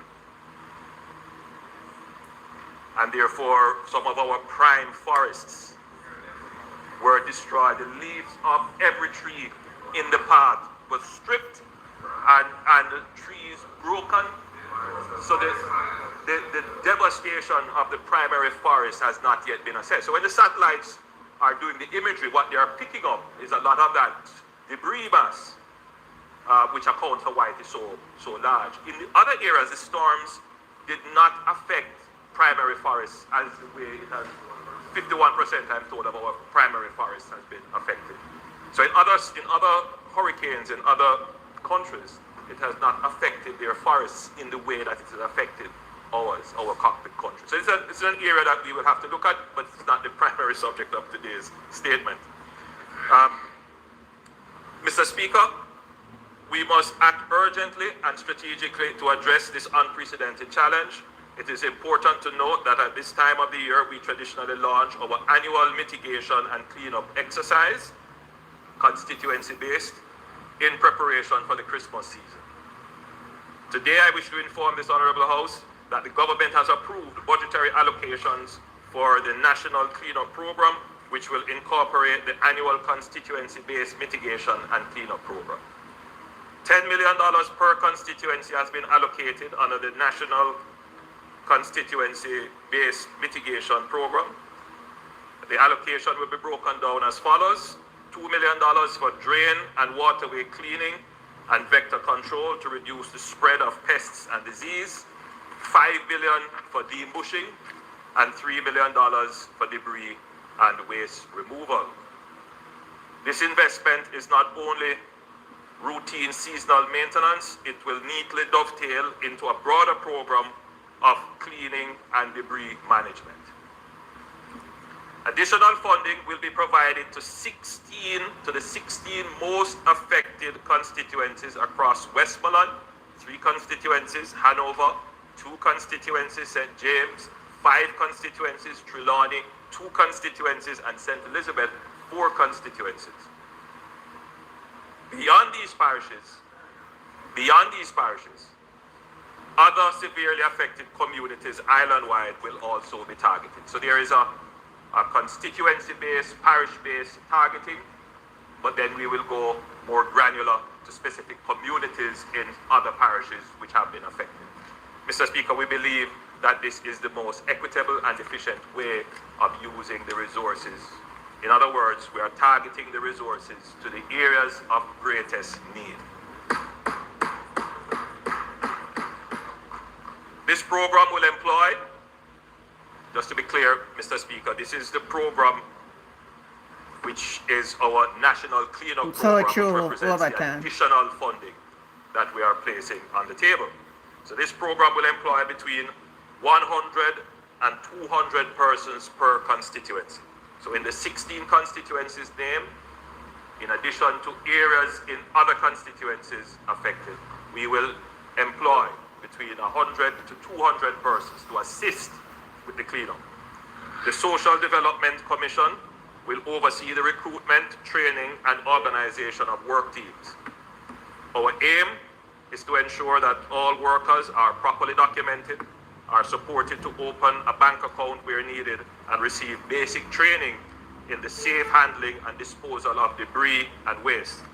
This is part of a wider effort to formalize labor, strengthen social protection, and uphold decent work principles even during an emergency. The National Solid Waste Management Authority will coordinate operational planning and work schedules.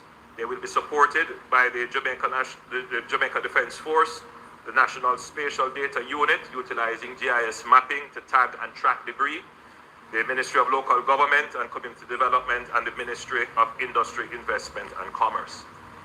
We are identifying additional temporary disposal sites and exploring recycling and the circular economy solutions, which will include using wood chippers to process vegetative waste and mulch, to process vegetative waste for mulch and compost, establishing structured scrap metal recovery, and recovering reusable construction material, and partnering with private firms to pilot community-level material sorting.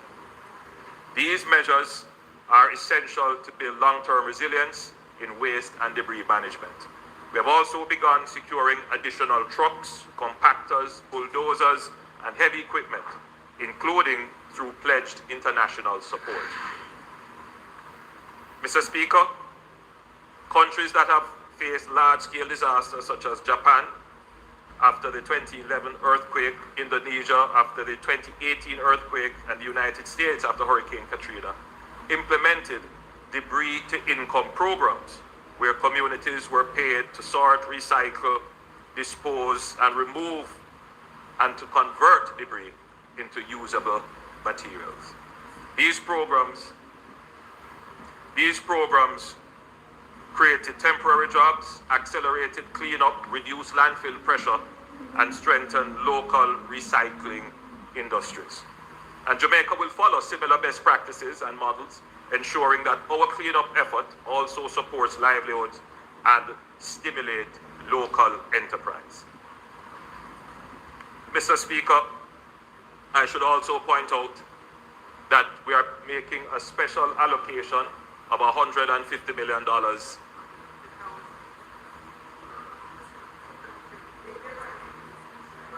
You know what, let me not make that statement though, having said what I just said earlier. No, the Minister of Finance slipped me a note, and I misread the note. In addition to the allocations for MPs, for constituencies, we're also making an allocation of $150,000 per councillor in each constituency.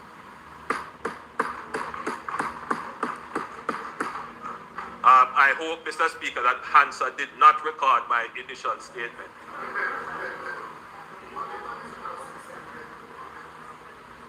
I'll come to that later.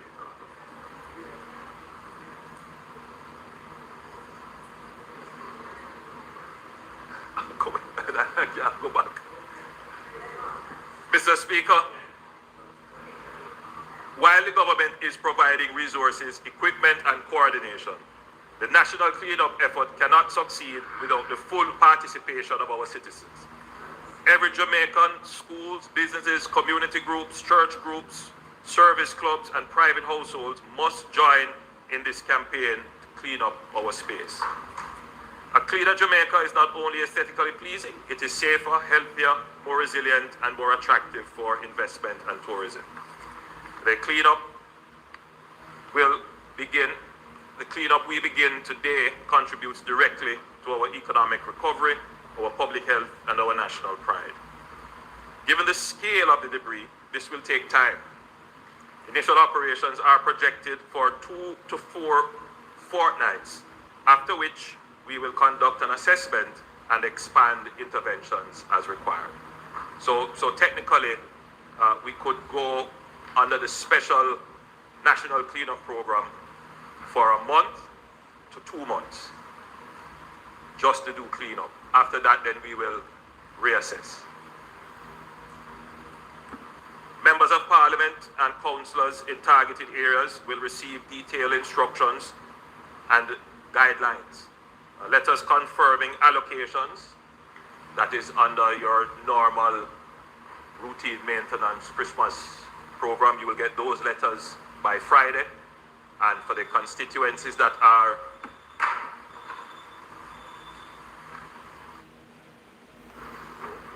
Mr. Speaker, as the time for speaking has expired, we ask that the time be extended sufficiently to complete the presentation. Minister, you have the liberty. PM, you have the liberty. Mike, your mic. Thank you, Mr. Speaker. I'm finished.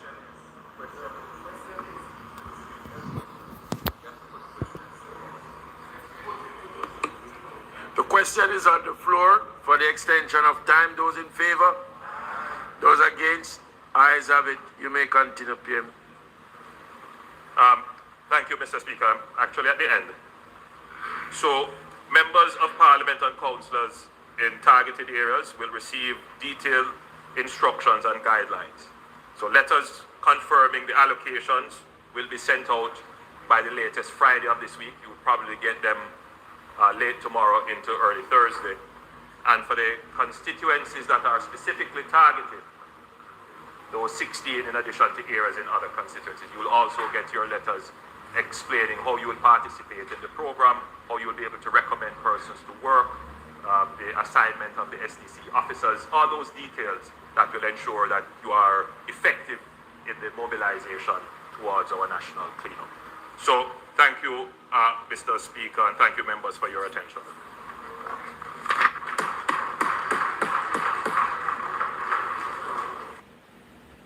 We never clap their own Prime Minister. Thank you, Prime Minister. So, the normal allocation for road patching that we would normally get, are we to understand that that's not going to be provided this time around, or that you're treating the payments? Yeah, however you feel comfortable. So, is it that the payments that we receive for Melissa relief and for the emergency drain cleaning just before, and the housing allocation is that kind of in lieu of the road patching resources that we would normally expect at this time to fix up roads? Many of us do that in January after the Christmas rush, because it's quite difficult to administer so many programs at the same time in December. But I'm wondering about that because the roads, there's been a lot of rain, so the roads are in need of patching in the constituencies. So what is going to happen there? In terms of the national cleanup program, the role of the MPs will be what exactly in that? Because you've said that you're going to employ 100 to 200 per constituency in the areas where the cleanup is being done, which are the most badly affected areas. And the SDC is going to handle the engagement and training, you said, of those workers. So do the members of Parliament have any role in that at all? And if so, what is that role? Those are my questions. Thank you, Your Opposition.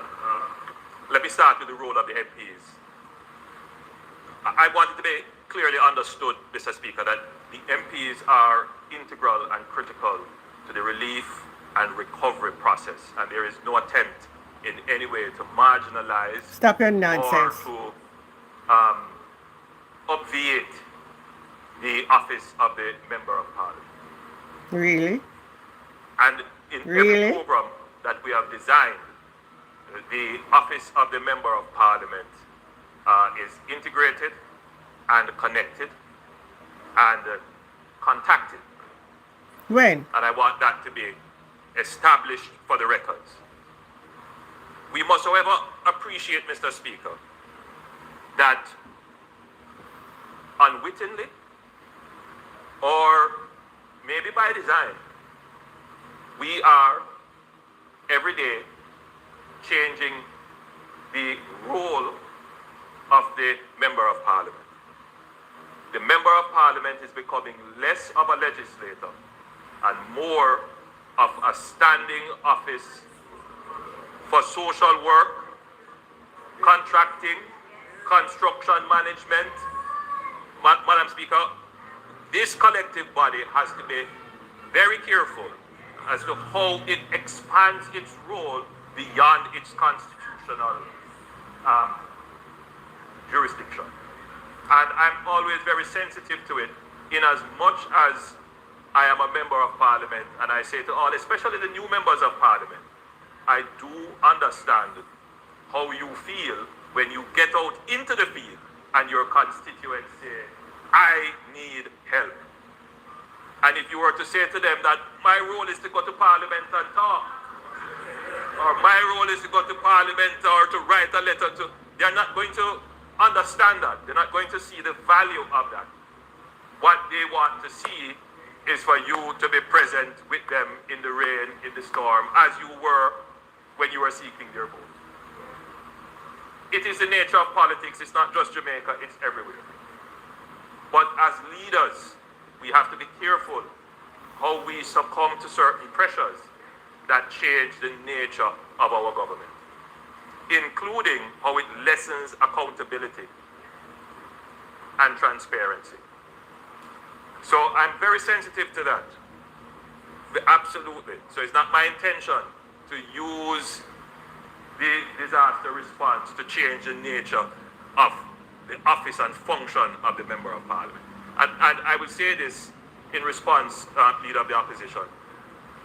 When we gave, when we made the allocation of $10 million to MPs, there were certain arguments being put. $10 million, this can't do anything. $10 million, and we agree, $10 million is absolutely insignificant to the overall picture. But note what MPs have said. We need more money for transporting the $10 million worth of goods, not to take it out of the $10 million, but we put money on top of that for transportation. Then some members of parliament have said, we need funds to actually go and inspect the damage so that we can send back the picture. Then some members of parliament have said, you know, we need staff to manage all of this. In other words, in other words, I appreciate, and I'm not saying that I don't understand the demands. I too am a member of parliament. But the office was never designed in the first place to do this. And so either we are going to unwittingly allow it to happen, or if it is in the collective mind that it be so, then we will have to sit down and properly provision the office of the Member of Parliament to become a department of the government that delivers service in the constituencies. So it is a reality. So I'm not meaning to open this as a debate, but I'm just pointing out. I'm just pointing out that these are things that, as the people who lead the country, we have to sometimes look above what the public is saying and what everybody else is saying and see what our collective action is doing. Are we leading or are we leading? Now, I mean, it is a debate to be had, Leader, of the opposition. It's a debate to be had, but I wouldn't. For this cleanup program, yes, that's what I'm coming to. So in this cleanup program, as in any other, we expect that the Member of Parliament will play a critical role in, one, recommending the persons who will be employed. Absolutely important. So you will be working along with your SDC officers. Number two, that you will be playing a role in identifying equipment that can be used in the cleanup. The NSWMA will be the coordinating body for the trucks and the tractors and the excavators and the power saws and all of those things. So the NSWMA may not know all the equipment that exists within your constituency or in your community. So you will coordinate with them. But just to be clear, MPs are not to get involved in any contracting or procurement matters. I think I have to say this and say it publicly and say it repeatedly. It is not your role. MPs can play a pivotal role in mobilizing the community. Now, Now, when any program is announced with resources, as MPs we know, that the first thing that people see or ask is the money and how much you're going to get. But this is a national cleanup program where, though there is a component of pay, there is also a component of service. It is in all our interests to remove the debris from the communities. Let's be clear. There will be persons in communities who are not able themselves to remove the debris. Old persons, infirm persons. And therefore, as you organize the labor force, as members of parliament, you will have great knowledge of your communities as to where the help will be needed. So you can help to guide how the various work teams are directed, where they should go and how they should be deployed. So the members of parliament have a critical role to play, but I'm going to urge you to stay within the bounds of what you are constitutionally required to do. Now, the other question was the road patching. Mr. Speaker, we will not be able to do the road patching as we have done in the previous mitigation program because of one, the resource constraint, and number two,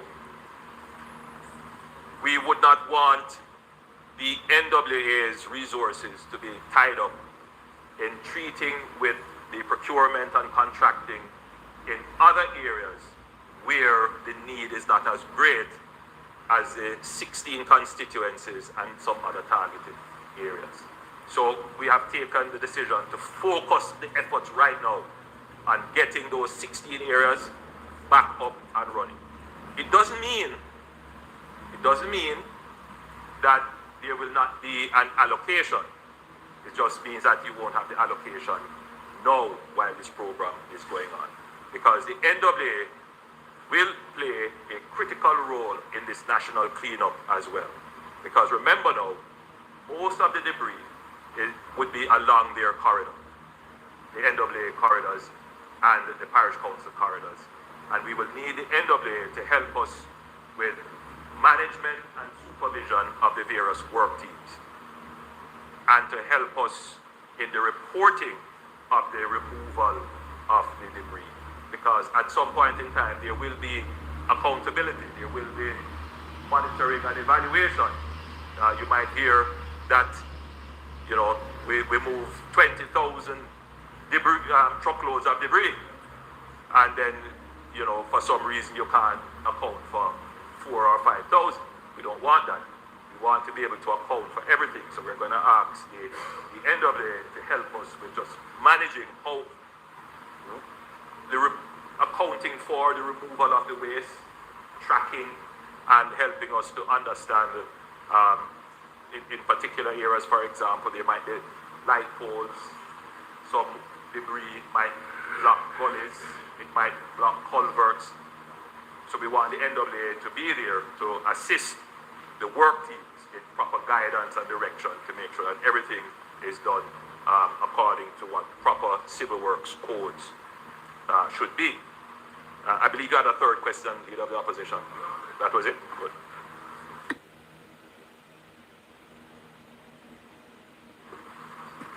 Member from St. Catherine North Central. Prime Minister, I am still, over these years, questioning how it is determined that the hilly terrain of North Central St. Catherine and East Central St. Andrew could possibly get the same funding for bushing when this amount by NWA rates and standard with only Where's a child of God is home? of my main thoroughfares. So I'm not picking on you, but my colleagues as well. Where would I get? Up in North Central St. Catherine, where the vegetation is so overgrown, I don't know how I could be compared to East Kingston and Port Royal. So I'm not picking on you. Sit down. I am batting for rural constituencies at this time. The bush are closing on the cars. The people have nowhere to walk. Down in St. Andrew, is it northeast where Chuck is? Yes, northeast. I think maybe you would probably beautify the curb walls, yes. But we have bush, the vegetation that cars can't pass without crying up the side of the vehicles and with people not having anywhere to walk. There is no routine maintenance going on, so let's not fool ourselves. The bushing only takes place once per year. And when that happens, it is at a place where it is not manageable. We have to be using equipment to first clear the sides of the road before we can even send men out there to attempt to bush. Prime Minister, I'm appealing to you. Rural constituencies must be treated differently at this time to be able to take care of the overgrown vegetation. My second question relates to the movement of funding. I think we have always been able to, based on what our needs are, that we might be able to do some juggling where possible. Please just elaborate.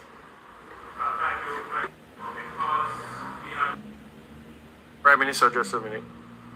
Yeah, you go ahead now. Thank you, Mr. Speaker, and thank you for those statements and the question.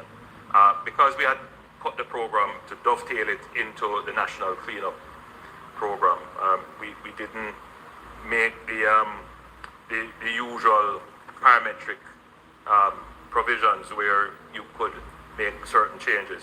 But as the program is defined now, I will inform my permanent secretary that I have no objections if a member of parliament were to decide to shift from bulky waste into bushing or from bushing into bulky waste. But there can be no compromise on the $2 million for cleaning drains and waterways, because if you note, it is more for vector control. So you can use this for vector control if you would like. But the threat now is mostly for standing water, where you are having rats and other vectors, mosquitoes. So if we would not allow you not to use that $2 million for that purpose, but you can move between bushing and bulky waste removal. On the matter of the rural constituency, it is a constant point being made in these debates, and more as it is made, I am inclined to consider it. Not as an additional allocation, but as we have, for example, which we debated last week or week before, with the Bauxite Levy Fund for constituency development. Constituencies, they get a special allocation from that. So there may be ways to craft programs that are specific to rural constituencies for which you would qualify as one, rather than to make a general allocation. Member from St. Anne Southeastern, Mike.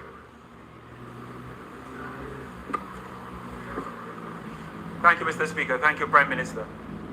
Just to echo, Southeast St. Anne is the largest, geographically, the largest constituency in the country. And so the issues related to, yeah man, that's true man, you take your thing. The issue of ensuring that we're able to service and deal with the issues with roads, bushing, etc. is critical, and I want to echo what the member said. And thank you for your commitment to considering it. The other consideration which I would like to ask if you would make, Prime Minister, is some flexibility. You said there will be funds coming regarding patching. And so I wonder if you'd consider now allowing some of us to be able to access those patching resources earlier than others. And I say this because the roads in my constituency are downright dangerous, and they've been made more so by the hurricane and the waters from the hurricane. But in addition, we have some breakaways, which might be a separate issue, but certainly road related. Breakaways from slippages that need urgent attention.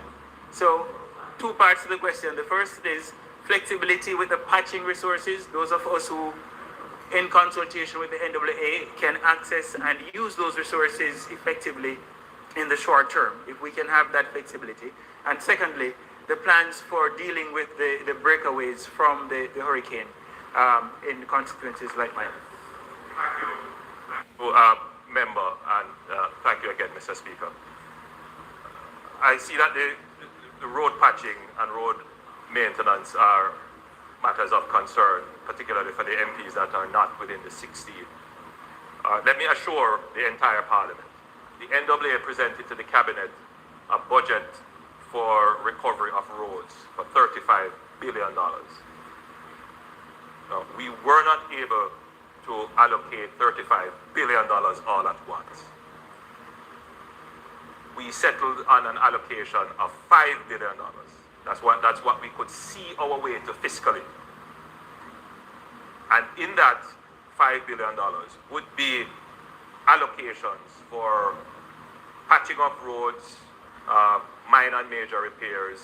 I'm not sure if we did anything for Prime Minister, please, it is now 7:20. House Leader. Mr. Speaker, the time being 7:20, I ask that the House be allowed to sit beyond 7:30 to complete the business of the day. The request is on the floor. Those in favor? Those against? Ayes have it. Prime Minister, you may continue. We could see our way fiscally, and members, allow me to just engage you for a few minutes. Please bear in mind that revenues have fallen. Expenditures, by virtue of what we need for relief and recovery, you would have heard the Minister of Energy explain the demands on the government, even things that we did not budget for, we have to now put them in place.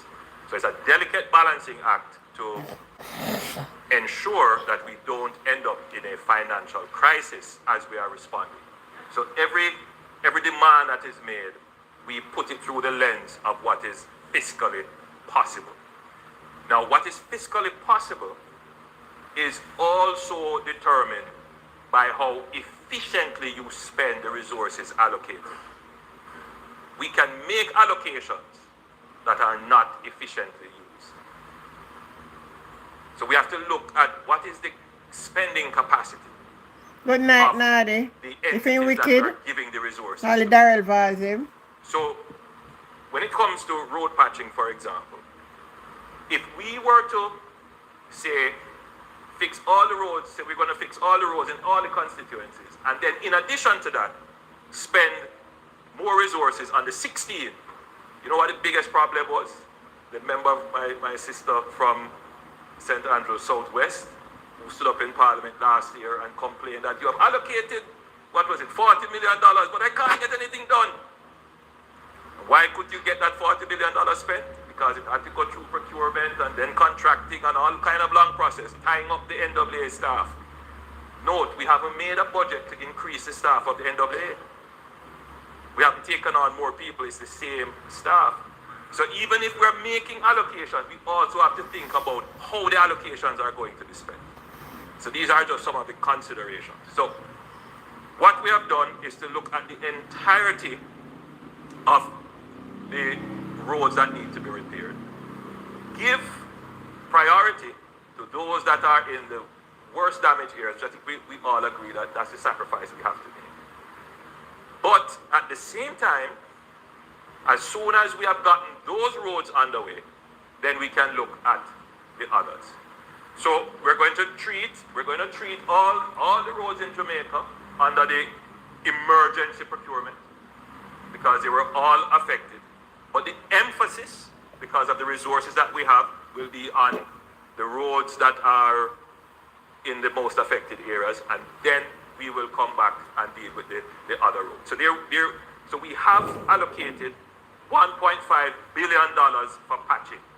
Note that last year, when we were impacted by the heavy rains after Beryl, we allocated $2 billion for patching island-wide. So we have allocated $1.5 billion. Note as well that out of that five, we have already spent, because we have cleared almost all the roads. There are only 15 roads that are still blocked. And of that 15, some are blocked because, as you mentioned, landslides and slippages and waterlogged, which we just wouldn't be able to address those. So we have already spent in clearing that. As I speak today, all the roads you can drive on.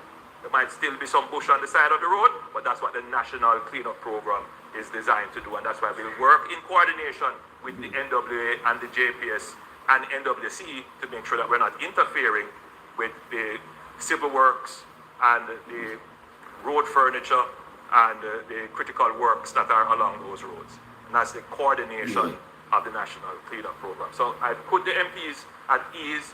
You will have your roads attended to, but from a procurement and contracting perspective, we want to get those 16 constituencies off very quickly, and then we'll be able to address the others shortly. So I would say that by late January, early February, we can start to patch, which would ordinarily be about when you would be able to spend that $10 million anyway.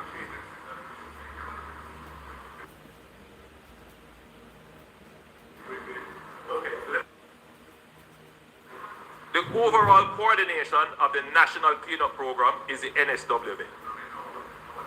Yeah. Oh, the 10 million, right. So the usual. So the bulky waste is NSWA.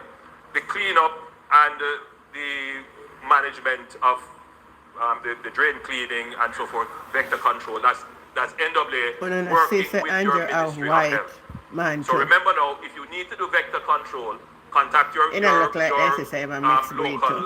Ministry of Health personnel to assist you either with baiting for rats or treating water or any of those activities. Color people should be what is a problem. The mind of a person, I want to judge them by.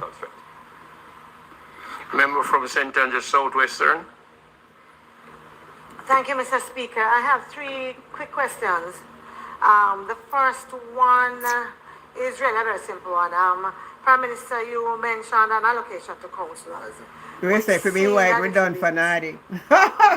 Minuscule. I suspect that they will be hearing more about a program for the councillors. That's one. It's three. I don't know if you just want to take the three. Okay. So just to make sure that as a former councillor, I'm not here and not paying attention to that. So that's one. The second one has to be, Prime Minister, you spoke about government having discussions with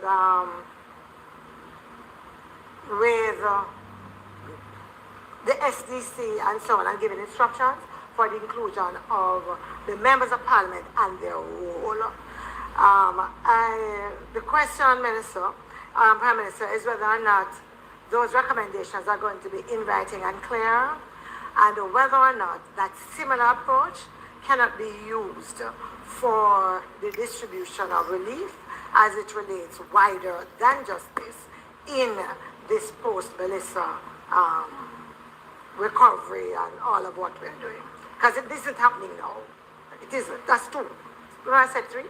Right. So now, the third one, Prime Minister, is just very simply, I would imagine that government has been having discussions with external sources about debris management based on what you have said is the volume of debris that Melissa has left with us. Are you ready to update us, or are we to expect any more detailed update further on?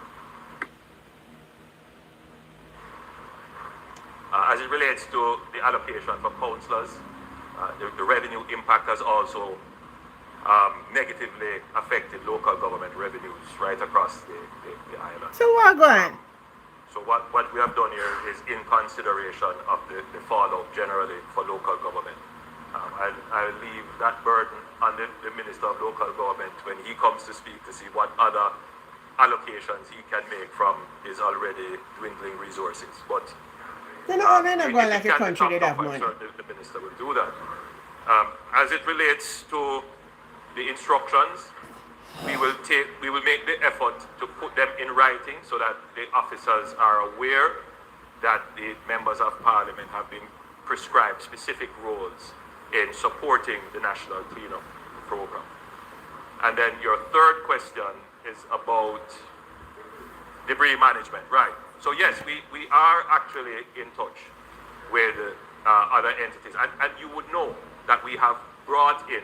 I asked the UN Secretary General for support in the management of disaster, the logistics of management, and he kindly sent a team in addition alive to or dead? a Jamaican. The hardly seen for there. He's sick, you know. Who is an international expert in this. And so this is part of the conversation going on about how to manage this debris. What we have done here is from our side, meaning from the executive side, is the financial allocation. And how can we multiply Oh, the yeah, allocation? Dennis, right. I So will be there, meaning sir. that instead of just paying trucks to remove the garbage, how can we get the people who are removing the garbage understanding about debris, introduce recycling and separation and these other things. So whatever expenditure we're doing, yes, it's about relief from having the garbage, but it is also about making the community stronger. That yes, you see this garbage, but plastics can be recycled, metals can be reused, and we want to get that kind of notion into the community. But we also want to take advantage of this era to rebuild community spirit, to get people to come out and clean their own communities. So that's the idea behind the expenditure. So it's not merely an expenditure, it's about multiplying the value of what we get from the expenditure. Member from Portland Eastern. Thank you, Mr. Speaker. Prime Minister.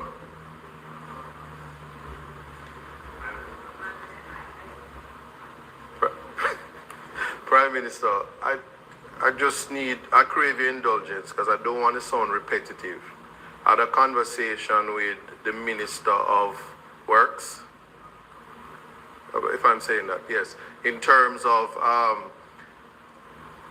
preserving roads at this time. So if we don't have exceptions to the rules in everything that you've outlined, we may find ourselves in a situation where we're spending more to preserve roads that we just previously spent a lot of money to repave and construct. For instance, I can think of one road in Bellevue, that's in Fellowship, Portland. The top of it was done, millions of dollars spent, and the bottom of it. In the middle of it, there was no works done. So what you have is the road actually deteriorating, the unimproved area going into the area that was improved and between the road and the drain. The conversation that I spoke about is the practicality of you'd have to spend money to even dump the spaces so that it doesn't actually disintegrate further and start to destroy the other road, the new road. So my question then is, will there be an exception to the rules where it is identified? Because I know you outline the role of the MP, but if we are on the ground and we're seeing particular things to preserve the status quo while we await the parishes that are affected, we may find ourselves with a higher bill. And so before the next part of it is certainly the parishes that are situated similar to mine that I would have heard my friend speak about. The drain cleaning exercise is also one of road preservation. When the debushing part of it and the drain, you have drains, gutters that are like drains on those expensive roads. If they are not, if the debushing and the drain cleaning isn't working in tandem, what you're going to have is that the road itself is then destroyed. And so there are situations where, notwithstanding what's happening with NWA, and I heard it's practical, but the preservation is going to be almost as if we're going to find ourselves with a new problem and a more expensive bill. And so there was a complaint because in my constituency, I've had to take the decision to simply get marl and shingle, that I'm now learning that there's a different quality, and NWA is telling me you need to stop because the quality of the marl is not good. I'm just bringing that out to say that the practical solution, which rightly the minister would have advised me, is to, if you can stop the gap, you're going to have to do that.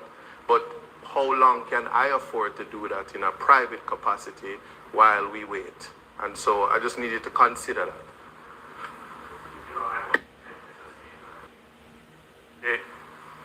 Thank you, Mr. Speaker. Just listening to the Member of Parliament, I can see his passion and the genuine desire of wanting to help. And just reflecting that when I became a Member of Parliament, I may have taken the same posture.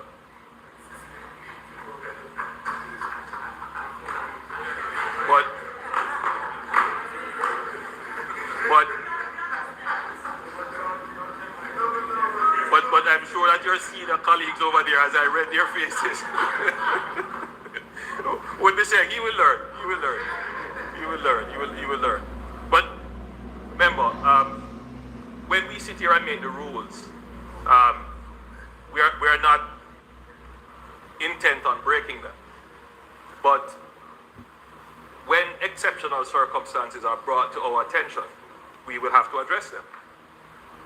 The provisions made to members of Parliament, and let me say this, and I have to be the one to say it because you're going to face your constituents who will tell you, the Prime Minister allocate $5 million to you, to your constituency.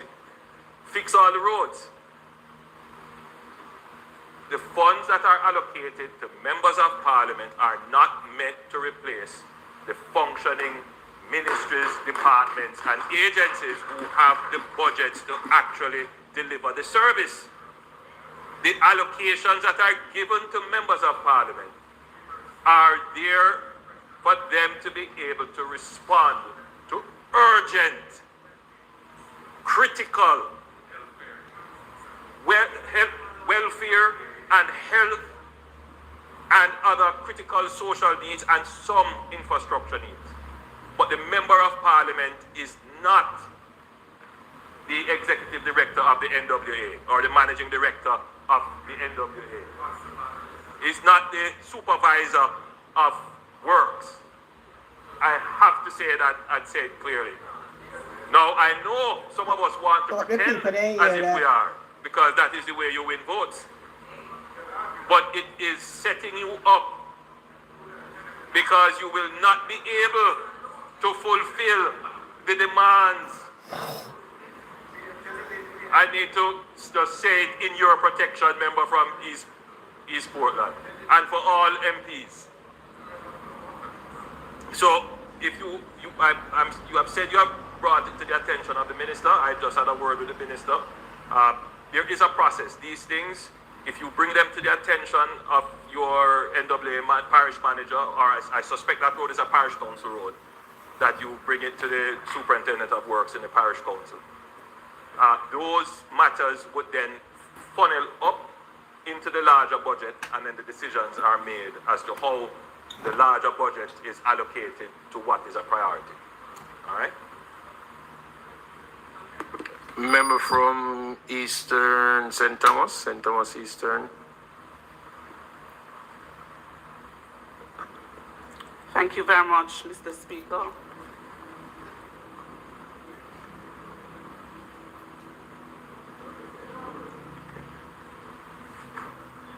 Prime Minister, I heard you mention some special areas outside of the badly affected areas. I want to crave your indulgence this evening. There are two areas in Eastern St. Thomas, Bath where the river, contrary to what persons are saying, that persons build their houses on the river banks. The road is the Copper Lane area where the river undermined the road. And it's in a very, very dangerous way. The last hurricane, the motor vehicles were washed away. Houses have been undermined, and persons are traumatized because they have nowhere to live. They have to be here, there, and everywhere, living with family members. Some of them, the convenience is not proper. So I am asking for special consideration for the Bath Copper Lake area where the river washed away vehicles and undermined the structure. Also, Rowlandsfield, where there is a breakaway in Rowlandsfield, very, very dangerous, Prime Minister. It happened from burial and it has worsened since Hurricane Melissa. So those two areas I'm asking for special considerations. My Minister, Prime Minister. Thank you, Mr. Speaker. I'm taking that this will be the last question so that we can wrap up. But you mentioned member special communities. We're going to be driven by the UNPEM data as to the areas that were affected. I suspect that Bath and the area that you have mentioned would be considered in the cleanup effort. But it seems to me that you're suggesting that it is more than just the cleanup that you need. I take note of that, and I will, through UNPEM and the Ministry of Labour and Social Security, ensure that the proper assessment is done, a report is given, and we see how best we can respond. Questions were raised about breakaways, and I didn't answer them. Now, just to be clear with the breakaways, the NWA is in the process of assessing the breakaways. I have seen that there are members of communities who are saying that they are taking matters into their own hands and trying to create pathways on unstable soil. I can only use this platform to advise members. I am the first one to encourage and support community initiative, but trying to construct a pathway on a landslide or a breakaway is very dangerous. The NWA, as I've said, they have done assessments, and there are two issues that we have to consider, which the public should understand. Once there is a breakaway, the alternative is to either bring the road inland, which would mean in some instances, or most instances, going through private property. We would have to acquire that takes some time. Or if we decide that it is feasible to restore the breakaway, which is usually a very expensive undertaking for civil engineering. So it is not something that I can tell you that it will be corrected overnight. So if there is obviously no alternatives, there's no alternate route, then we will have to move there very quickly to provide access, right? But if there is an alternative route, or an alternate route rather, I would encourage persons to use the alternate route rather than to risk going through the breakaway or the land slippage. Member from West Central, St. James. Thank you, Mr. Speaker. Prime Minister, are you aware that members of Parliament have experienced great difficulty in sourcing equipment in the immediate aftermath of the hurricane and are still experiencing that difficulty, and so it may impact that role of identifying equipment for the cleanup work? Firstly. Secondly, can we get an indication of what equipment has come in through international aid in the disaster response process? And thirdly, whether any mulching machine or other equipment that can assist with the biodegradable vegetation has come in or can be sourced to expedite the cleanup? I'm aware of the shortage of equipment. So if there is a general shortage, I'm certain that MPs are going to find it difficult. There is a notion that we have a lot of trucks, and as we pull from the regular trade, it is going to impact construction, agriculture, transportation. So we have to manage that very carefully. What we have done, we have made an allocation of $200 million to acquire equipment locally so far. I don't want to say too much about what we have started to procure, but we have started to look at tipper trucks, which are locally, which we can get out of the local supply here, brand new, and chipping machines, wood chipping machines. And we have started to look for those. There are not many in the local trade because you need the industrial heavy-duty types. We have asked our partners to supply excavators, heavy, what they call it, D9 bulldozers, compactors, water trucks, and we have sourced water trucks here locally as well. So yes, we are trying to source what we can here locally, and we have asked our international partners to also supply. What was the other question? I think that's it.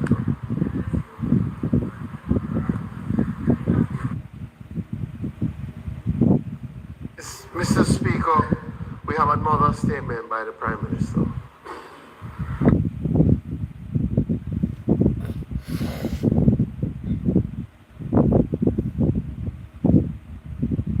Child of God, good night. Why? Prime Minister, Mike.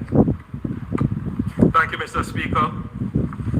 It is my honor to report to this honorable House on my recent participation in the G20 summit held in Johannesburg, South Africa, hosted by President Cyril Ramaphosa of South Africa from the 22nd to the 23rd of November 2025.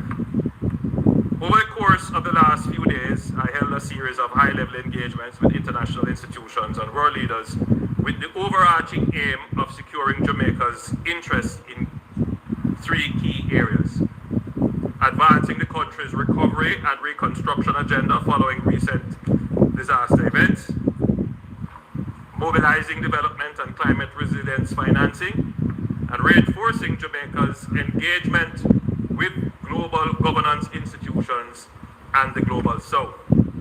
In support of this agenda, I met with the Managing Director of the International Monetary Fund and the President of the World Bank, sharing Jamaica's latest damage and loss assessments and presenting the recovery and reconstruction plan to the global finance community.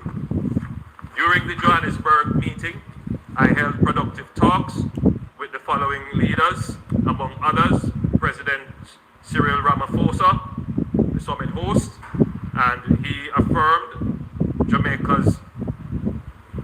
support for Jamaica through their own disaster fund. I met with President Emmanuel Macron of France, in which we discussed deepening our cooperation and support for Jamaica's financing bid. I met with President Lula da Silva of Brazil, where we discussed possible agricultural support and support for Jamaica's relief and recovery initiatives. I met with Prime Minister Mark Carney of Canada, and I want to say here that Canada, through Prime Minister Carney, has taken a special interest in the financing of the reconstruction. It is a very technical area and an area in which we will require the support of many leaders who sit on the boards of the various international financial institutions where they have representatives on these boards. So when you present your package, you want to have global support from international leaders so that your request, your package of support can be approved by the That was the general thrust of the meeting with the world leaders, to garner support for Jamaica's bid for financing. I met with Prime Minister Narendra Modi of India, noting our cultural and historical ties, and we also discussed support for Jamaica's agricultural sector and fisheries sector, and of course, all of these countries that we have discussed all assisted immediately as the hurricane struck. So we also expressed our thanks and gratitude to them. I met with the Vice President of Nigeria, and Nigeria committed to assist in our relief and recovery effort. And as I said, I met with Ajay Banga, and Ajay Banga is the president of the World Bank, and Kristalina Georgieva of the IMF. Interestingly as well, I had a good meeting with Tedros Ghebreyesus, the Director General of the World Health Organization. We discussed the public health situation in Jamaica as a result of the pandemic, and they have agreed to mobilize emergency resources for Jamaica. I also participated in multilateral sessions of the G20 summit, which was focused on disaster risk financing, climate transition, and debt sustainability, key areas for our CARICOM region. Notably, the summit's declaration emphasized disaster resilience, strengthening the international coordination for response to climate-related and natural disasters. Mr. Speaker, in those arrangements, I reiterated Jamaica's strong position. In those engagements, I reiterated Jamaica's strong position. We have already mobilized approximately $650 million US dollars, that's about 100 billion Jamaican dollars, for immediate available resources via our pre-planned and pre-arranged disaster risk financing framework. At the same time, we have access to more than $500 million through the rapid financing facility of the IMF. But I emphasize that our multi-year reconstruction effort will require substantially more support than these amounts alone can deliver. As I said earlier, the loss is estimated at $8.8 billion. However, a portion of that would be private losses covered by insurance. It is estimated, therefore, that there should still be a gap, that there would still be a gap of approximately $5 billion US dollars, which the government would need to fund. Therefore, Mr. Speaker, additional resources would need to be accessed. So, just to summarize that point for the listening public, the damage assessed is 8.8. Insurance may cover 3.8 thereabout of it. There is still $5 billion, rounded figures, that would need to be funded. We have approximately 1 billion, thereabout, 1 billion that we can allocate towards the reconstruction. So we still need to find 4 billion, that's the window. And how do you get this? You have to, $4 billion US dollars, you have to get out there in the international community. You have to bring your case to the world leaders. You have to ensure that the international capital markets see that you're not going to only rely on their resources, that you can also have even greater support from the international financial institutions, and that helps to make a stronger case. And that is what we have done. The G20 summit, the G20 summit was a convenient place to meet all the leaders in one event.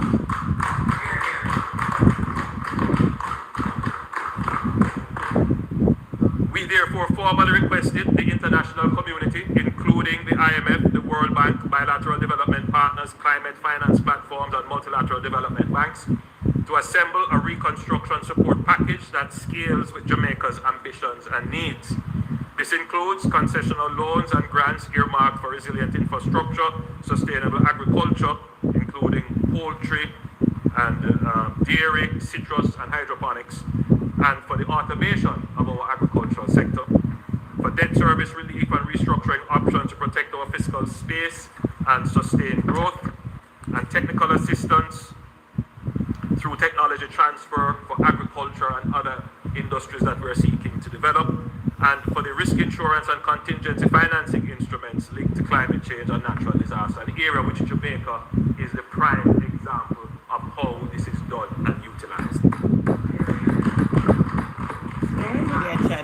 This mission underscores several strategic imperatives for Jamaica, and by engaging proactively in the G20 and on the margins with major partner countries and institutions, Jamaica is asserting its voice in global economic governance, especially as a middle-income, small island developing state facing climate risks.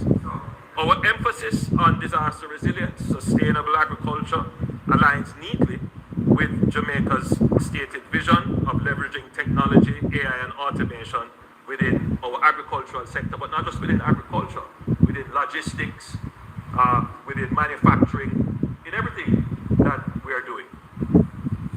And so we are, Mr. Speaker, positioning Jamaica as the country that is embracing of technology and making ourselves not just the poster child of fiscal resilience, but the poster child of economic resilience in the face of a disaster. Our bilateral talks with Brazil, India, France, South Africa, and Nigeria signals Jamaica's intent to broaden its external partnership beyond traditional donors. And I want to say here, Mr. Speaker, that South-South cooperation is something that Jamaica is pursuing intentionally. I've had discussions with my brother and friend from Rwanda, President Kagame, and he will be sending advanced team to come and see how they can assist. I suspect that the result of that will be a corps of engineers that will come from Rwanda to assist with our reconstruction. The same thing will happen with Ghana. I had a very good talk with the president of Ethiopia. As I mentioned, the vice president of Nigeria. We are, Mr. Speaker, building close relations with Africa because that the G20 was held in Africa is significant, very significant. It shows Africa emerging and Africa being very important to the future of global economy. But Madam Speaker, we should note that from a foreign policy point of view, we have always maintained that it is best for Jamaica to always be at the table, to always have a voice. And just to be clear, Madam Speaker, not to be at some table or at a subset. We want to be at the main table where the global decisions are made. And Madam Speaker, it should be noted, it is sometimes, Mr. Speaker, it should be noted it is sometimes underlooked and undervalued that this is the second time that Jamaica has been invited to the G20. Jamaica has been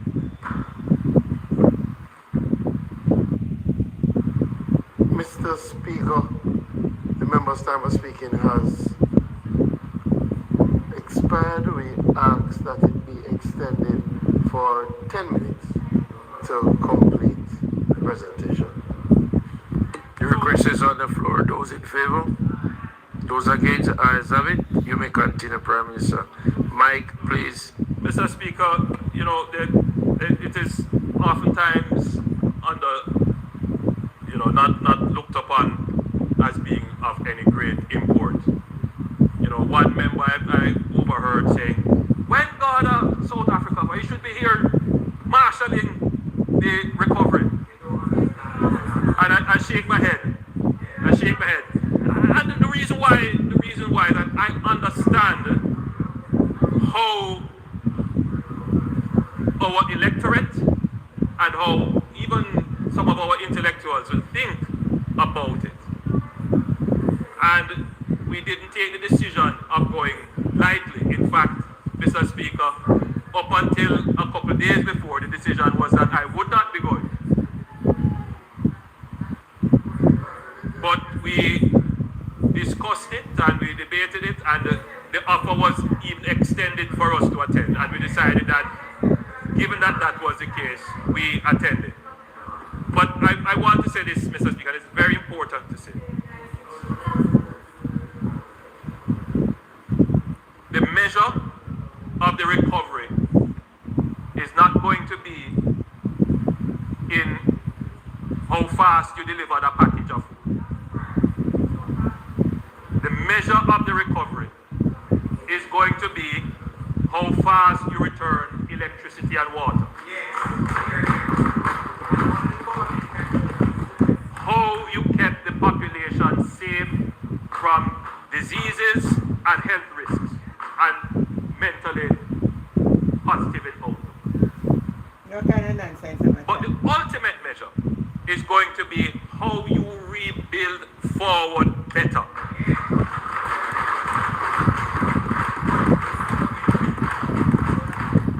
Not that you take up a shack that was destroyed in the hurricane and build back another shack. That is not what is going to be measured as success. And to do that, the time of the Prime Minister is not best used handing out a bag of this and a bag of that. The time of the Prime Minister is best used mobilizing the international community to deliver the billions of dollars that is going to be necessary to rebuild the country. And that's a fair interest, man. Money are your interest.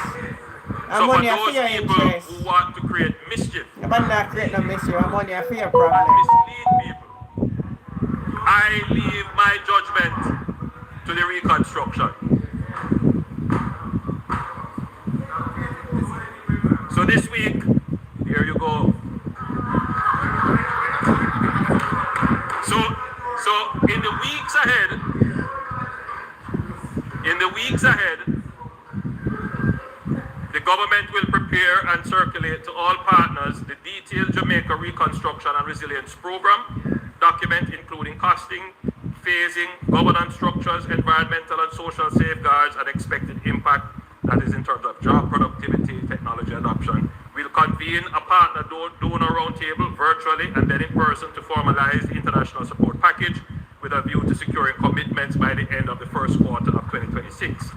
And then we will commence with the first initial tranche of early action projects under our framework to demonstrate momentum, accountability, and value for money to our partners as well as to the Jamaican people, and to ensure that Jamaica's disaster risk financing architecture is fully leveraged and our fiscal framework remains prudent, and that all assistance aligned with our national development priorities and climate resilience goals.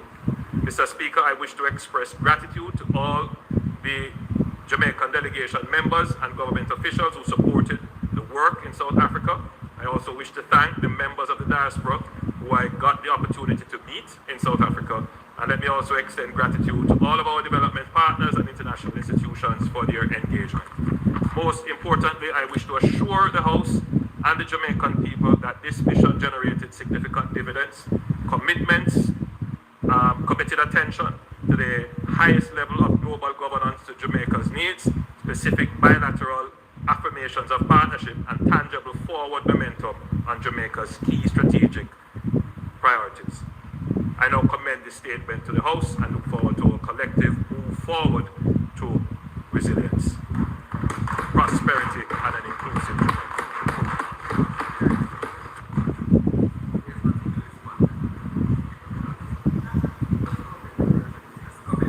Prime Minister, thank you for the statement. I have a couple of Email move on all them people drinking contaminated water and their own. In relation to the 650 million that has already been mobilized from the insurances and other sources. Can't Could you be give me for a a crisis breakdown of country. that Man, 650 God look million? money. I know Money CRIF and is about problem. 90, the cat done about 150. But I'd like to know whether the balance of that money reflects insurances or whether those reflect any loans that we have taken from any other multilateral partners. I know the 500 million you referred to is an IMF drawdown, which comes from the Rapid Financing Facility.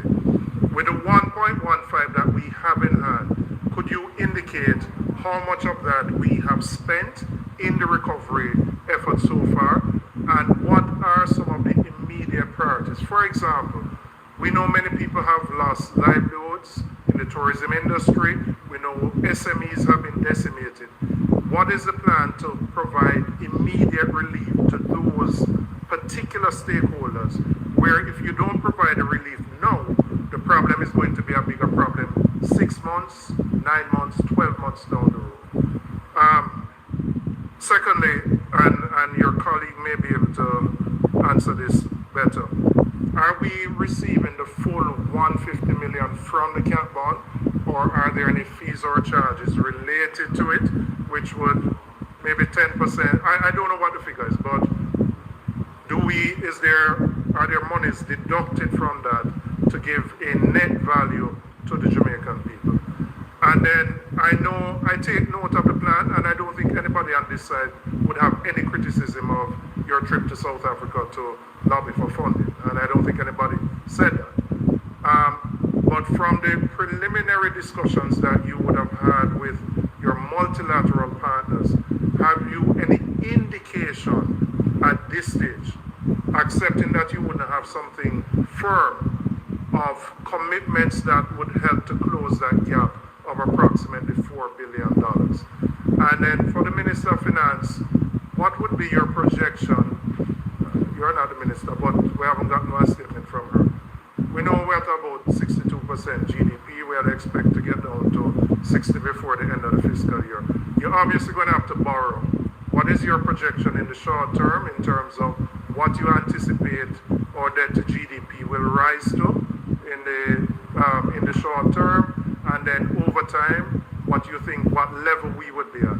And finally, you had indicated a couple of weeks ago, we're going to relax the fiscal rules, which nobody would have an argument with.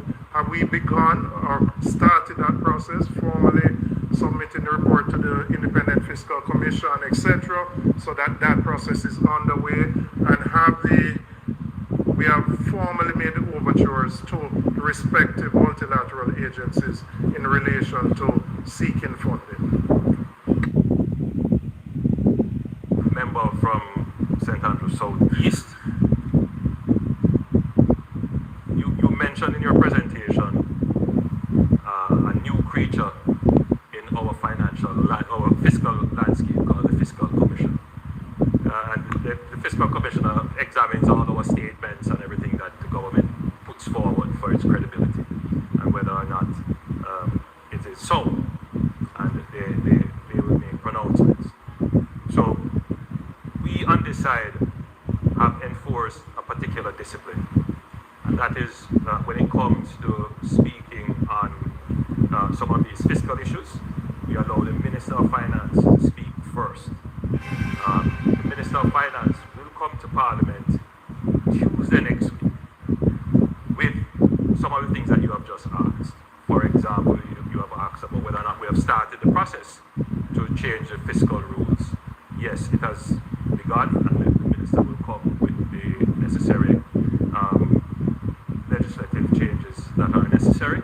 And that process of bringing our supplementary and having it reviewed by the Fiscal Commissioner, that is underway. So a supplementary will come next week. So I don't want to answer questions that are rightfully be presented by the Minister of Finance at that time.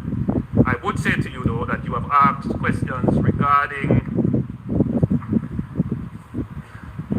you've asked a question regarding what we have gotten in terms of the catastrophe bond and these things.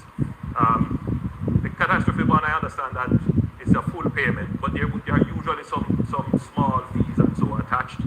What that is, I couldn't say, I don't know now, but the Minister of Finance, I will have her undertake to present that when she presents next week.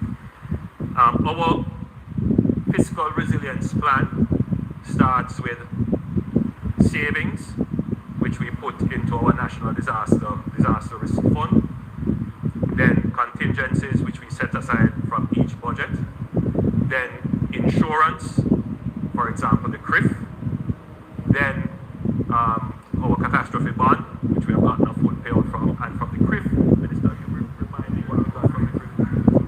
About 91 billion. And then we have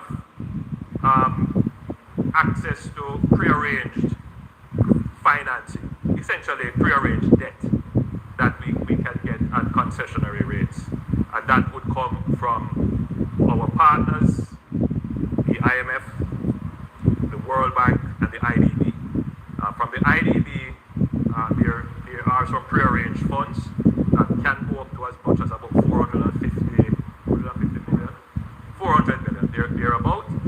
We will not be able to get all of it because some of it is reliant on some triggers being met. Those triggers have not been met in this disaster. The CAF, which is the Central American Development Bank. Should they come to Parliament first? They have given us a grant, but they have said that they would be prepared to give us financing as well. So my visit to the G20 to meet with all of these leaders all in one place was to secure funding over and above what we have already secured through the various systems that I have mentioned, from savings to prearranged debt, because the extent of the damage surpasses what we had prearranged and what we have set aside in savings and contingencies and insurance. So we need to go to the international community, make our case, garner friends, get influence in these international financial entities to look at Jamaica's case especially, or give special consideration so that we can get access to more financing. That's the essence of it. Just a follow-up. Could you indicate how much we have raised from the, I think it's the Support Jamaica website, in terms of funding, and whether we have been using those funds to deal with the ongoing responding to the emergencies, etc., and whether those funds are managed through the Ministry of Finance or an appropriate government agency, and whether the same rules that apply in terms of procurement, etc., for normal government-related funds apply to those that would be raised through the Support Jamaica website.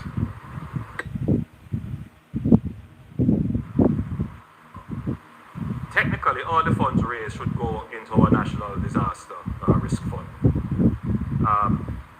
Some of them go to ADPEM, go to the account, to the ADPEM account. But all the funds are under the management and supervision of the regular fiscal and financial rules that pertain to any funding that the government of Jamaica has. The question is whether or not, so your question is, did they go into the central consolidated fund or did they go into a special fund? If they went into the consolidated fund, then they are at the disposal of the government. If they go into the disaster risk fund, then they can only be spent under certain conditions and for certain conditions. And so any fund that is related to disasters goes into the disaster risk fund, unless either the donor or the person lending specifies that it can be for budgetary support, which I haven't seen much of that recently. Now, the question that you're asking is, have we spent any of those funds on the relief effort? My understanding is that we have first utilized what we have in the contingency, meaning what we have set aside in the budget, and then what we have in the fund itself. So in other words, we are only spending so far Jamaica's money because that's immediate and you know what it is. The others it keeps coming one day you hear it's X amount, then by tomorrow more comes in. So we'll soon know what the full picture is. I believe the ADPEM director at some point would have given some updates. I don't have those figures with me. Yeah, but I will undertake, member, that at the next time that I speak publicly, I will have the figures available as to exactly what has been raised from all the efforts. A global figure, I'll make those available. And just to be clear, Mr. Speaker, I know there's a lot of talk about government getting money and not using it, and we have to be so careful that these kinds of careless talk. Now, for the people, Mr. Speaker, I'm about to say something, and I just want to be clear. For the people who are saying it, and gaining influence on persons who don't understand, it is dangerous because, you know, there is a public that believes that somehow we sit here and we are trying to somehow take away money that has come for the relief of the people. Let me say this clearly, Mr. Speaker. It would be morally reprehensible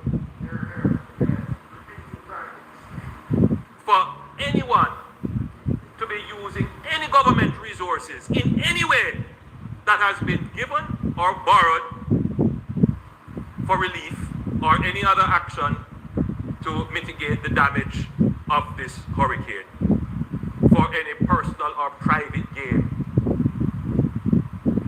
And if there is any such thing happening, I don't have to wait for any other entity to ferret it out or find it. I will find it myself.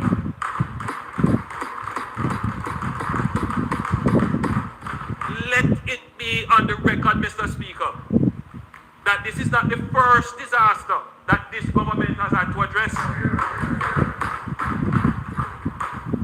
There was never a question about the administration of resources for Hurricane Beryl. No donor said what I gave, I don't know how it was accounted for. Let it be clear that for the entire administration of the pandemic, COVID-19 pandemic, where the government of Jamaica you can't find program in the history of Jamaica.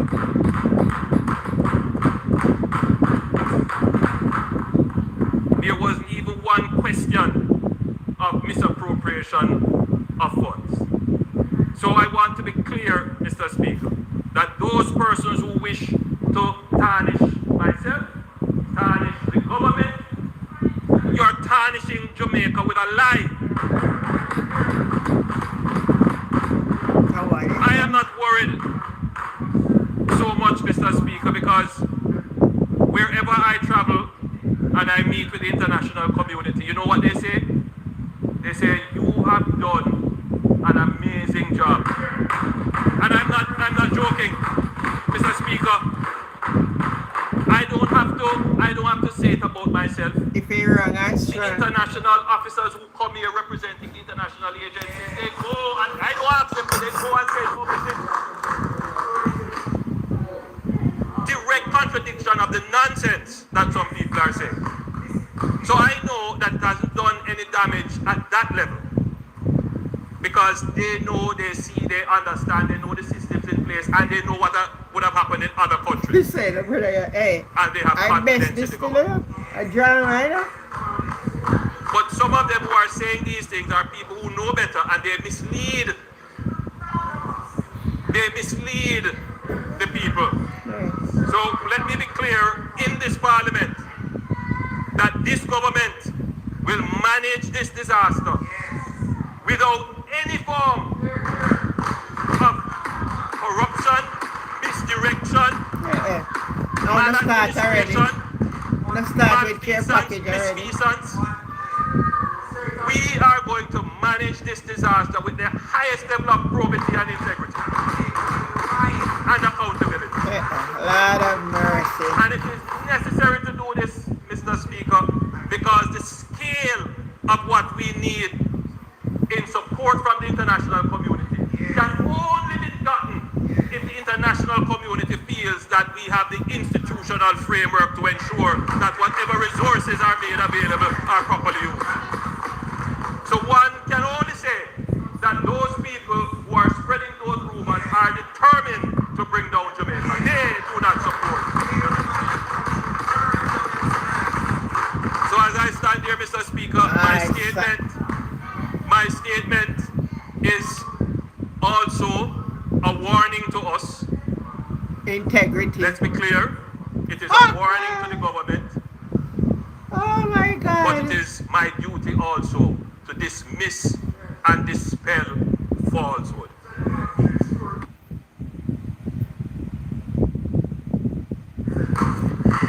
Thank you very much, Mr. Speaker. Mr. Speaker, I have really just one single question for the Prime Minister.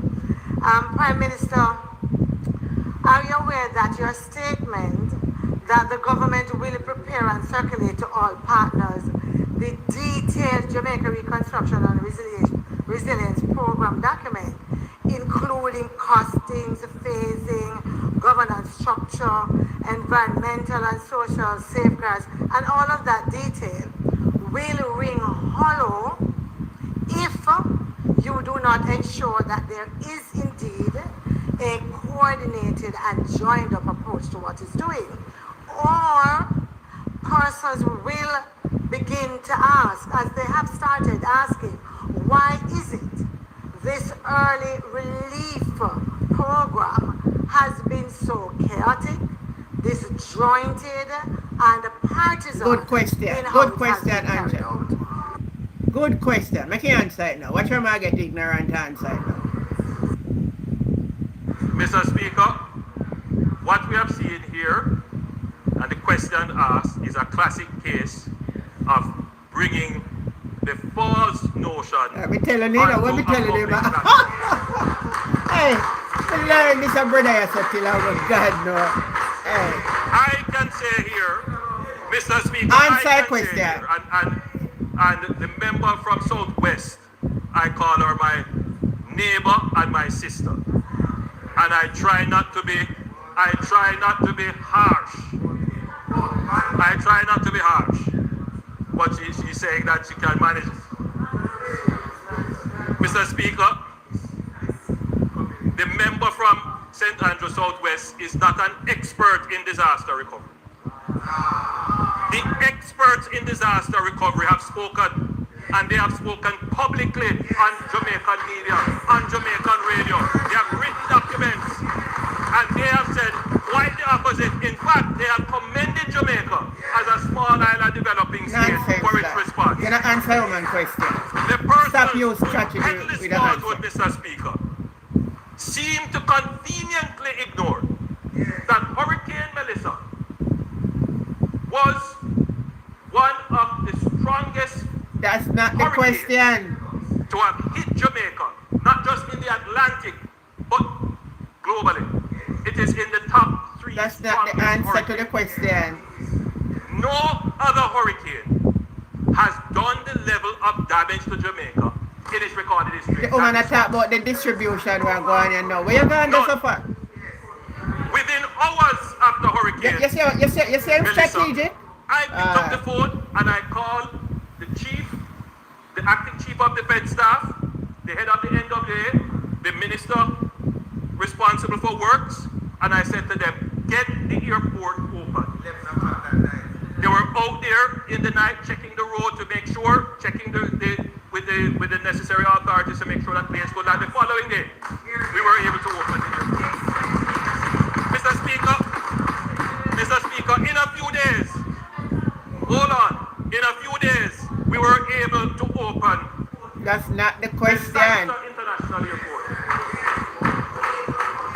That's the way the woman asks you about. Where you going? And if I need woman, if I feel why fuck them, none of the PMP come and chat them. Roads were blocked. Communities cut off. Yeah, that's another answer. I don't like to talk about what the equipment capability of the JDF is. But we don't have enough helicopters. just don't. It took 3 days for us to get additional airlift from our American friends, and I want to thank them for making the airlift available. 3 days. When I landed in Black River the day after, I sent a team by ground. That team could not pass through Holland Bamboo to get to me. When I called to say where they were still with machetes trying to cut their way through. JDF was there with them trying to cut their way through. Never forget it, a lady said she walked 20 miles. I saw her coming in to Black River, and she said a neighbor of hers was out in the storm and a wall fell on him and he died. And we asked JDF, as soon as you're able to mobilize, go and find this body. I mean, I would say we had about 5 operational helicopters. Now you think about having just 5 helicopters 3 days after, how are you going to distribute that to deal with all the problems? Yes. The people who peddle that are unreasonable and they are lying. And they don't me not come with this action, you know. Hey. No, Mr. Speaker, I am the first one to say that in the immediate response, there was a scramble. We don't deny that because we have never had this before. Institutions, you know, funny enough, Mr. Speaker, the members from Westmoreland made a very strong case that the disaster response was slow and ineffective. And you know, I reflected on it. I did, because every criticism, I take it and I look at it, because if I am wrong, I'm the first to admit. I know you're never kind of sitting there. In the same way that when I looked at the response, I said in the first 3 days, we were all just trying to run around and try to get things done. And you know why, Mr. Speaker? Because the member will tell you that the disaster... I believe so, to Claudette, we're then better off. Exactly, Sean. That's all knowing the answer our question. That key person in the... Should I not talk about after the hurricane? We're talking about presently now the distribution we're going in our country. But that's why I'm scared, man. I'm never running from the question. There were persons who lost their roofs. I know I'm not running from the question. No telecommunication. We couldn't find them. So, to say that our response was slow, it's not just a lie, it's unfair. It was slow. Let's make another point. Because people of the community reach the people then before the government. It was slow. Stood up an operation. And we had to make strategic decisions about how we're going to use our resources. Strategic decision number 1.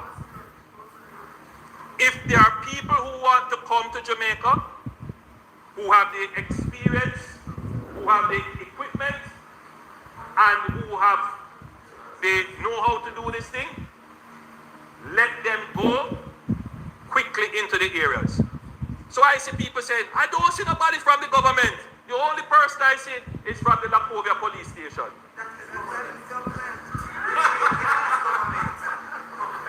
How you think the aid got there? You think they just swam into Jamaica? The government opened the airport. The government cleaned the road. The government escorted them. Don't talk nonsense. To ensure that all the people who you see out there who want to give aid to Jamaica, that they are able to do it. You think they come here without ensuring that there are security guarantees? Who you think gives them the security guarantee?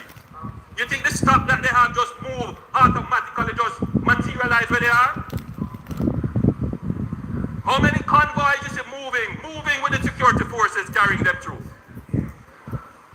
Don't talk nonsense about there was no government presence. I want to give commendation to the police. The JCF needs special recognition in this disaster, because with roofs blown off, no electricity, they stood up. When went to Black River, the police station was destroyed, nothing, they didn't have any electricity. One of my first order of business was to secure generators. I gave 4 generators to police stations. I don't go out and make this public because that's not my role or my job, but I did it just to make sure that there was a center of response.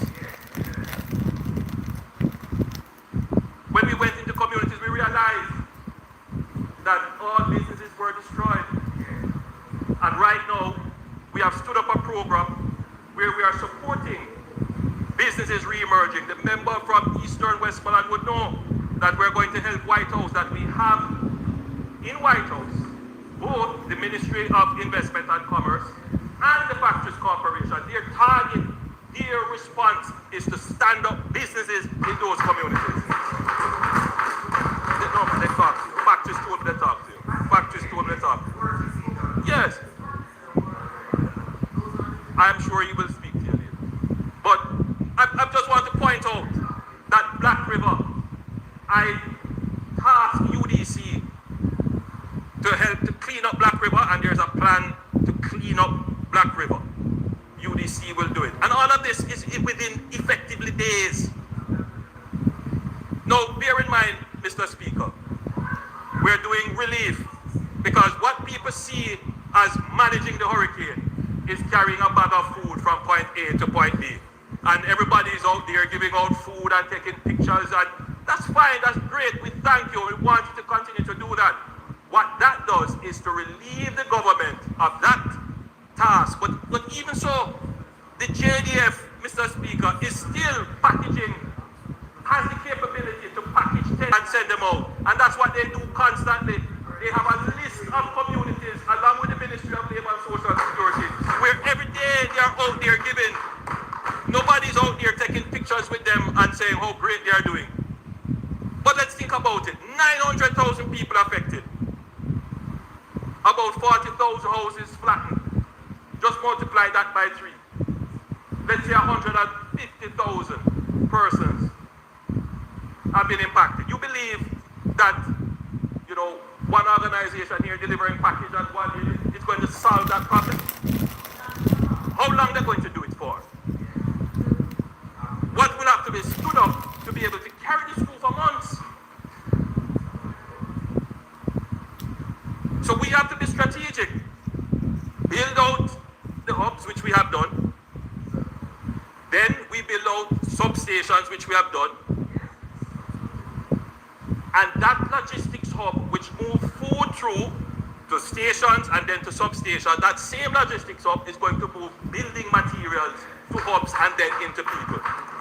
In the weeks to come, you're going to see the JDF transition from delivering packages. They will still have a presence, but they are going to transition now to help in the rebuilding of the houses for those people who are most in need.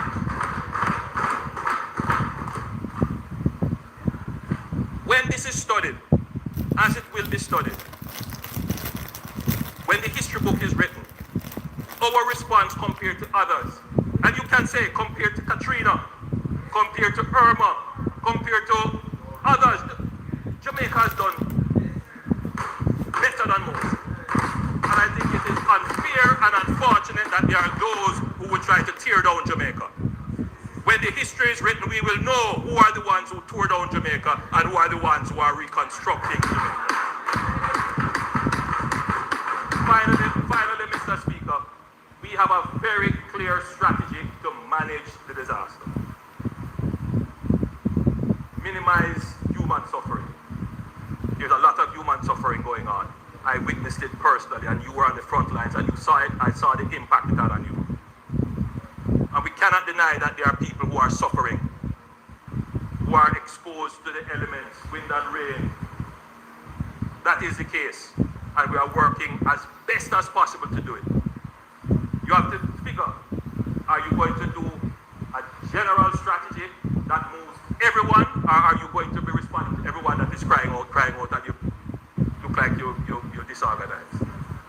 Build a strategy, and that strategy is working, which is to have the JDF marshal humanitarian response, in support and in parallel with our entertainers, our churches, and the general citizens who want to help. That's a very important part of managing the humanitarian issues.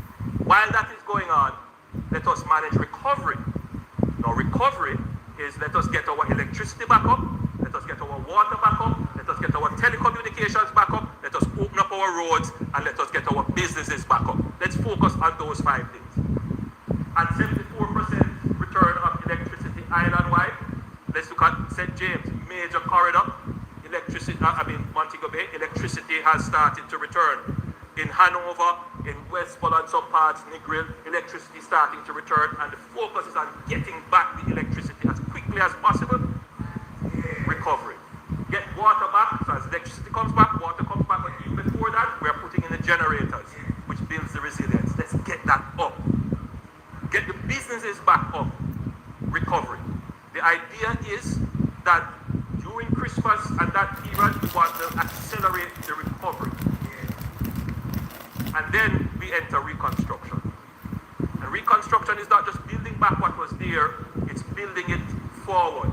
Let's use the disaster as a means to induce growth in the economy. So let's do things that are going to create growth opportunities. And what I did today, in my presentation today, which is a report on what we did in the G20, is about doing that other part of the response to the disaster, which is the reconstruction. So we announced how we're going to manage the reconstruction with the National Reconstruction and Resilience Authority. The next question is, how will it be funded? Well, that's what we have just done. We've just gone to the G20 to strategically try to find the funding so that the National Reconstruction and Resilience Authority can work. So your question that you asked, if you don't do, when we said we're going to provide the details of the plan, that's what it is. That's why we have the National Reconstruction and Resilience Authority. That is the detail of the plan. And you're not going to get the funding without having the details of the plan. And so that's what we have just said here. The details of the plan so that our stakeholders can say, yes, this makes sense. Yes, this looks like something we can fund. Yes, there is the management, there is the structure, there is the oversight, there is the accountability. Let's fund it. And that is where we are. So thank you, member, for opening the door for me to answer your questions. Question and answer.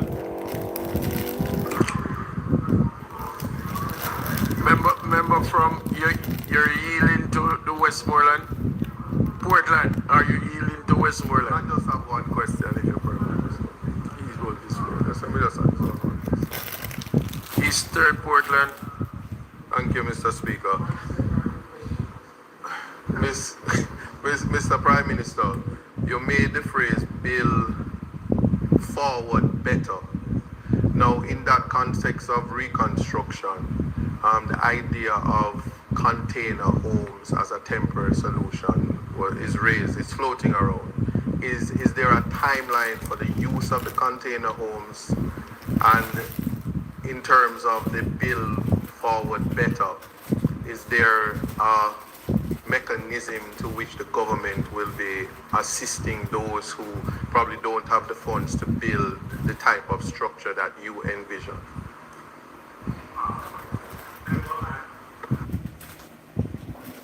Concisely as I can.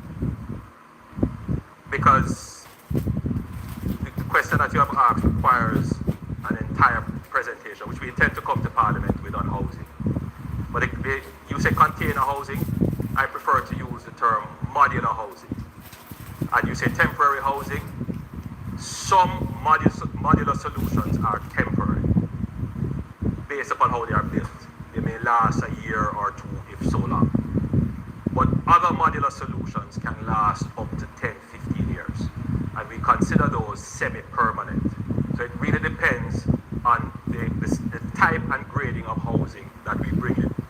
There will be some temporary housing solutions which we intend to deploy to support those persons who have no housing, who are vulnerable, elderly, young mothers with family. And we will try to deploy those as quickly as possible. do not have enough either temporary modular or semi-permanent modular housing on the island. So we have, between the NHD and the Ministry of Housing, we are developing the specs for the housing that we want, which we have done, and we are about to place orders to bring in houses. I announced that last week. It will take anywhere from 60 to 90 days.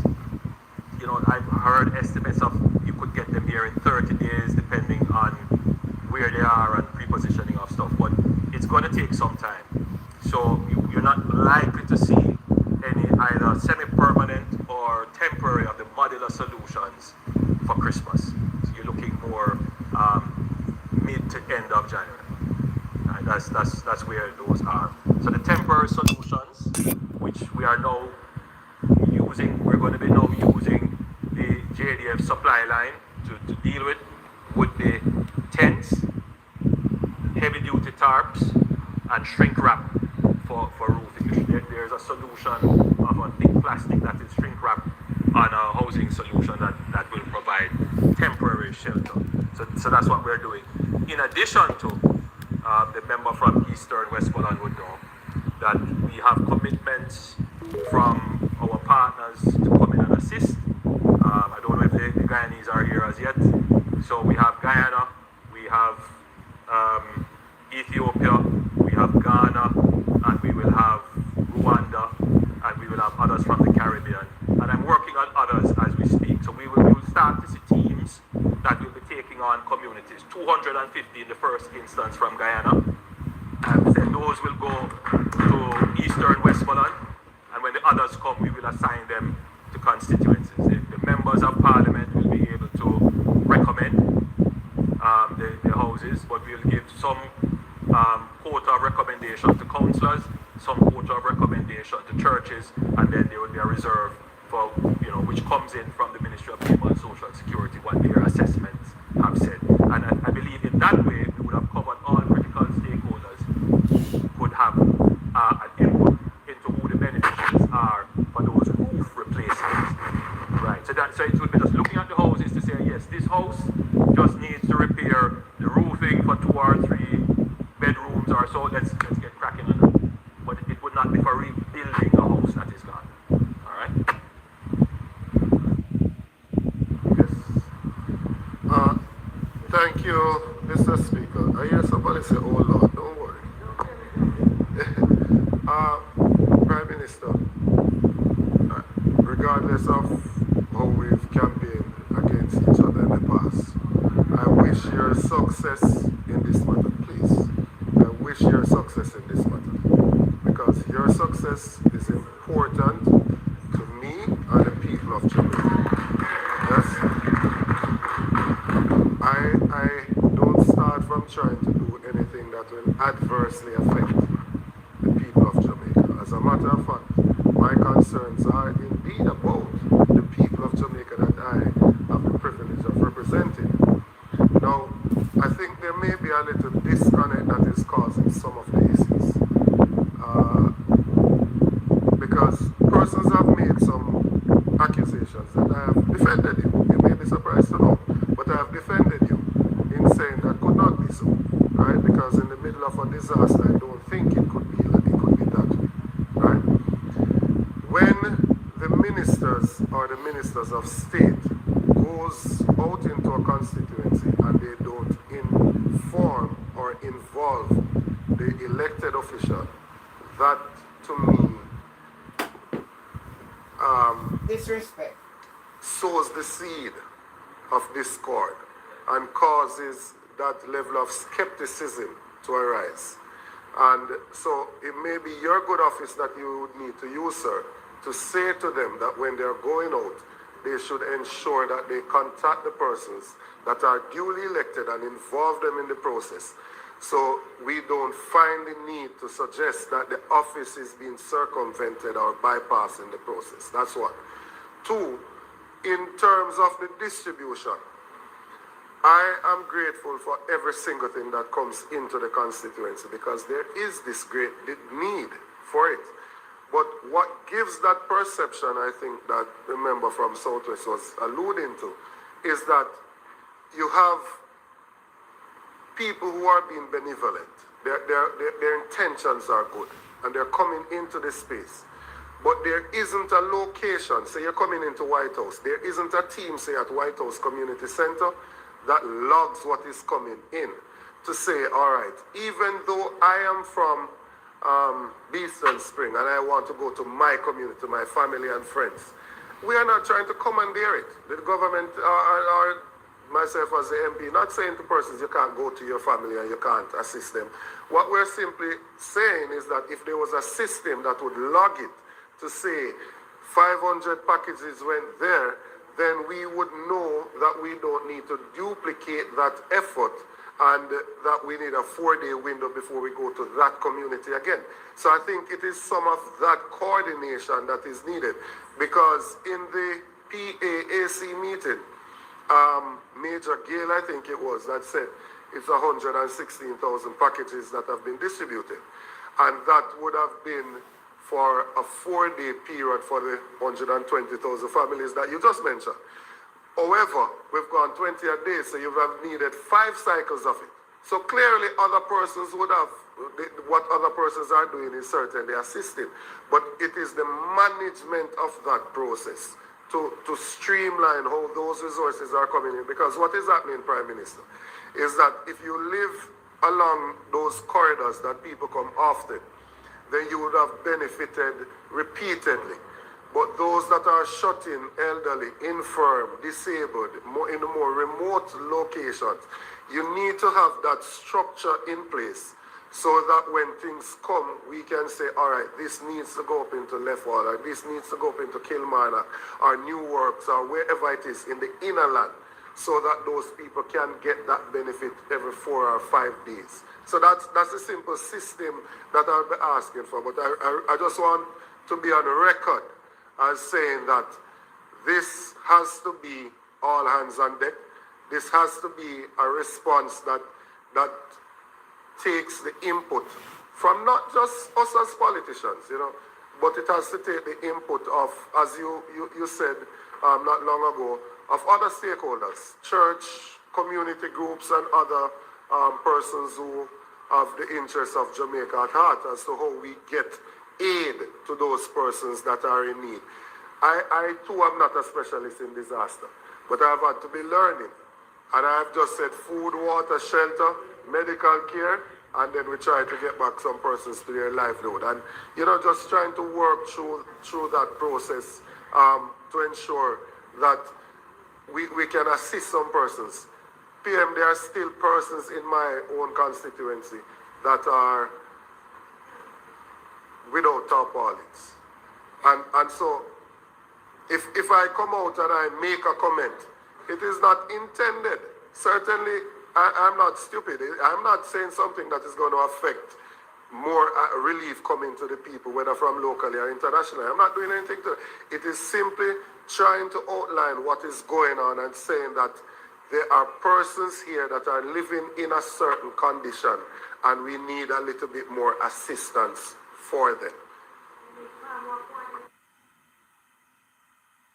I understand that. Thank you, Mr. Speaker. I want to welcome the comments of the member from Westmoreland Eastern. I think I would describe it as a watershed moment in the debate on disaster response. And I welcome your comments.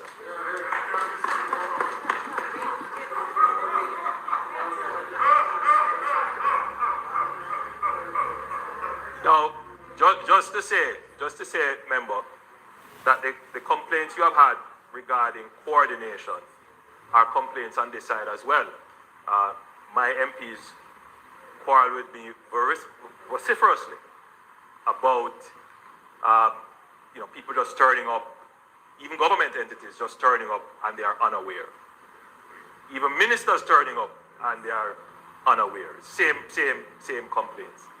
So I would never tell you that we have a perfect coordination. Now, ODPEM is to be the entity that coordinates the disaster. That's what it is. So it was formerly ODP, Office of Disaster Preparedness, which is to just get ready for the disaster. But then I believe it would have been after Hurricane Gilbert, it became the Office of Emergency Management as well, managing after the disaster. Now, at the level of NGOs, there is some coordination that goes on in the sense that, okay, you're assigned here, you're assigned to Black River, you can go here, we will give you warehousing space here and you operate. So, but at the level of someone just coming into the space and saying, hey, I want to contribute, the only kind of organization and the only way to capture that we have is to say, if stuff is coming in and you say you're bringing it through ADPEM, then there is a process to clear it and you can get certain benefits.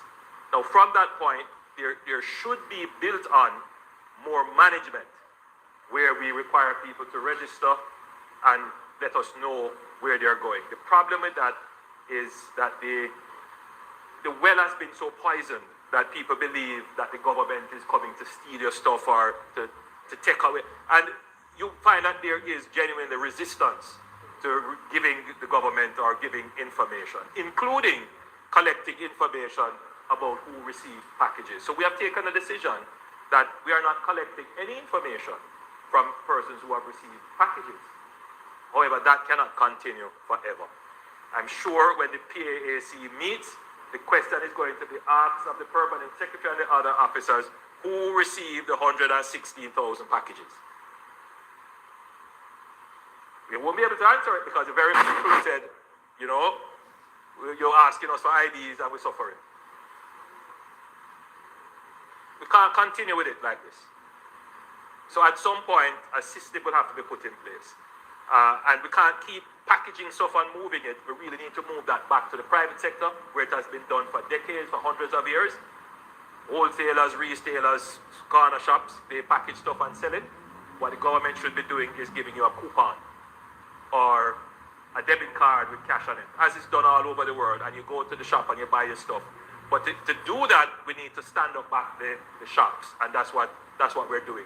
So this system that is going on now, of everybody going into communities and throwing out bags and people getting, which does compromise the dignity of communities and the dignity of people in need, we need to end that very quickly. And that's what we're trying to do. So the JDF is going to transition its distribution network from food to materials to support the teams that are coming in to build. Because, you know, if you have 100,000 sheets of ply, you have to secure them.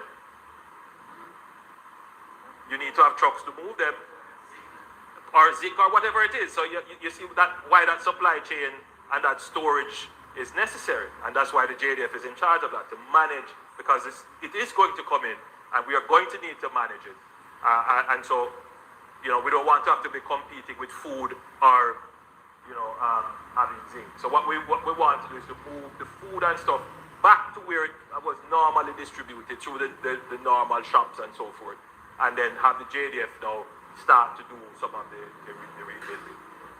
When the MPs, when the ministers are going out, remember, just to be clear, the ministers of state and other ministers and senators, and so they have their official duties. When they're on official duty, it is the protocol, and it's established on my side, and I'm certain on your side, that the official minister, when you're on official duty, you should call.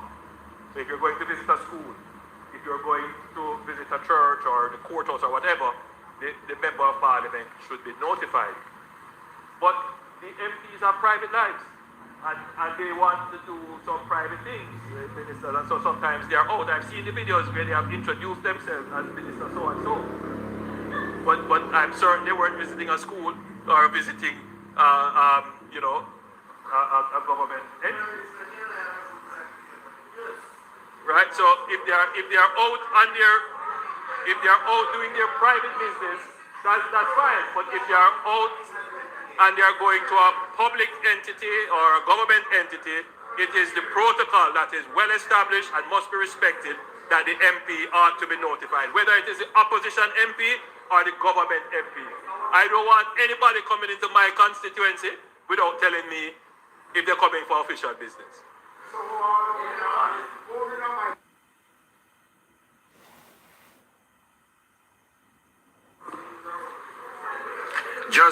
Just a matter of housekeeping.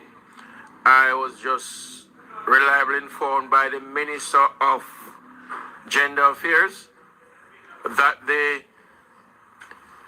blue ribbon that is pinned to your jacket, that you should, sorry, purple, have no excuse, that you should wear it for 16 days, and those persons who are not in receipt of one, that you can take one from her.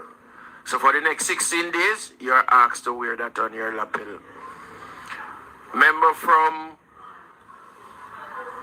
St. and Southeastern.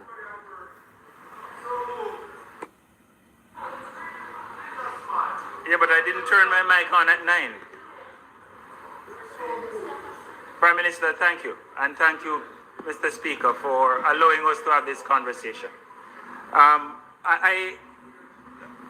I'll make it quick, but I'll start with the fact that we've gone through the food phase and we agree that it's not in keeping with the dignity of people in the way that we'd want it. And I have had the experience of working in emergencies. I know the cards work. And so as we move to the next phase, I would suggest that we do not repeat that error.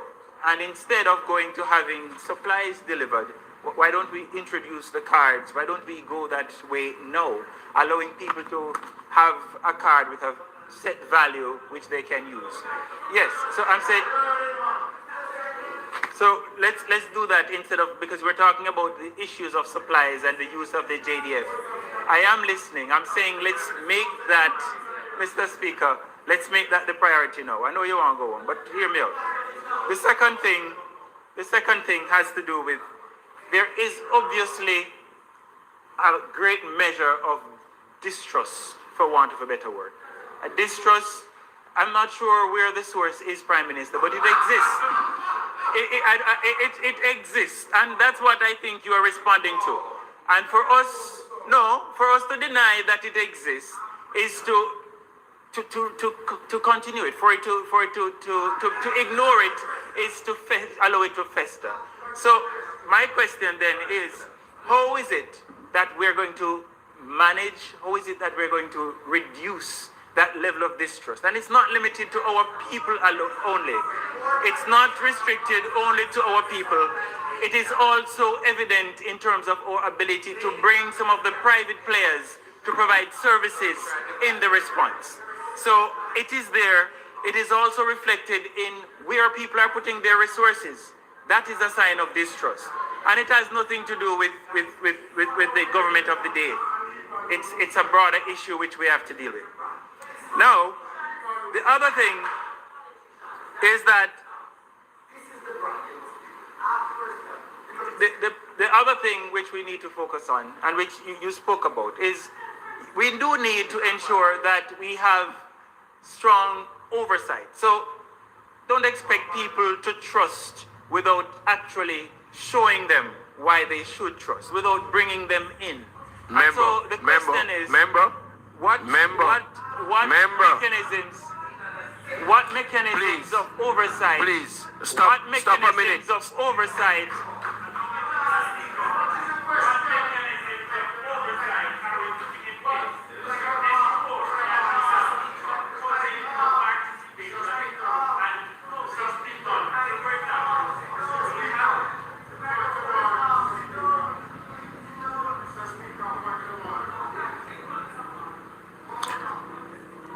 The member is rising on a point of order. Mr. Speaker, I would like to know what is the question the member is putting to the most honorable Prime Minister. Because based on the Prime Minister's comments, so far the member has not asked a question as it relates to the Prime Minister's presentation. So I'd like to know. And the member must be aware it's 9 o'clock. Thanks, member. It is for that it is for that reason that I turn your mic off, if you notice, because you were going on and I was trying to stop you. You need to get to the question. You're going to ask a question now.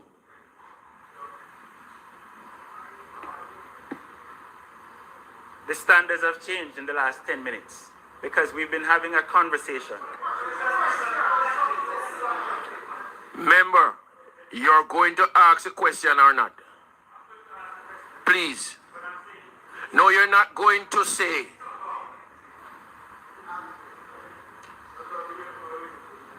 Turn your mic on and you're going to ask a question directly or else.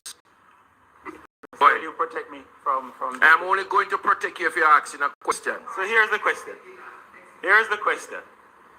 What mechanisms of oversight are we putting in place? And oversight which includes broad public participation. One. Secondly, how will the Parliament, including the opposition, as well as members of the public, participate in the Reconstruction and Resilience Program, which the Prime Minister announced? Those are the two additional questions. Thank you, Speaker. Member from Southeast, St. Anne, for the two questions. So let's look at the one on trust, but it is also tied to the systems of accountability and transparency. Mr. Speaker, I'm a firm believer in the state, and I'm a firm believer in ensuring that the state has powers to be used for the benefit of the people.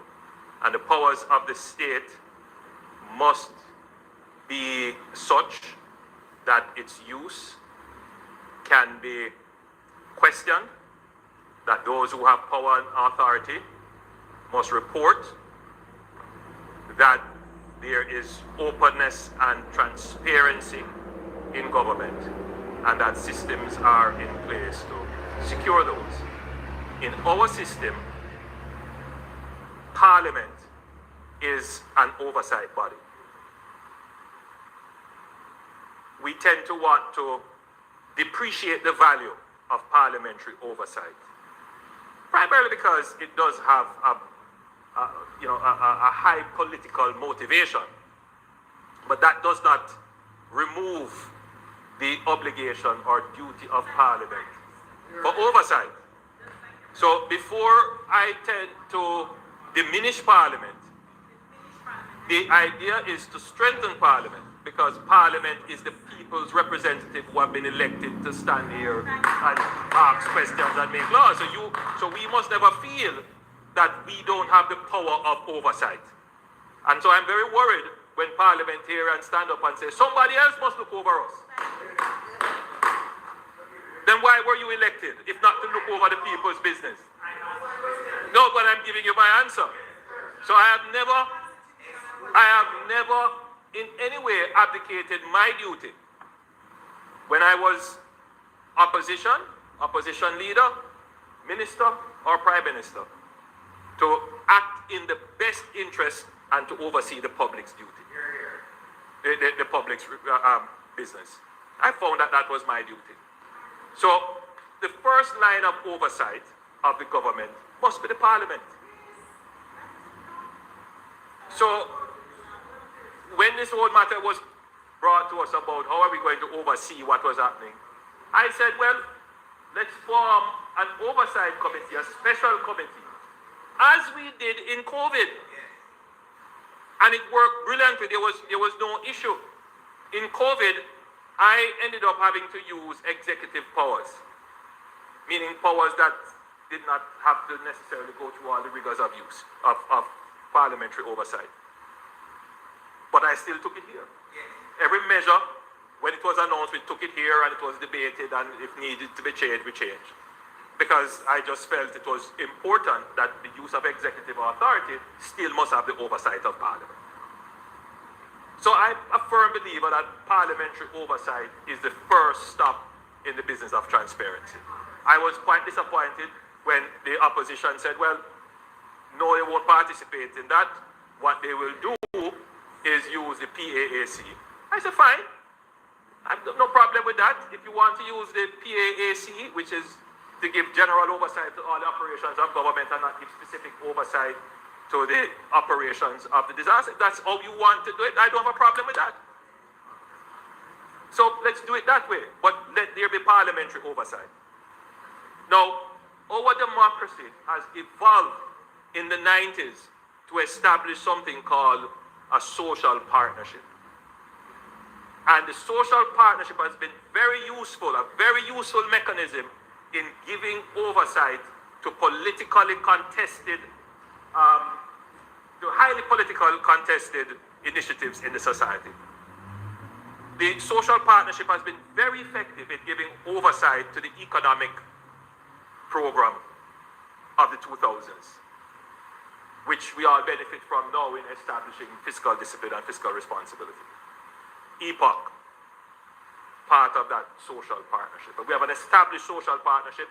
So as we establish the National Reconstruction and Resilience Authority, I intend to use the social partnership to continue to give the kind of oversight. I don't need to go and recreate and reinvent the wheel and go outside of what is the established procedures and systems that have worked. That have worked. But outside of that, we must use technology to give openness, transparency, and access. So we have said to ODPEM, which is the focal point of the relief, which is one of the shortcomings of the institution before. They did not have an inventory management system. In short order, they have to put together up and running. We need to go through the testing phase. And I've already said to them that once it is established, it's up and running, and you're sure there's not going to be any errors that will undermine its credibility, then we'll give you a public dashboard. So any member of the public can go on and see what ODPEM has in store, what it has given out, and who has gotten it. That's the best way. So that everybody who wants to say who is stealing what, and we'll have the data there to show that none of the nonsense that they're talking about is true. We have also said, no, but a large part of the undermining of the trust. You know, I see a member from that side saying, you know, you've gotten so many generators and this and that, and where have they gone?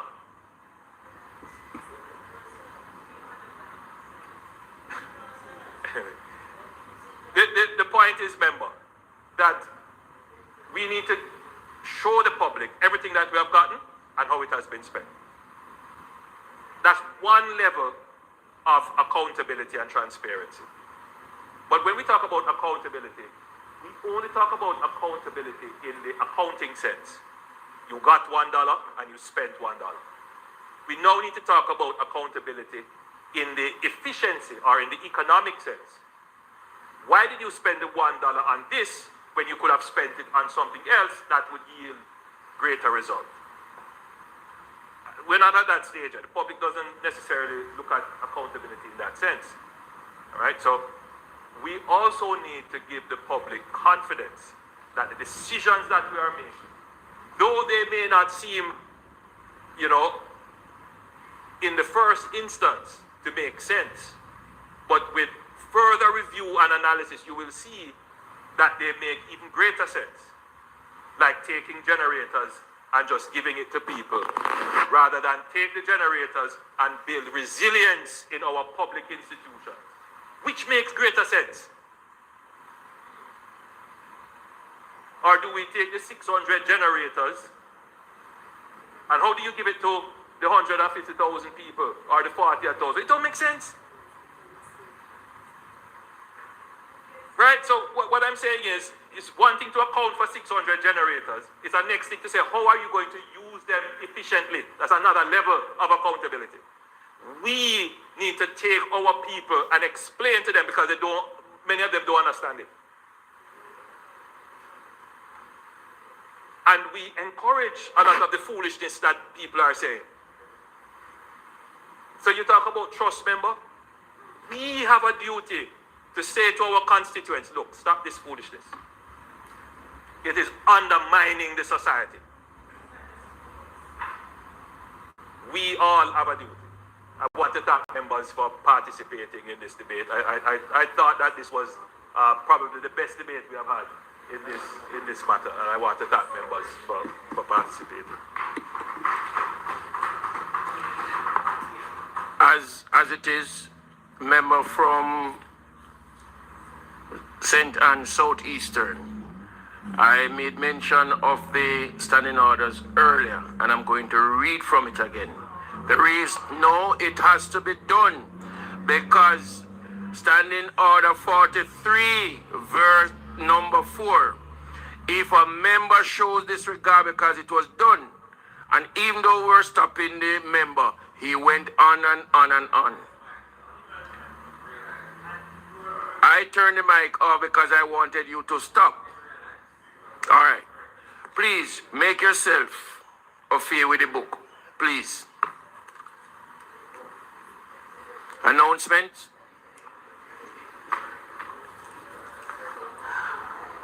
Laid on the table of the House are the following.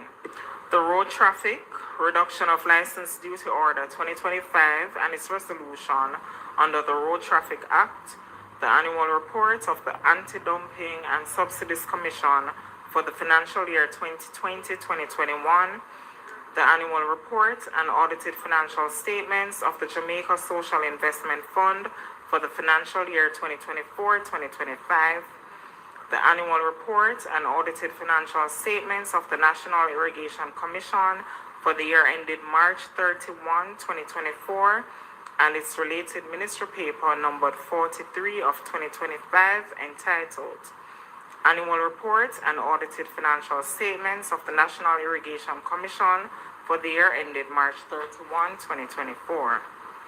Annual Report and Audited Financial Statements of the Jamaica Bauxite Mining Limited for the year ended March 31, 2020, and its related ministry paper numbered 44 of 2025 entitled Annual Report and Audited Financial Statements of the Jamaica Bauxite Mining Limited for the year ended March 31, 2020, and finally the ministry paper numbered 45 of 2025 entitled Replenishment of the Multilateral Investment Fund of the Inter-American Development Bank.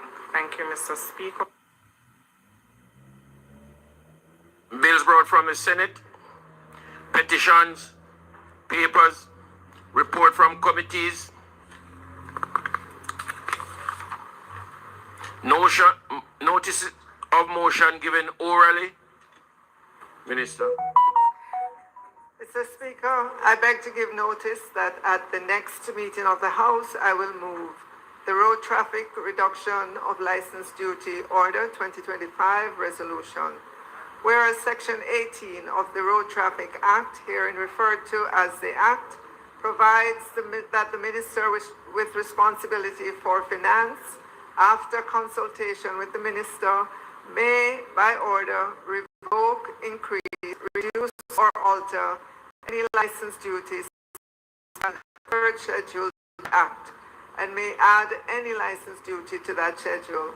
And whereas on the 25th day of November 2025, the Minister with responsibility for finance, after consultation with the Minister, made the Road Traffic Reduction of License Duty Order 2025 in order to reduce the license duty paid on motor vehicles temporarily imported into Jamaica pursuant to Section 35 of the Customs Act and Regulations 28 of the Customs Regulation for the purpose of recovery operations or restoration support in connection with the passage of Hurricane Melissa.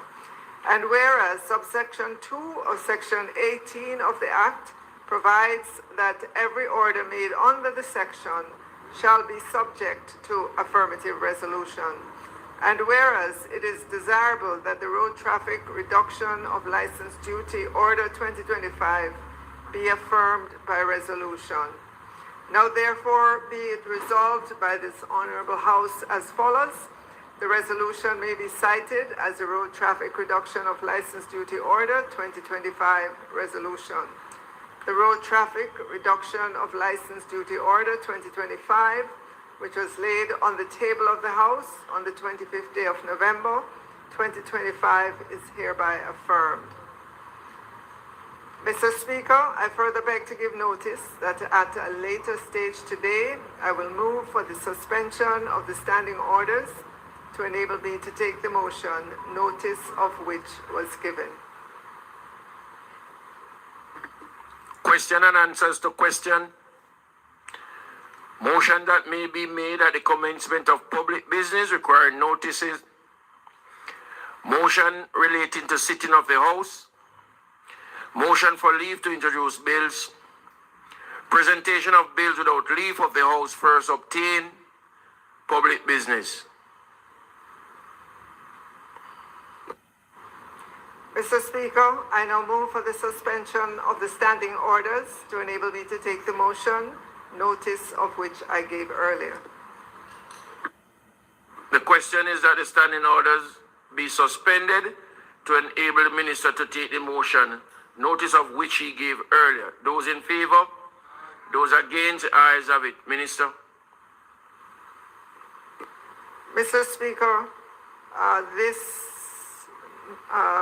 order is simply to enable companies such as the Jamaica Public Service that is temporarily bringing in all the trucks that we're seeing out there to reduce the duties on the license that they would have to pay so that they can get on with the business of reconstruction. And so, Mr. Speaker, I want to conclude the debate, and I now move that the motion, notice of which I gave earlier, be approved. Member. Just a question. You said reduce the duty. Is it that we're eliminating the duty, or you hold like a bond and then as soon as the vehicle leaves, you pay back the bond? I mean, we obviously have absolutely no objection to duties being removed totally on vehicles that are here to deal with the recovery. So could you just clarify whether it's a reduction or an elimination, or whether the ministry holds a bond that is returned once the vehicle leaves? This is actually when you go to license vehicle. That's what we're talking about. The road license that you pay at the THA. So you're saying, like, I've seen a number of those white trucks that are doing the polls in the affected areas. They have to pay a road license when they come in? And so this order reduces it or eliminates it? Because we should be eliminating it, just to make it as simple as possible for those anything that has to do with the recovery. It should be a total elimination. Minister, you may want to conclude at this time.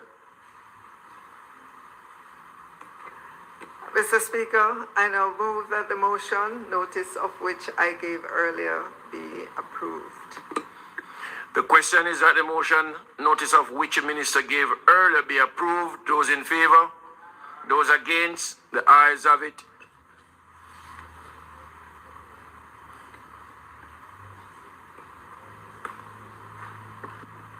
Mike.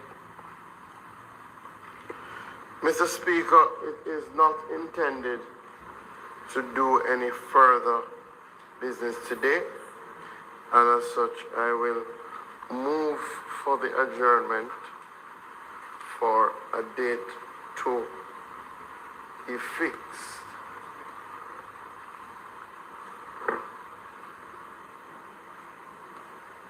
However, Mr. Speaker, I do have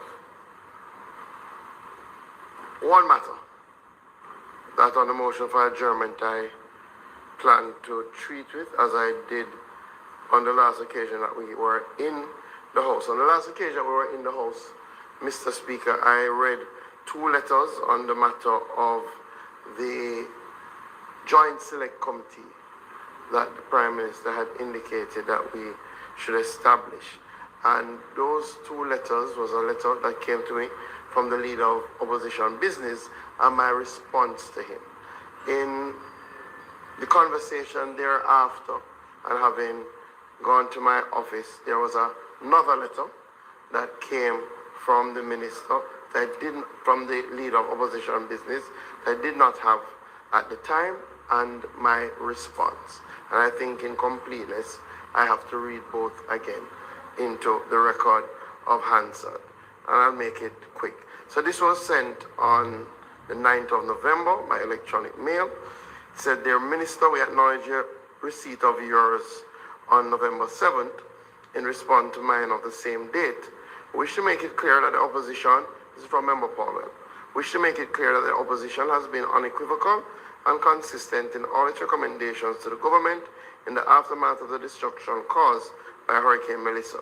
At no time did we intimate what you are suggesting, which would be tantamount to an undermining of the role of the PAAC, which we chair. The interpretation by you is far-fetched and is a glaring misunderstanding of the points raised by the leader of the opposition at the PMP press conference on the November 3rd, 2025.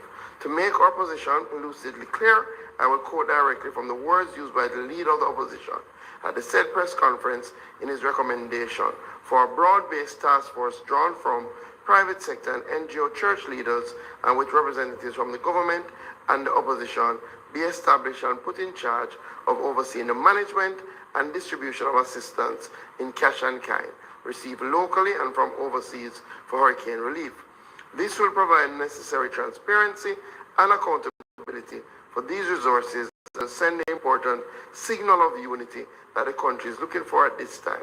The exclusion of the opposition from the distribution governance mechanism will give rise to negative and unnecessary perceptions of partisanship, victimization on the ground, which it is best to avoid. It was never contemplated or suggested that the proposed task force should be a committee of parliament. With its procedural formalities and its well-known scheduling challenges, the emphasis was on unity and the need to put in place a national body to ensure a united approach. If a parliamentary commission is to be the governance oversight mechanism, then it makes sense to use the PAAC since the opposition chairs that committee. It would be ludicrous and self-defeating for a committee chaired by the government to pretend to provide oversight of what the government is doing in managing the disaster, especially now that ODPEM is no longer perceived to be independent as it has been subsumed within the OPM. I do hope that this provides you with clarity, which we find unnecessary in the face of our clearly stated position. Best regards, Philip Paulwell. And the response, references made to your, which was sent on the 13th of November, references made to your email November 9th, 2025, which has only now come to hand. I wish to note that the matter of an oversight task force was not referenced in your initial response. The Prime Minister, in his comprehensive statement to the House, did indicate that existing national stakeholder frameworks, such as the National Partnership Council and other coordinating bodies, could be leveraged to ensure transparency, accountability, and effectiveness of the relief effort. The Joint Select Committee was a clear response to your call for greater oversight, aimed at fostering national consensus and enhancing oversight by having a committee of parliament that focuses solely on Hurricane Melissa relief. The opposition has rejected this overture and further set back the government's drive for national consensus in this time of national disaster. I still find your position regrettable, perplexing, and inconsistent. And I do hope that you will be able to impress upon the parliamentary opposition that this is a time for unity, togetherness, and sameness of purpose. On the motion of adjournment, both letters will again be read into the record to update the Hansard accordingly. I trust that this brings the matter to a close. And then, Mr. Speaker, this letter is dated the 15th of, dear Minister, your desire, as expressed in your letter dated November 13, 2025, to prematurely close this matter cannot be granted. Our strong and fervent call for a broad-based task force to provide overall oversight to all the activities relating to Hurricane Melissa will not be defeated by sleight of hand or subterfuge. We will continue to wage this struggle until the government is convinced that it's the best practice to adopt so as to build confidence in a low-trust environment. Again, to be clear, our call has been made because we want to engender a spirit of national unity, as the entire country must be mobilized to work together to recover from the disaster which has befallen us. This broad-based task force, while comprising some of our elected representatives, must include members of the church community, the private sector, and other NGOs. Your insistence that the proposed Joint Select Committee of Parliament was to satisfy our call remains absurd and unreasonable. The Jamaican people do appreciate the great distinction. You have also indicated in said letter that you will again use the motion on the adjournment of Parliament to address this matter. That is inappropriate and will be resisted. A better course will be to do a ministerial statement which allows for a more transparent process to address the issues herein. Much regards. No, Mr. Speaker, again, I think the leader of the opposition business, who's been here even longer than me, is searching for something that cannot be found here.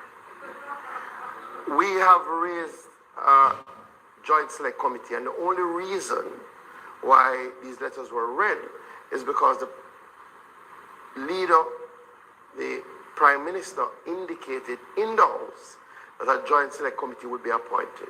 So if we move to not appoint the Joint Select Committee, we would have to update the record of Hansard as to why that is happening. The bringing in a national task force, which is a separate discussion than the Prime Minister saying we're moving to appoint a Joint Select Committee, is quite frankly not the place for that conversation. The conversation is solely about our parliamentary procedure to try and appoint a Joint Select Committee, and the opposition saying no, we will not participate in that Joint Select Committee. There's no equivalency. We're saying there was a call for oversight, and the government has suggested a Joint Select Committee as a mechanism of oversight and said that we would so appoint, and the parliamentary opposition has said no, we will not participate, and the records have been updated accordingly. All the other discussions can be had on matters that are not relevant directly to the Joint Select Committee. With that said, I ask for this Parliament to be adjourned for a date to be set. The request is on the floor that this sitting of the House be adjourned for a date to be set. Those in favor? Those against? The ayes have it. This parliamentary sitting is now adjourned. I don't know where we watch it. Ninja.